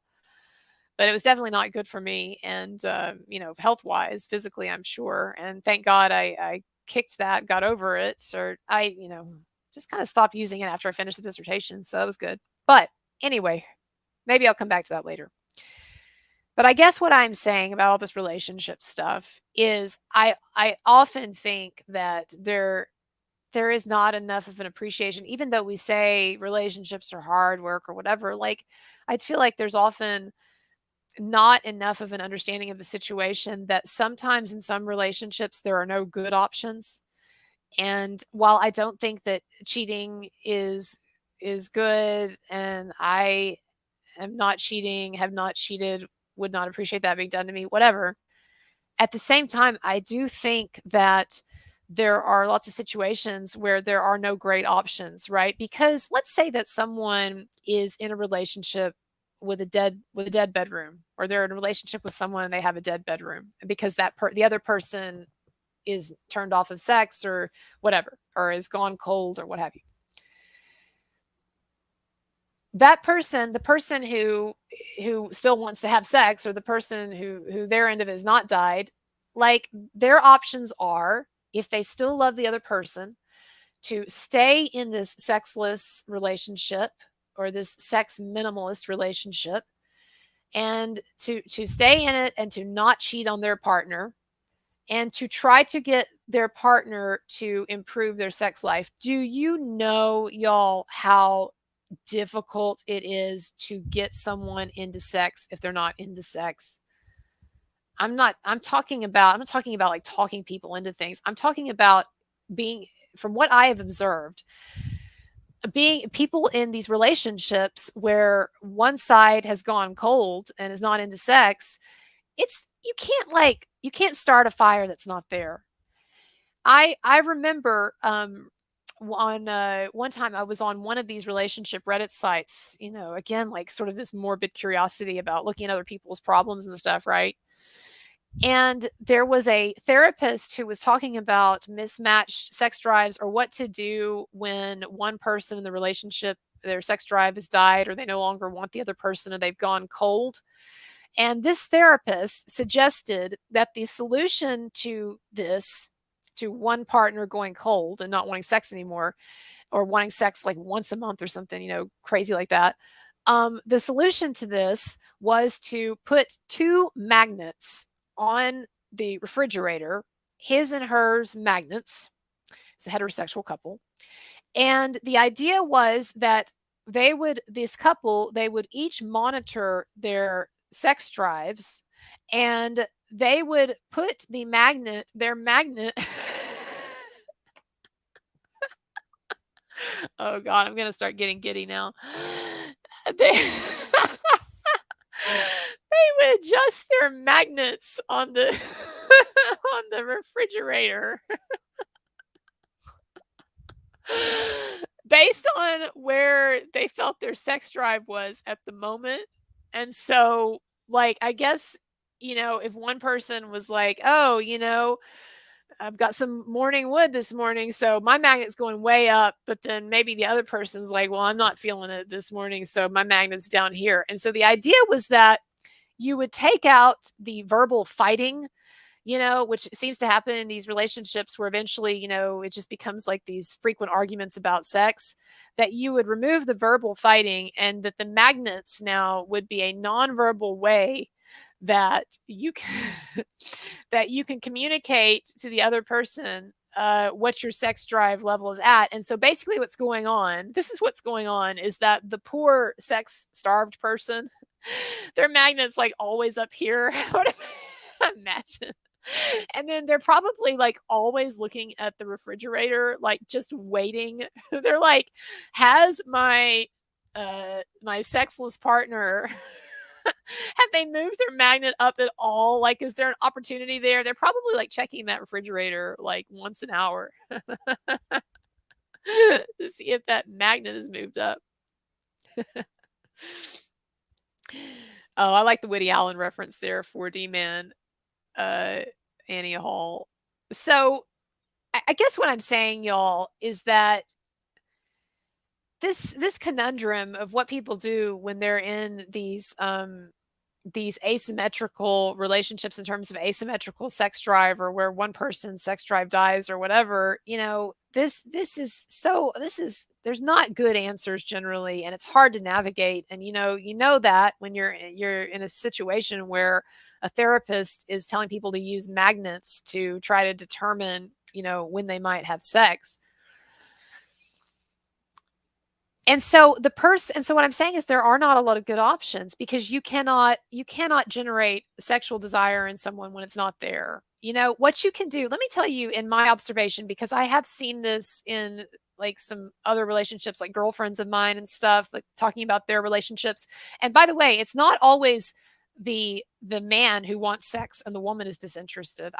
You go on that dead bedroom site, you'll see a lot of women posting about their asexual or semi-sexual boyfriends or husbands, or they've lost interest in sex or whatever. And so I had a friend, a girlfriend, who was in the situation, and it was like they kept trying to, they would try, different, role playing. We're going to role play this, and we're going to do different positions, and I'm going to pretend like I'm a spy tonight or whatever, or like we've never met. We're going to just we're going to be strangers at a bar. We're going to go home and have sex. And like, they would try all these different things, but it's like none of it really amounted to anything.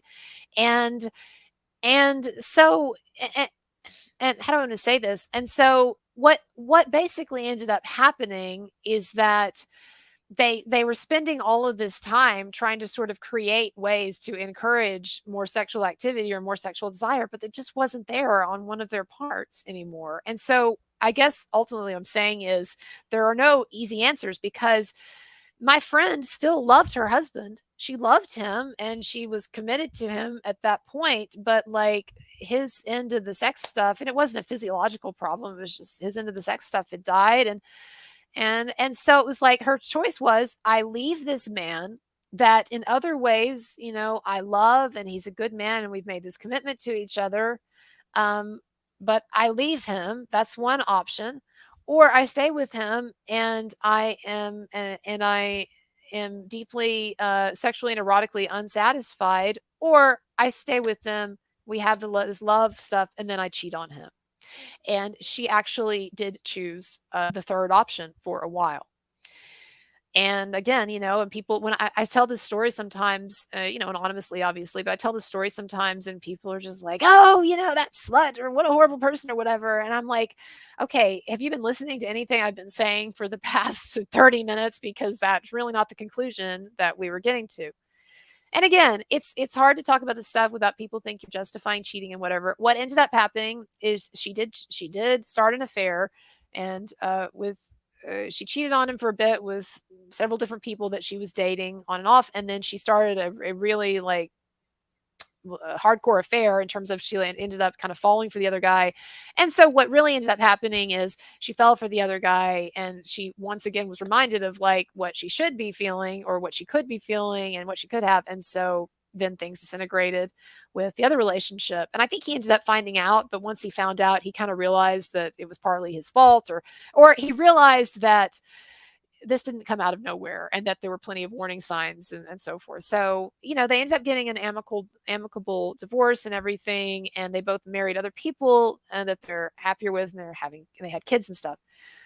Now, that's one way it could work out. We all know situations, though, where people have split up, and then it turns out that this person just keeps having these same issues, right? Like, there are serial monogamists or serial cheaters or whatever, who they just have to feel that rush and that spark like the first time. And so they do get into these patterns of trying to replicate that. And that's not what I'm talking about. When I'm talking about people trapped in dead marriages, or dead sex dead marriages or whatever, I'm not talking about someone who, like, with serial monogamy or serial relationships, is just always trying to get that initial high, right?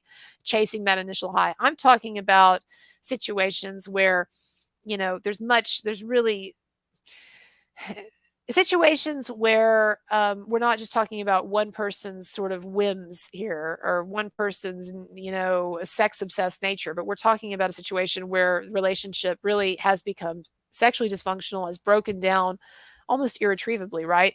what do people do then, especially if they're kids? And so I guess, yeah, I don't know, maybe I should title this, I should write a song and title it Sympathy for the Cheater. People will love that, right? There's nothing that people love to hate on more than cheaters. So if I'm going to start defending cheaters, then I really have chosen a very unlikable demographic. I might have an easier time if I wanted to defend Nexium or certainly defending, Marilyn Manson or whatever than defending cheaters, because everybody's been cheated on, and, and all, almost everybody has been cheated on and everybody hates it and whatever, right? Myself included. But I will tell you though, that when I was cheated on, that that when I was cheated on, I was angry at first, and then I realized very quickly that that cheating was an extension actually of deeper problems that we had, and also things that I had known about this man from the beginning, but I had willfully ignored. So this man who cheated on me, he was a classic womanizer, and I knew that getting into the relationship. And so it was also one of these things of like, yeah, he told me that I was the only one, and we got into this relationship with that understanding, and that's how it started out. But then invariably, as with some of these more sex addicted types or whatever, or philandering types or whatever term you want to use, and he started cheating on me, right? And so, but it was like when I found out, it was like, well, it doesn't take a brain surgeon to have seen what was coming down the road with this, right? And so again, that's where I wasn't responsible for his cheating, but at the same time, it was something that, as a mature, grown up, non in denial adult, it should have been very obvious to me. This would have been a natural conclusion of this relationship, because this was the way this guy was. So again, relationships complicated, people complicated, love, sex, balancing all of that. It's not an easy equation, and everybody has to figure out what for them are non negotiable things. And so maybe for some couples, sex is not a priority and other things are more important. I mean, I wouldn't say that for my relationship it's like the biggest thing or whatever. I don't want to give you like the incorrect impression that it's just like it's like a porn movie all the time in the house or whatever. I'm just trying to say though, we are lucky in that that is something that we're not having to deal with, whereas a number of couples, they do have to deal with dead bedrooms and what to do about that, especially when there's still a lot of love there, or there's children there, or you've built a relationship with each other. So I don't know, these are complicated questions, who knows the answer. But it is 7:05, and I do want to go for a bit longer. And so let's take a 15-minute break. Let's come back at 7:20. I'm going to try to do a little more promotion, get more people in here. Think of some topics you might want me to talk about. You want to talk about Adderall? Make everybody upset who has ADHD. I did piss off a lot of people needlessly one day talking about my views on ADD or ADHD or whatever. All right. But on that note, I will be back. So 7:20. See you in a bit.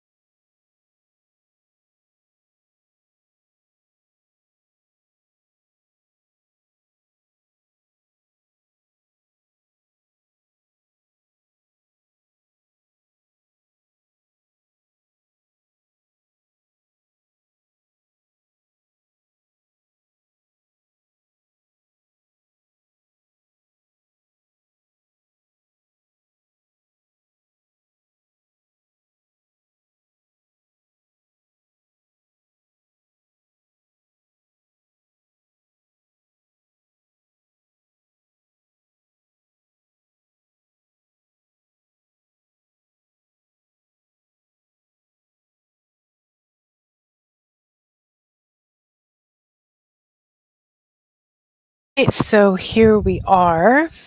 The light is a little softer. Let me turn on the light.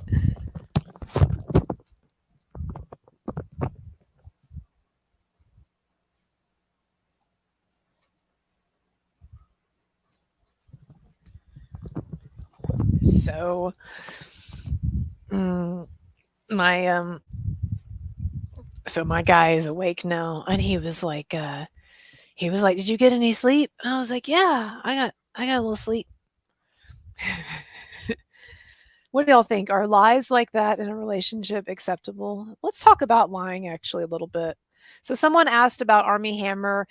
I did talk about Army earlier in the night. Gosh, if you're just now joining us too, like I keep obsessing over my hair because I dyed it recently, and then I didn't want to wash it because after you dye it, you kind of want. I think you want the color to set right, or I don't know. You don't want it to wash out immediately. And so anyway, so now it's like oily and like sticking together, clumps of hair. Kind of makes it look like I'm losing my hair. Actually, that's nice. But let's talk about. So if you're just now joining us, I have just completely become like, you know, insane since I've been up. I've been up all night doing this live stream. No, it's gone really well. I am starting to get a little bit scattered because I've been up so long, but obviously by choice. No one has coerced me or groomed me into doing this. Y'all want to hear something kind of funny before I get to the point? Someone passed along to me, and I don't know how they got it or whatever, but some communications or it was a DMs between two people who hate me and who are anti-Manson and whatever. And these two people were speculating.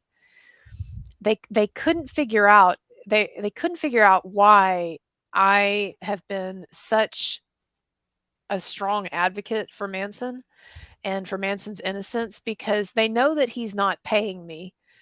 Um, for reasons that I won't get into right now, but they know that he's not paying me, that I'm not making lots of money from the Mansons or anything, and so they were trying to figure out, because they just can't accept that maybe I think that he's innocent, that maybe it's not that I'm a super fan, and it's not that they're paying me, Mr. and Mrs. Manson. It's that, or any other like ulterior motive. Really, it's that I just literally think he's innocent. But like that's not even on. They can't accept that.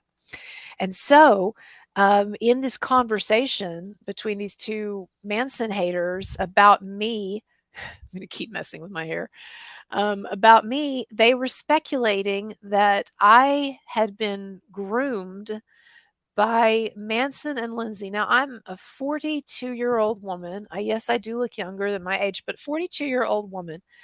And they were speculating that the conclusion that they came to is that I have been groomed by Manson and his wife, Lindsay.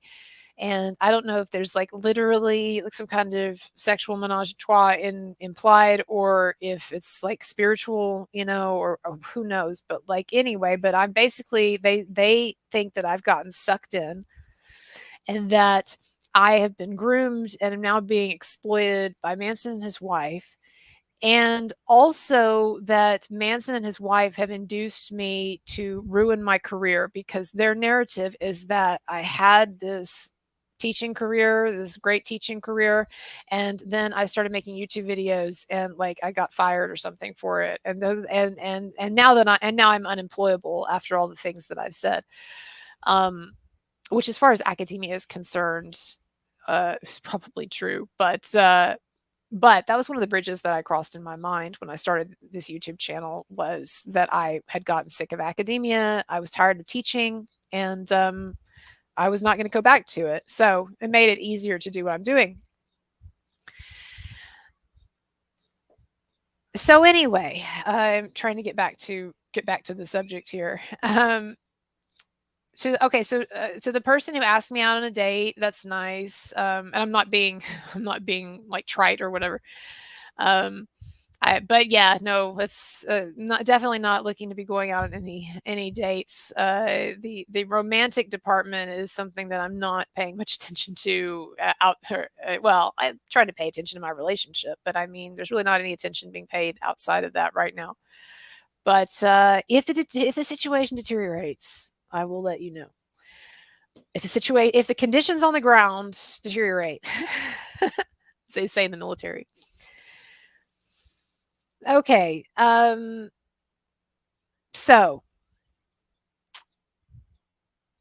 hello, if you're joining us. I see some people coming on, and some people who are back for more. And just want to remind you, as always, so I'll remind you like 3 times this whole night. So this is the 3rd time, I guess. I'll remind you that my PayPal and my Patreon links are below in the description. Should you like to donate or provide a demonstration of your enjoyment. No, but seriously, as I've told people before, the PayPal is a better deal than the YouTube in terms of what they take out of your donations. But with the YouTube, you get the cool super chat, and I understand the appeal of that. So, what topics? Someone mentioned the Adderall thing. No, look, I think that maybe I'm too judgmental. It's possible. Well, I'm trying to debate whether to step into something or not right now, and I don't. I used to be convinced that ADD and ADHD, I'm just gonna lump them both together. I used to be convinced that they were not real things, that and there are a number of psychiatrists who believe this and credible people who believe it, but I used to believe that it was just a cluster of like other symptoms or of even like normal behaviors that people that were now being recoded as and misidentified as this psychiatric disorder where you're literally your brain chemistry is off and your biological brain functioning is off to create all of these ADD symptoms. So I did not believe that, and I did not believe in ADD. But what I've come to think that that was probably a hasty determination, and that I have not done enough research to feel like I could even begin to make a statement like that. And so I kind of in my mind have walked that back, and it's not a claim that I'll be making right now. Let me try this again. Okay, I'll level with you, and I'll tell you the real deal with my attitudes toward Vyvanse and Adderall and stimulants and ADHD. Is that I have taken these drugs before recreationally, and like I said earlier, if you were on the stream, for a couple of years when I was working on my dissertation, got kind of strung out, and I guess that where I'm coming from is that every time I've ever taken these drugs, whether it's Adderall or Vyvanse, and probably the last time would have been, I mean, like years ago now, but for a while I was taking a lot. And I guess every time I took it, I was always like, I can't believe they're giving this shit to kids, because this is like heavy hardcore. This is speed. Look, I mean, I've done enough. I talked about substance abuse earlier in the stream. Like, I've done enough drugs in my life to have a good handle on like whether some things are more hardcore than others, or like, wow, this really has a pop to it, or wow, this is really doing some shit to my head and my body and whatever. And that's just every time that I have done. And you can call it like a bias, I guess, or you can argue that my own personal reaction is not indicative of how others might feel. But it's just like every time I have taken those ADD stimulants, I've been like, whoa. I mean, the heart races and the dry mouth, the mouth gets dry, and you start to have all these physiological weird symptoms, and then you get sort of euphoric, you want to run at the mouth, you want to talk a lot, you have all this energy, and then you come down, and also, yeah, you have all this focus and whatever, right? Because when you're on speed, you're going to have focus. When people, and so I'm really trying, I don't want to be incendiary here, especially here at the end, when everybody's like, it's up late, tired or whatever, but I'm just trying to give my just honest, sort of admittedly biased, perhaps, or misguided opinion. But it's just that my personal experience of those drugs was that they hit pretty hard, and even at like a low dosage, and had all of these side effects. I mean, that you get with amphetamines. Like, it is ADHD medicine. When Tom Cruise said in that interview that Adderall is a street drug, he was being, in a way, he was being hyperbolic, but also he was also like telling the truth, in that there really is not a way to distinguish speed from Adderall and Vyvanse, right? And that doesn't mean that, look, things can be kind of hardcore drugs, or they can have some hardcore effects, and they can still not necessarily be bad for you.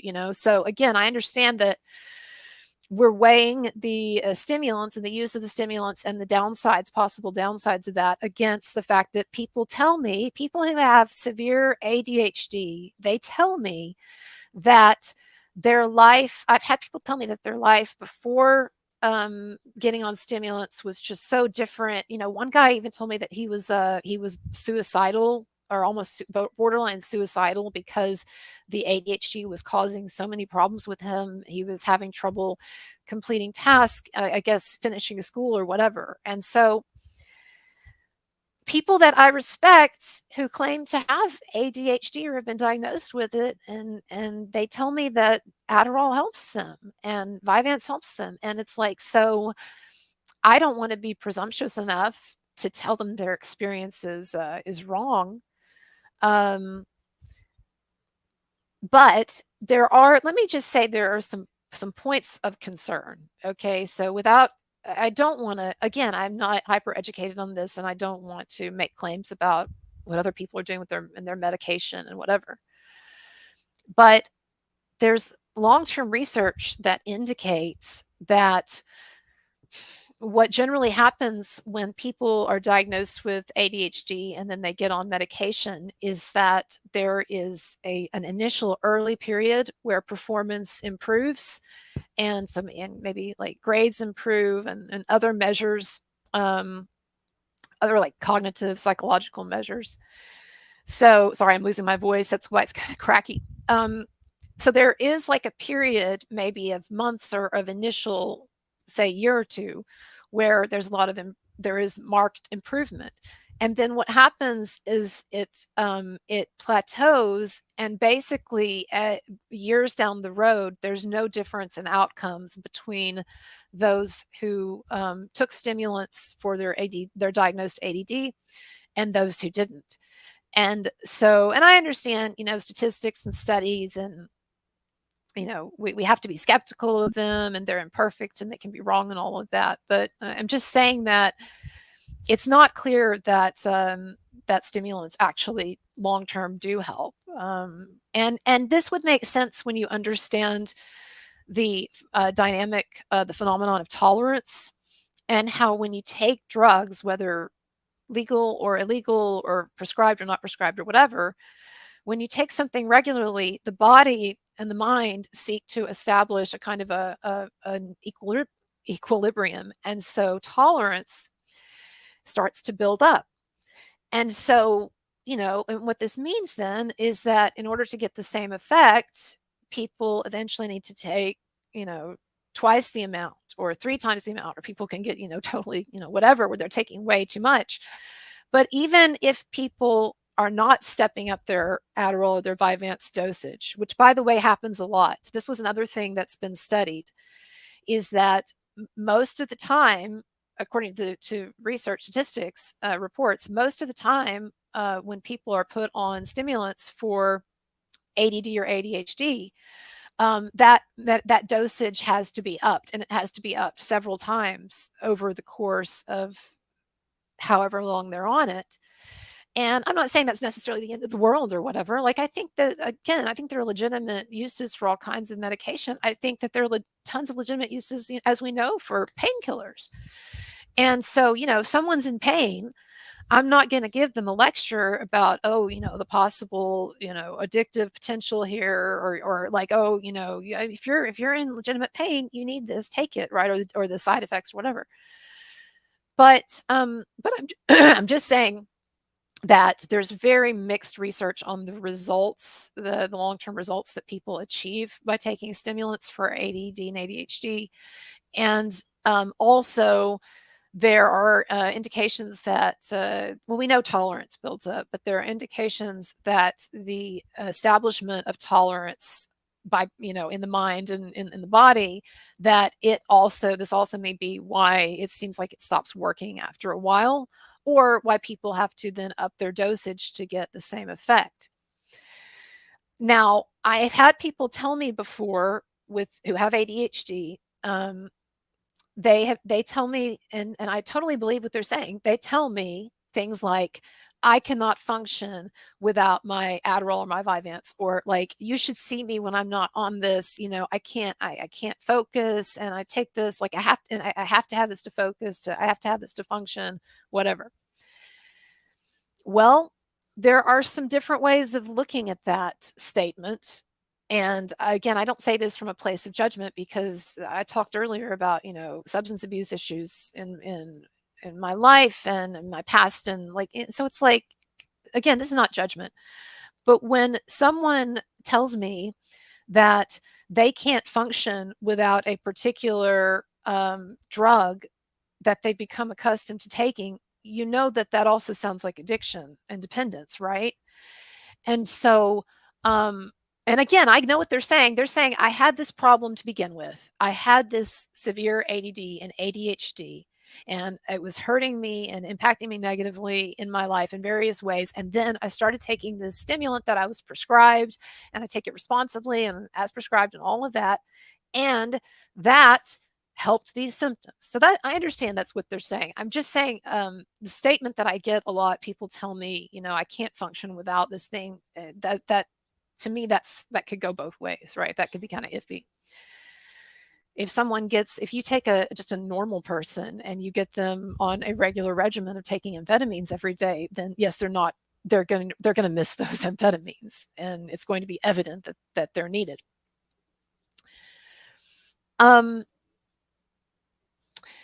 And yes, there is some evidence, and there are a number of researchers who think that that ADD is it is not the precise, accurate diagnosis that maybe a number of people think that they're getting when a doctor says to them, you have ADD or you have ADHD.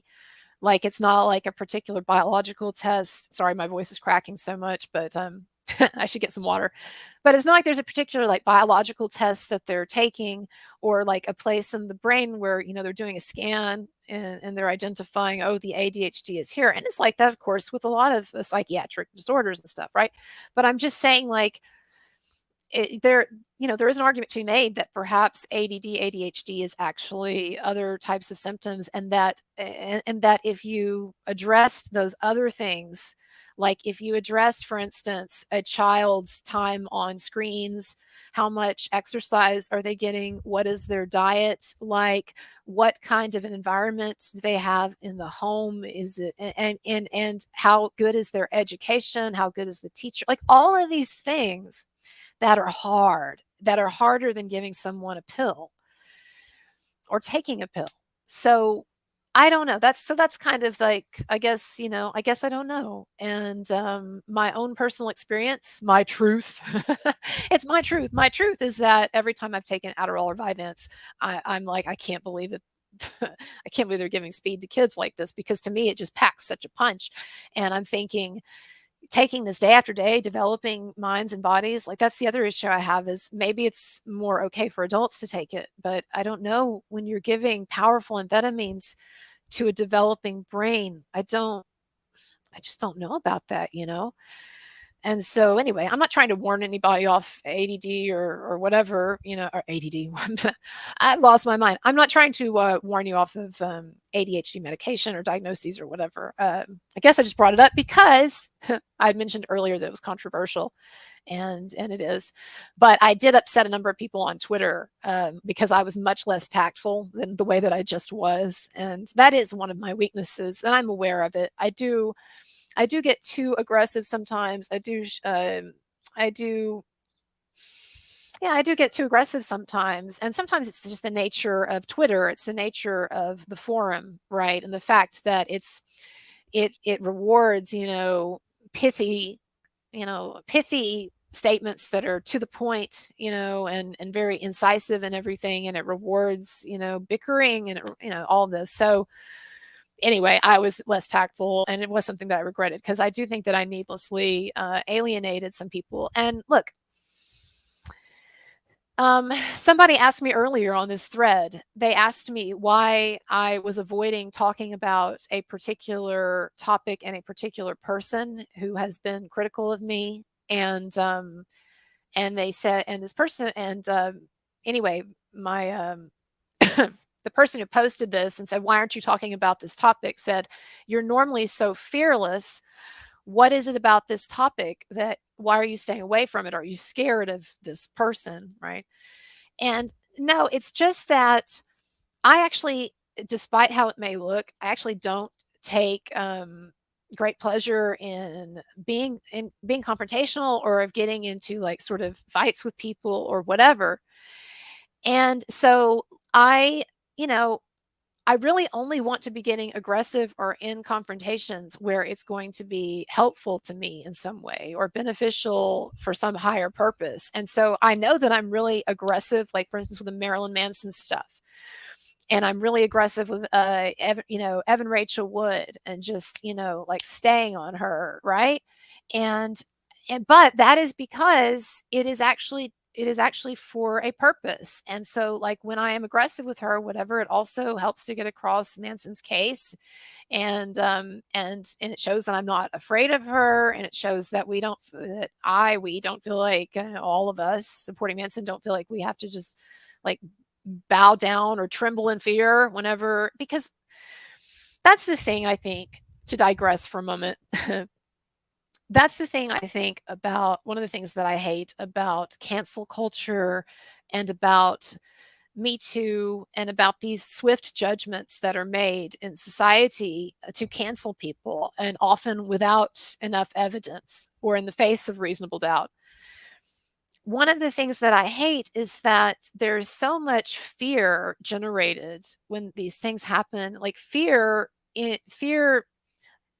among other people who could speak out but now are scared to or don't want to, because there's this feeling of like, if you upset the narrative at all, or if you speak out in favor of someone like Marilyn Manson, then that's something that it could cause you problems, right? It's something to feel like timid about or whatever.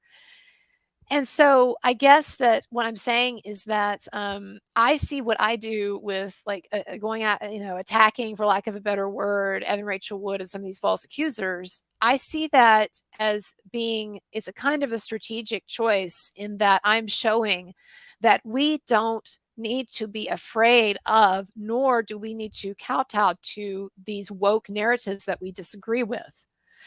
And I hate the idea that, like, there are so many things. This is what I'm trying to say.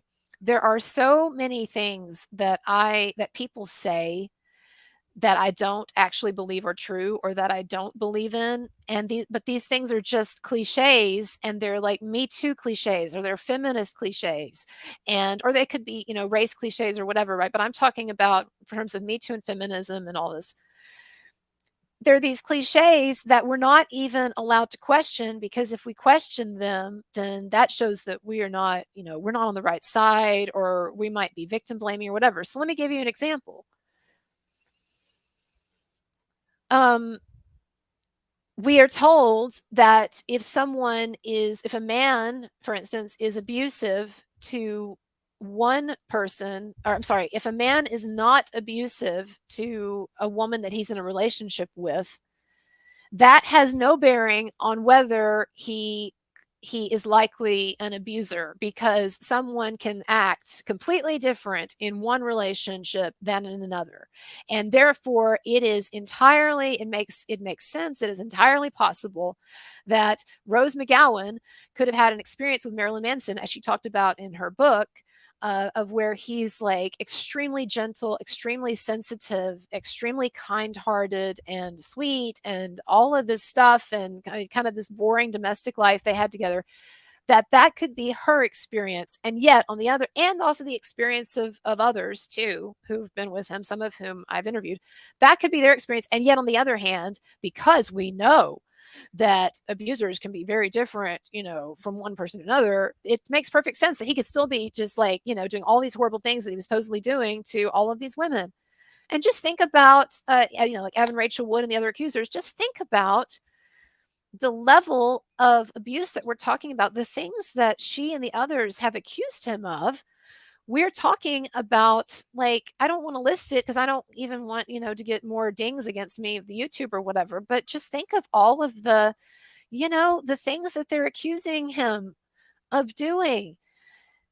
So Manson was this complete monster, demon, whatever, on the one hand, with half the women that he dated. Well, not half the women he dated, like a tiny handful of small group of women he dated, but he was this way with them, supposedly. And yet on the other hand, he could be with all these other women, some of whom, I've interviewed, and Rose McGowan and others, and could be just really gentle and not at all monstrous or abusive. So this maxim that people like to perpetuate, which is this idea that, oh, you can be this way with one person and then totally, totally different in a different romantic relationship. Well, I don't actually know that I buy that. I don't actually know that I do. I would like to see, is there any research that's been done on this? And, I have to think about how one would even research this, but, is there credible research that's been done on this? Or, you know, or are we just going by anecdotes? Are we just going by someone saying, well, one time I knew this guy and he was this way, but then he was this way, I mean, so it's just, I guess what I'm saying is these things, there are all of these tropes and all of these cliches and these slogans at times when we're talking about some of these movements, including Me Too, and they just get recycled and they get reproduced. And after a while, we're just supposed to accept that this is truth because it's been said so many times, and because, it's been fact checked by Mark Zuckerberg or whatever. What's another one? There's another one. Oh, another one. I'll tell you another one. Another one is the idea that that accusers, that supposed victims, that they can be just totally irrational and do just all kinds of irrational things. And one minute it's, they'll be abused by someone, and the next minute they're going to all of his concerts and stuff like any kind of the most irrational behavior is excused. Because did you know that when you go through a traumatic experience, then for the rest of your life, any irrational behavior exhibited by you for the rest of your life can just be automatically excused on that basis? Did you know that? So, we're just supposed to accept that these women who were supposedly terrorized by Marilyn Manson and had all these horrible memories and whatever, and then later they're going to concerts and stuff, that's just, we just accept that. Didn't you read the literature on SA? It explains it all in there. In fact, going to concerts after you've been abused, it's like it's a bigger sign of abuse, I'm sure. It can be spun that way. What else? That people who are victims, that they cannot be expected to give a coherent or logical account of what happened to them. That it's normal for these stories to be riddled with logical inconsistencies and errors and things like that, because you just can't expect them to be rational about anything or to think clearly or whatever. You just accept everything they say, and whoever they say the perpetrator was, then you cancel him and crucify him.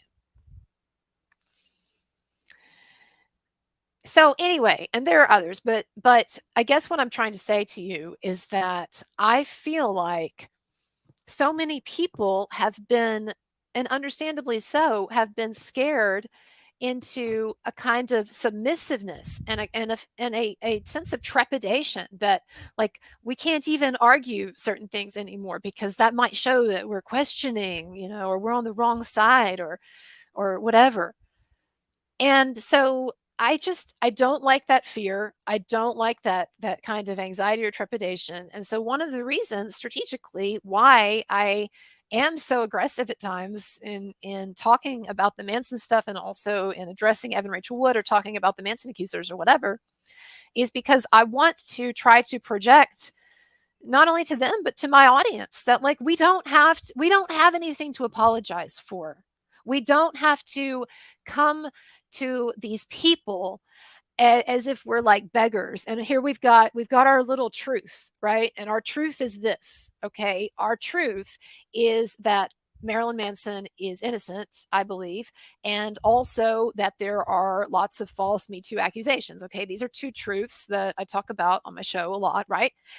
But we are so sort of like all like sort of beaten down into submission by Me Too and by the fear of this hyper woke culture and media sensationalism and all that. We're so beaten down that we're just kind of like this beggar, and we come before everybody and we say, well, we do have this truth, like there is this other side, but like we don't want to push it on you, and we don't want to bother you. Like I hate to bother you, ma'am. I hate to bother you. I hate to bother you. Like if you go outside and there's someone outside trying to get money from you, whatever, and like I'm not trying to bother you. I'm not trying to bother you, right? And I feel like that's like what so many of us feel like, we have to be that way. Like we can't even come out and make a full-throated defense of someone because it's going to be seen as victim blame. And we can't criticize accusers. It's going to be seen as victim blaming. And I really believe that if one is indeed on the side of righteousness and is defending an innocent person against the mob, or is standing up for some innocent people against a ravenous, rabid mob that would like to tear that person apart, I do believe that a certain degree of aggressiveness is warranted and a certain degree of fearlessness. And so there are things sometimes that I do that look juvenile and you could say are just attention, just stunts to try to garner attention. And there's, yes, some of that, but also is to try to consciously project an attitude of fearlessness, because it is very much like the idea of, that certain animals can smell fear or whatever. And I mean, with this kind of stuff, especially this sort of media Me Too shit, it's like there's a lot of fear. There's a lot of blood in the water. There's a lot of fear out there. And I feel like people, some of these activist types and some of these, false accusers and so forth, like they thought that they were just gonna, I think, coast through on fear of that. And so Evan Rachel Wood, let me put it this way.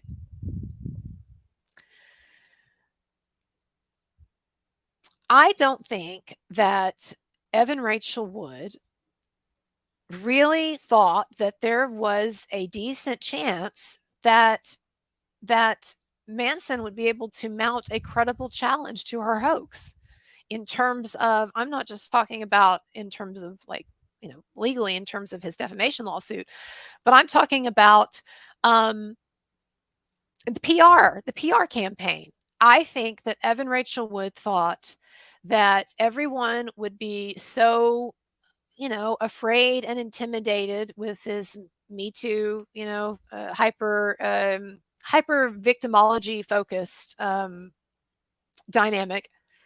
I think that she thought, and also, and with everyone very timid to speak out because you can be canceled just even for saying the wrong thing, right? The thing that's not most, everybody's like vying, with each other. So you can be the most politically correct or whatever. So like this was the atmosphere. This was the environment into which Evan Rachel Wood, injected this whole Manson thing, like started this hoax. And so I think that she really did not think that there was any way that Manson would be able to mount a credible a credible PR defense. I think that what she thought would happen would be that he would get canceled, as he was. And so you'd have this barrage of Instagram posts by her and the other conspirators and accusers, and you'd have lots of interviews and this barrage of bad press, and then eventually there would be Phoenix Rising and all this. And I think she thought that Manson would just be sort of what's the term I'm wanting to use, that it would be that there would be so much fear, and it would be such a blow that there would be no way that he could get out from under it to even mount any kind of a real PR defense. And so I think that Evan Rachel Wood is I think she's probably extremely surprised that we, little kids, or we little ones on YouTube and on Twitter and Instagram, those of us who are standing up for Manson's innocence, I think she's probably very surprised that we've been able to have even the impact that we have had in terms of getting a lot of views for some of our videos and being able to take the Amber Heard, Johnny Depp sentiment and kind of leverage some of that or redirect some of it. I know not everybody or most people have jumped on board, but there were some that got on because of the Johnny Depp Amber Heard stuff, and then they've stuck around because this Manson stuff is crazy. But I'm just saying that I don't think that Evan Rachel Wood, I think that she thought that she was stepping into an arena that she was totally just going to dominate. And I think that she thought that she's so narcissistic, but also took such confidence in sort of the political moment that we're at and where we're at with Me Too and everything. I think that she thought that she was just going to dominate Manson from start to finish with this thing, and that he would be canceled, and then it would just be, for him, it would be this sort of ignominious fade out into obscurity, of people not remembering much about him, except, oh yeah, that was that abusive monster who terrorized all those women, including the great saint, that great gender activist president, Evan Rachel Wood. No, but I mean, who knows what's going on in that crazy head. So she thought she was just gonna. I really think she thought she was gonna roll over Manson, and I think that she has probably been surprised at the significant pushback that she has received via not only YouTube but via social media. Like those of us who support Manson have been trying to get the word out in various ways through various accounts online and stuff. Like, we have had an impact, and so of some kind, and I'm sure that we have changed some minds, many minds perhaps. And I know that there are some celebrities watching us, and it's like some big people watching us, and I don't just mean just me. I'm talking about other pro Manson accounts and other videos and stuff. Like, we've got eyes on us, and those eyes belong to people in Evan Rachel Wood's industry and in her milieu and her environment, right? Because some of these same people who are interested in this hoax from the because of out of a connection with Marilyn Manson, or because of Marilyn Manson, well, there's those are a lot of the same people, might be people who know Evan Rachel Wood, or Hollywood's a small world or whatever, and she knows also, Evan Rachel Wood knows that this, the internet, it is forever, as they like to say, or at least it lasts a long time. And she knows that her name will now for a long time be attached to a kind of negative notoriety. That's got to be something that's very surprising and shocking for her. I guarantee you, because look, when she started all this stuff, remember, when she started all this stuff against Manson, not only had the Johnny Depp Amber Heard trial not happened yet, but it was still, even in early 2021, it was still far from clear in the public mind that Johnny Depp was the wronged one, and things are not consolidated. They had not been clarified. We've not gone through the trial. And so I think Evan Rachel Wood did not have that Amber Heard thing really as a kind of an object lesson or a warning. And then also,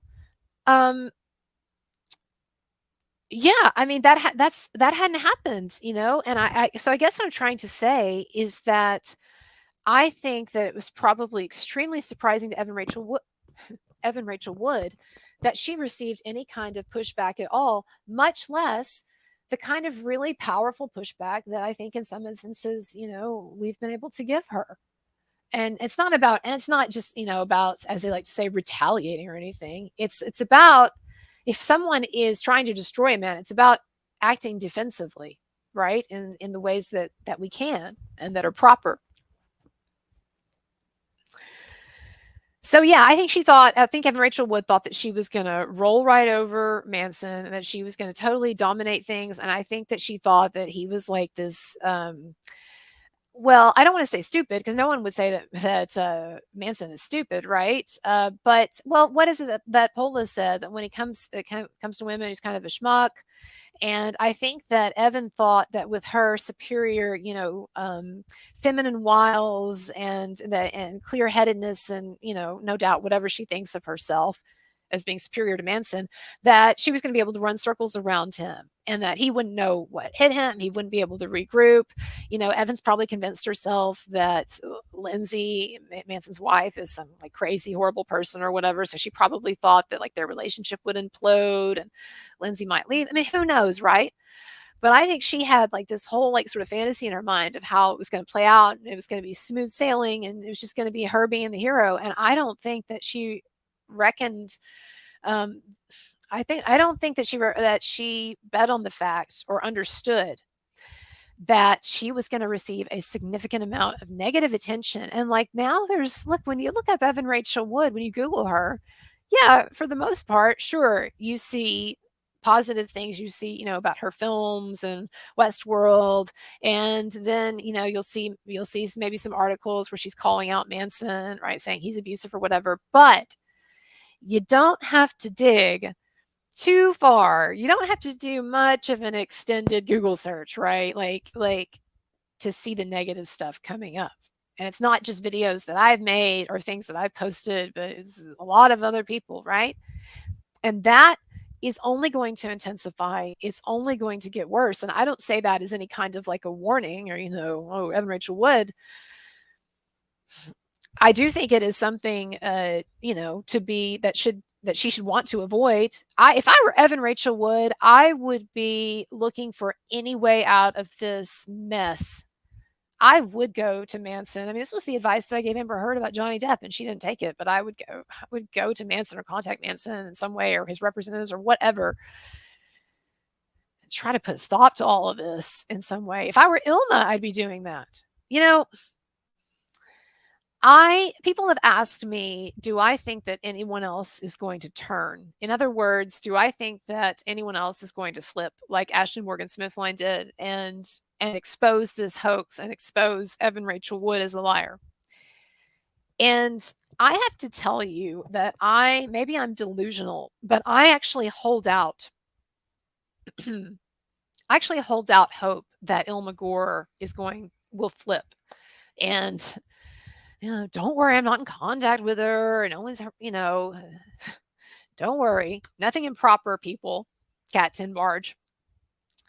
But like not having talked to her or anything, and not having any indication that Ilma's had second thoughts or anything, I'm just betting that she is. Because Ilma Gore, yeah, she's done a lot of shady stuff, and she's lied about other things, and she's kind of done committed other hoaxes, and I've talked about this before, and so have others. But Ilma Gore has not shown any indication, at least that I know of, that she is like just a truly awful human being. Now, and she may actually be a truly awful human being, but I mean, I haven't. Let me put it this way: outside of the Marilyn Manson stuff, it seems like mostly what she was doing was just kind of some dumb sort of insignificant lies about things like, telling a magazine that a Trump reporter or Trump supporter kidnapped me and drove me around in his van. I mean, yeah, it's weird, and I'm not justifying it, but that is different than saying that someone is like just is just like this, just totally, monstrous, degenerate manipulator, a predator. Like, I don't know that Ilma Gore is actually a predator, okay? I think that Evan Rachel Wood is a predator because Evan Rachel Wood targeted all of these different people. She not only targeted Manson to go after him and Manson's wife by extension, you could say, but also she targeted all of these women that she recruited. They were all Evan Rachel Wood's marks too. And so I think that it is, and I'm not the only one to say this. Ashley Morgan Smithline actually has shared this. She's actually, she talked to Evan Rachel Wood and Ilma Gore and, and so forth back when she was on their side. Ashley Morgan Smithline says that Ilma is not really that a bad person and that she was just really in love with Evan and thought that she was doing the right thing. And I certainly do not want to excuse Ilma Gore's shitty behavior or the horrible things that she's done to Manson. I wouldn't want her in my family, right? I'll put it that way. I wouldn't want to be her best friend, but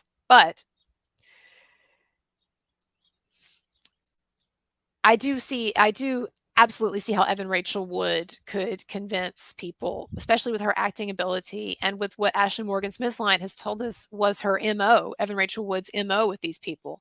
I can absolutely see how Evan Rachel Wood would manipulate people and could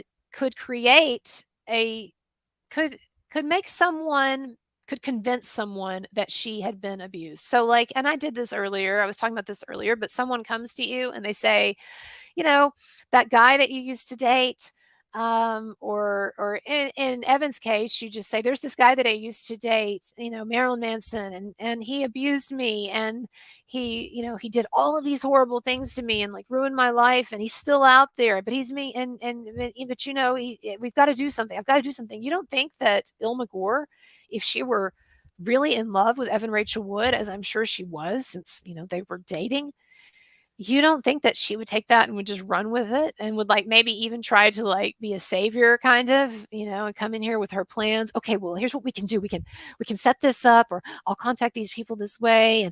And what else? Maybe we need to we could type up a letter, maybe a fake FBI letter. I don't know. Just I'm just saying. I think the jury is still out on Ilma Gore, whether she is still gung-ho on this thing. I know that when she was initially sued, she put on this air of bravado, and she said something like, "Bring it on, you." I'm not going to say it, but I understand that. I understand she's shown all this bravado and everything, but I'm sure it is a heavy feeling when you feel the legal process, settling in on you, and you've got a lot of bad press that you're looking at in the future, and and you're in a nightmare. Evan Rachel Wood turned Ilma Gore's life into a nightmare. It is objectively, I think we can agree, what is going on in Ilma Gore's life right now it must feel nightmarish to have all of this negative public exposure, and to have all of these people who see the truth and are talking about it every day online, and to have this major lawsuit and all of the media coverage that is going to entail, and whatever financial burdens are coming along with that, or whatever. This woman got her into this shit. So Evan Rachel Wood got Ilma Gore. Ilma Gore, I guess, was sort of minding her own business, and apparently Ilma was with a friend of Evan's, was dating a friend of Evan's, and then Evan ended up poaching Ilma, from this friend, whatever. So the point is, though, Ilma Gore was kind of living her life, and then this movie star, who's not perhaps my type, but glamorous in her own way, or beautiful, or wounded, or whatever we want to say about her, right?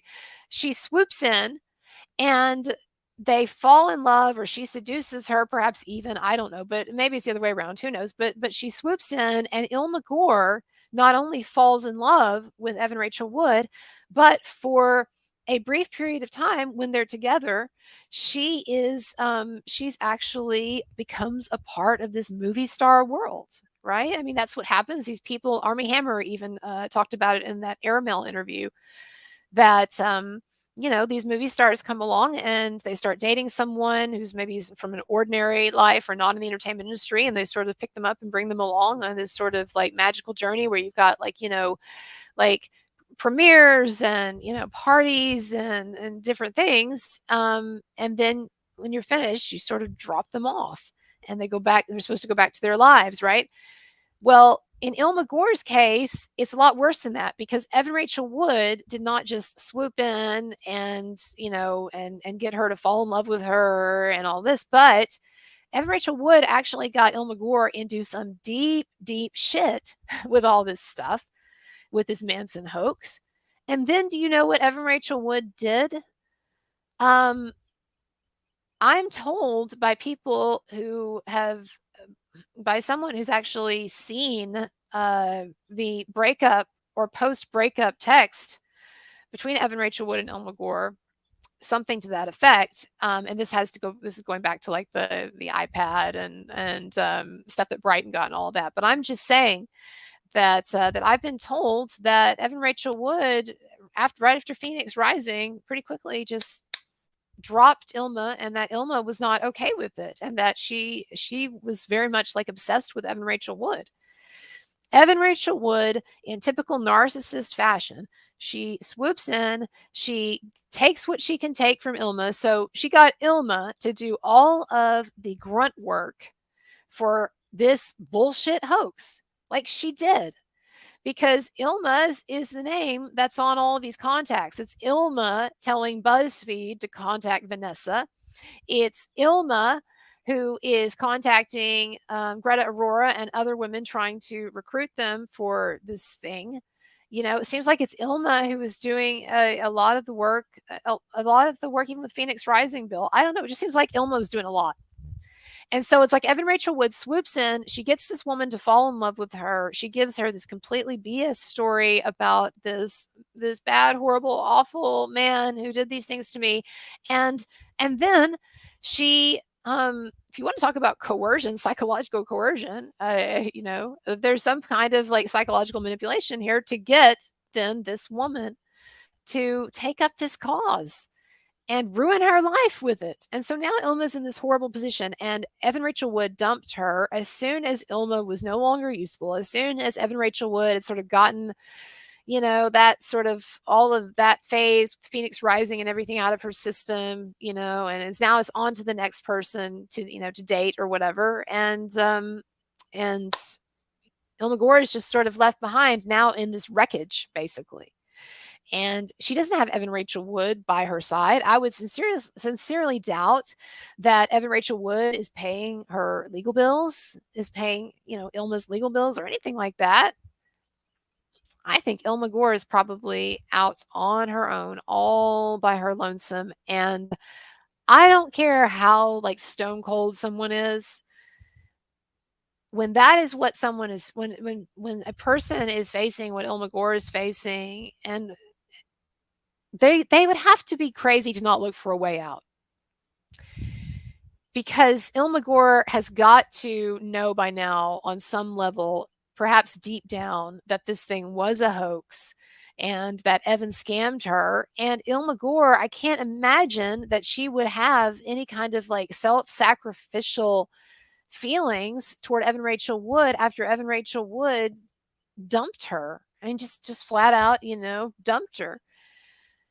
And has left her now to deal with all of this insane legal BS that Ilma, I don't think, asked for. And I think she only got involved because she really loved Evan and she thought that Evan had actually been abused. Now, and that's where the lies and the making up shit, and all the Machiavellian, machinations by Ilma Gore, I think sort of emanated from that basic idea of like, I love this woman and she says this is what happened, we have to fight this bad guy, and yes, we'll also raise her profile or activist profile and raise my profile and all that, right? Of course there's self-serving stuff mixed in.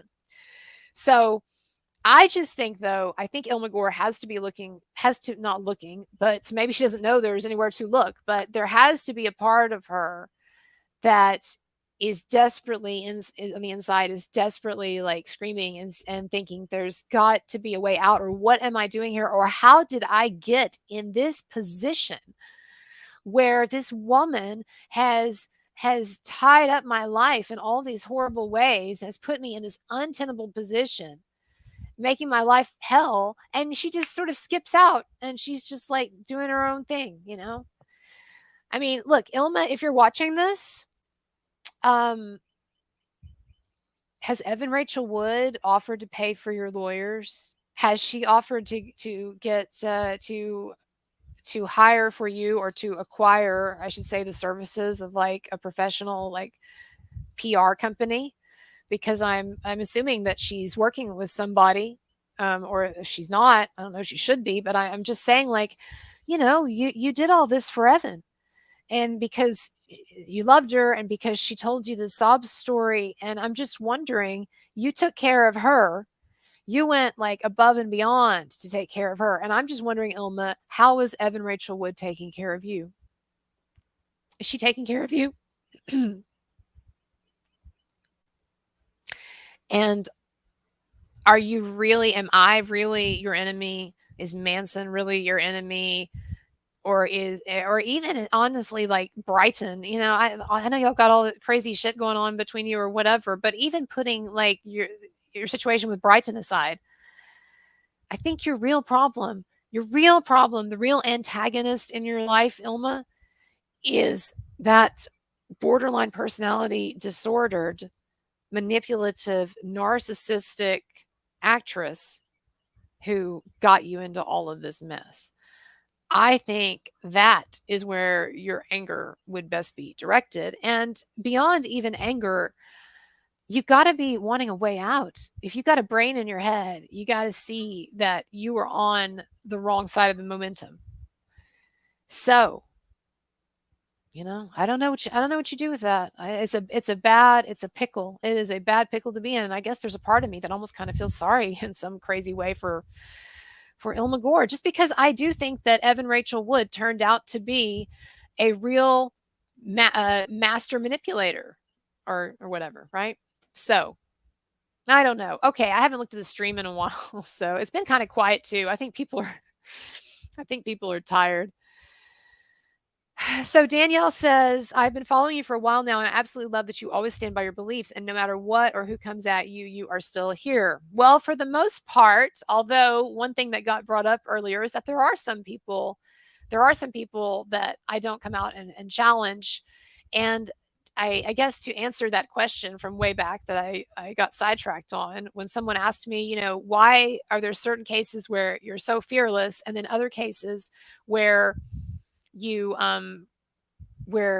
shy away from things, or you choose not to talk about certain things, or certain people seem to intimidate you into not speaking. And it's because, as I was trying to say earlier, there actually is a reason strategically for the expression of aggression or whatever when you see it. And there are certain cases that are just not significant enough, or it's going to do me. There are certain situations where being aggressive is not going to do me any good, and all it's going to do is rile up the other person who's extremely unstable and who has already shown a propensity toward instability, you know, and some things that people aren't even aware of, so behind the scenes. And so what I look at is like, okay, I know that if I antagonize this certain person, that I'm going to have all of this, like, you know, crazy stuff to see or to deal with, or whatever, or someone else will have to deal with it, you know, because it spills over into other people. And for what? So that's the reason, if someone wondered why sometimes, you know, like I seem to be intimidated by certain people or certain situations. It's not intimidation. It's just that I think, like, is this worth the trouble I'm about to get into? And so with Evan Rachel Wood and with some of the other accusers, then it makes sense for the reasons that I've talked about, right? The most important being that I think it's strategically important to show strength and to show fearlessness, and to show that you're not gonna kowtow to their narrative. So, all right, y'all. Well, it is 8:20. We are at the we just got to the 7-hour mark, actually. 7 hours. Woo! It's like when the ball drops in Times Square. So that means we've gotten a 17-hour live stream, which I feel really good about. I think that I'm not going I'm not going to have the endurance to go longer, simply because, I mean, I could go like 6 hours more, but I also know that I'm having lunch with somebody who, I don't want to be a zombie when I'm talking to them. So I do think I need to catch a little shut eye and stuff. So there's one thing that was on my list that I have not yet talked about. I teased that I was going to discuss the meaning of life. And don't worry, don't shudder inwardly. I'm not about to go off on some long philosophical monologue. But the meaning of life, if you like, so earlier when I was talking about the Nexium stuff, way back when I started this live stream, I said, if you want to get to the real truth of what someone thinks about something, imagine that you're like hooked up to a lie detector test, and that someone is telling you that unless you tell as close to the truth as you can of what you think about something, then you're going to be killed. That's a good metaphor, or metaphor, allegory, or whatever. But that is a good scenario, an instructive scenario for trying to get someone's absolute honesty, right? Is like, okay, forget all of this, forget this, and just tell me, like, if your life depended on you being as straight up as you can about what you think about this, what would you say?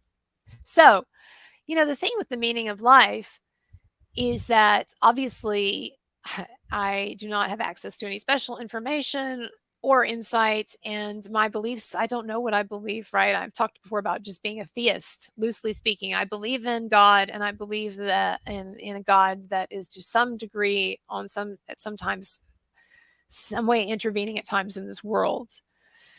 And maybe a lot in subtle ways. I don't know. In our, maybe we see that at the end when we look back at our lives. Actually, I don't know how much of it was synchronistic, but I don't have, obviously any special insight or information. I don't really know what I believe beyond just some basic theism. And I did lay some of this out in a video that I did called "Why I Believe in God" and what I think about evil. So you can find it on my channel. But I think that people have these near-death experiences, and they come back and, they have insights about that. And I know that not all of those experiences are credible or whatever, and some people are just making up stuff or whatever. But it does seem like there are some common denominators when people talk about some common aspects of these near-death experiences and what they teach people about what's important in life. And I think that I do think that reincarnation is possible. I think that it doesn't make sense to only have one life, because one life is just not enough. We're alive, like, not long at all, dust in the wind. All we are is dust in the wind. And, we're limited to our own particular perspective and our subjectivity and all the particular environment that we're in and time period that we're in and all of that. And so I just think that it would make more sense if there is some kind of an eternal soul or something, of a self that survives after the body is dead. It would make sense that this soul would not just have the one human lifetime. That just doesn't make sense. So I do incline toward thinking that reincarnation makes sense. But of course, that's like acting like any of it makes sense, right? And of course, this is just speculation. But I do feel like I do agree with those who believe that God, whatever God is, that God created the material universe and organisms, allowed organisms like us to evolve as a way to more fully experience himself or itself, if we're talking about God. In other words, if God is this whole, this one unified thing that is pervasive throughout the universe and in all of creation and whatever, but is also this singular intelligence, if there are little pieces of God in all of us, if that's what a soul is basically, it's as this sort of this Eastern idea, right, of the one that is then broken into and dispersed as the many. And if we all have a bit of God in us, then I feel like it's almost like we are we human beings, and not just human beings, animals and other things, I don't know if God is able to experience things through plants in this schema, but perhaps. I mean, plants do like sense things. They're reactive. They don't really have brains, but I'm about to completely lose my voice, but I did want to say, while we're on the subject of plants having feelings and brains, one of my favorite horror movies, and I love horror movies, and I've had people tell me that they thought this movie was stupid. So if you've seen this movie, you can tell me in the chat or in the comments whether you thought this movie was stupid. I thought it was utterly terrifying. It was so terrifying, this movie about plants, about intelligent plants. It was so terrifying that I decided to check out the book that it was based on, and the book terrified me even more. And then I saw where Stephen King had said it was like one of the best horror novels ever written, and I was like, wow, why are people not more into this? So The Ruins. I don't know if any of you, if you're horror aficionados, if you're familiar with this, but The Ruins is this horror movie about these college kids go on a trip to Mexico, and they go deep into the jungle, and they're investigating these newly excavated ruins, okay, like Mayan ruins or whatever. And it turns out they get stuck. On at the top of these ruins, and so they get stuck up there, and they want to come down, but they can't leave because there are these townspeople that have come from the town, these natives, and the natives like basically cordon them off, a kind of a quarantine zone, and they won't let anyone leave. And if anyone tries to leave the ruins, any of these college tourists who've gotten stuck up there, if they try to leave, then they're shot and killed. So it becomes very clear that the townspeople are intentionally quarantining them because there's something bad on that hill. There's something bad in those ruins. And it turns out that it is a plant that is sentient. So it's like a pretty looking plant, with like red flowers on it and whatever. But it turns out that it is somehow mysteriously it is sentient, and that it likes to kill biological organisms and then drain all of their nutrients and vitamins and everything, almost like vampirically or something. And so these kids are stuck up there with these scary plants. It sounds like a ridiculous idea, but it scared the hell out of me. And there were some scenes in this book and in this movie that were just, I thought, were pretty like jaw-droppingly disturbing and disgusting or whatever. So if you're into that sort of thing, check it out. But anyway, I don't know what God is experiencing through plants, but I will say that I do think that ultimately we are in a simulation, because we are almost like God watching a movie. Like, why do we watch a movie? Let me put it this way. Why do we watch a movie, or why do we watch television? Where we watch it, well, you could say, first of all, because we're bored. And then you could also say, because more importantly, we derive artistic meaning, or we derive truths about life, or by vicariously experiencing something through the characters, we are able to actually get a sense of what it would be like to live in that person's life. And so it is very true. You've probably heard the saying before that he who doesn't read lives one life, but he who reads lives thousands of lives. And as someone who has not only done a lot of reading, but someone who really loves film, and I think the same thing is true of film and of cinema and of television, there's a lot of crap, and at times it's just about alleviating your boredom, but also it's a window on different ways of being in the world and different experiences and different events. And like, you really do have a much richer both breadth and depth of experience if you can appreciate narrative, and if you can appreciate a book or a movie or whatever, and really, when you're watching it, really get it on another level beyond just mere entertainment, as great as that is.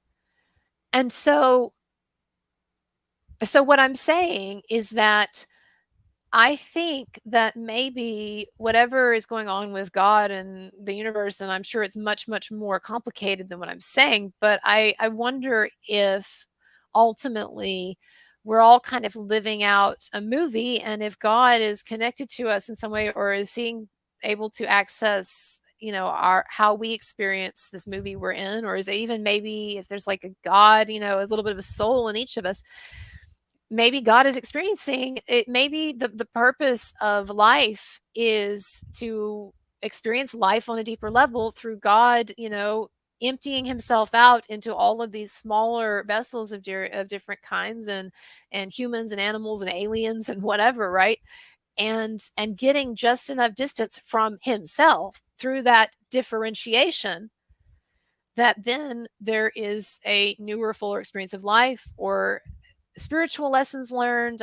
Who knows, right? But I think it's an interesting proposition. And also, this might explain why a seemingly, what we would assume would be a benevolent God would allow suffering in the world, because, you do learn a lot from a sad movie. You get a lot of insights about life, and you get a deeper, richer experience. I was talking to Scott Cardinal about it earlier. Like, I like sad movies. I like horror films. Well, why would I like that?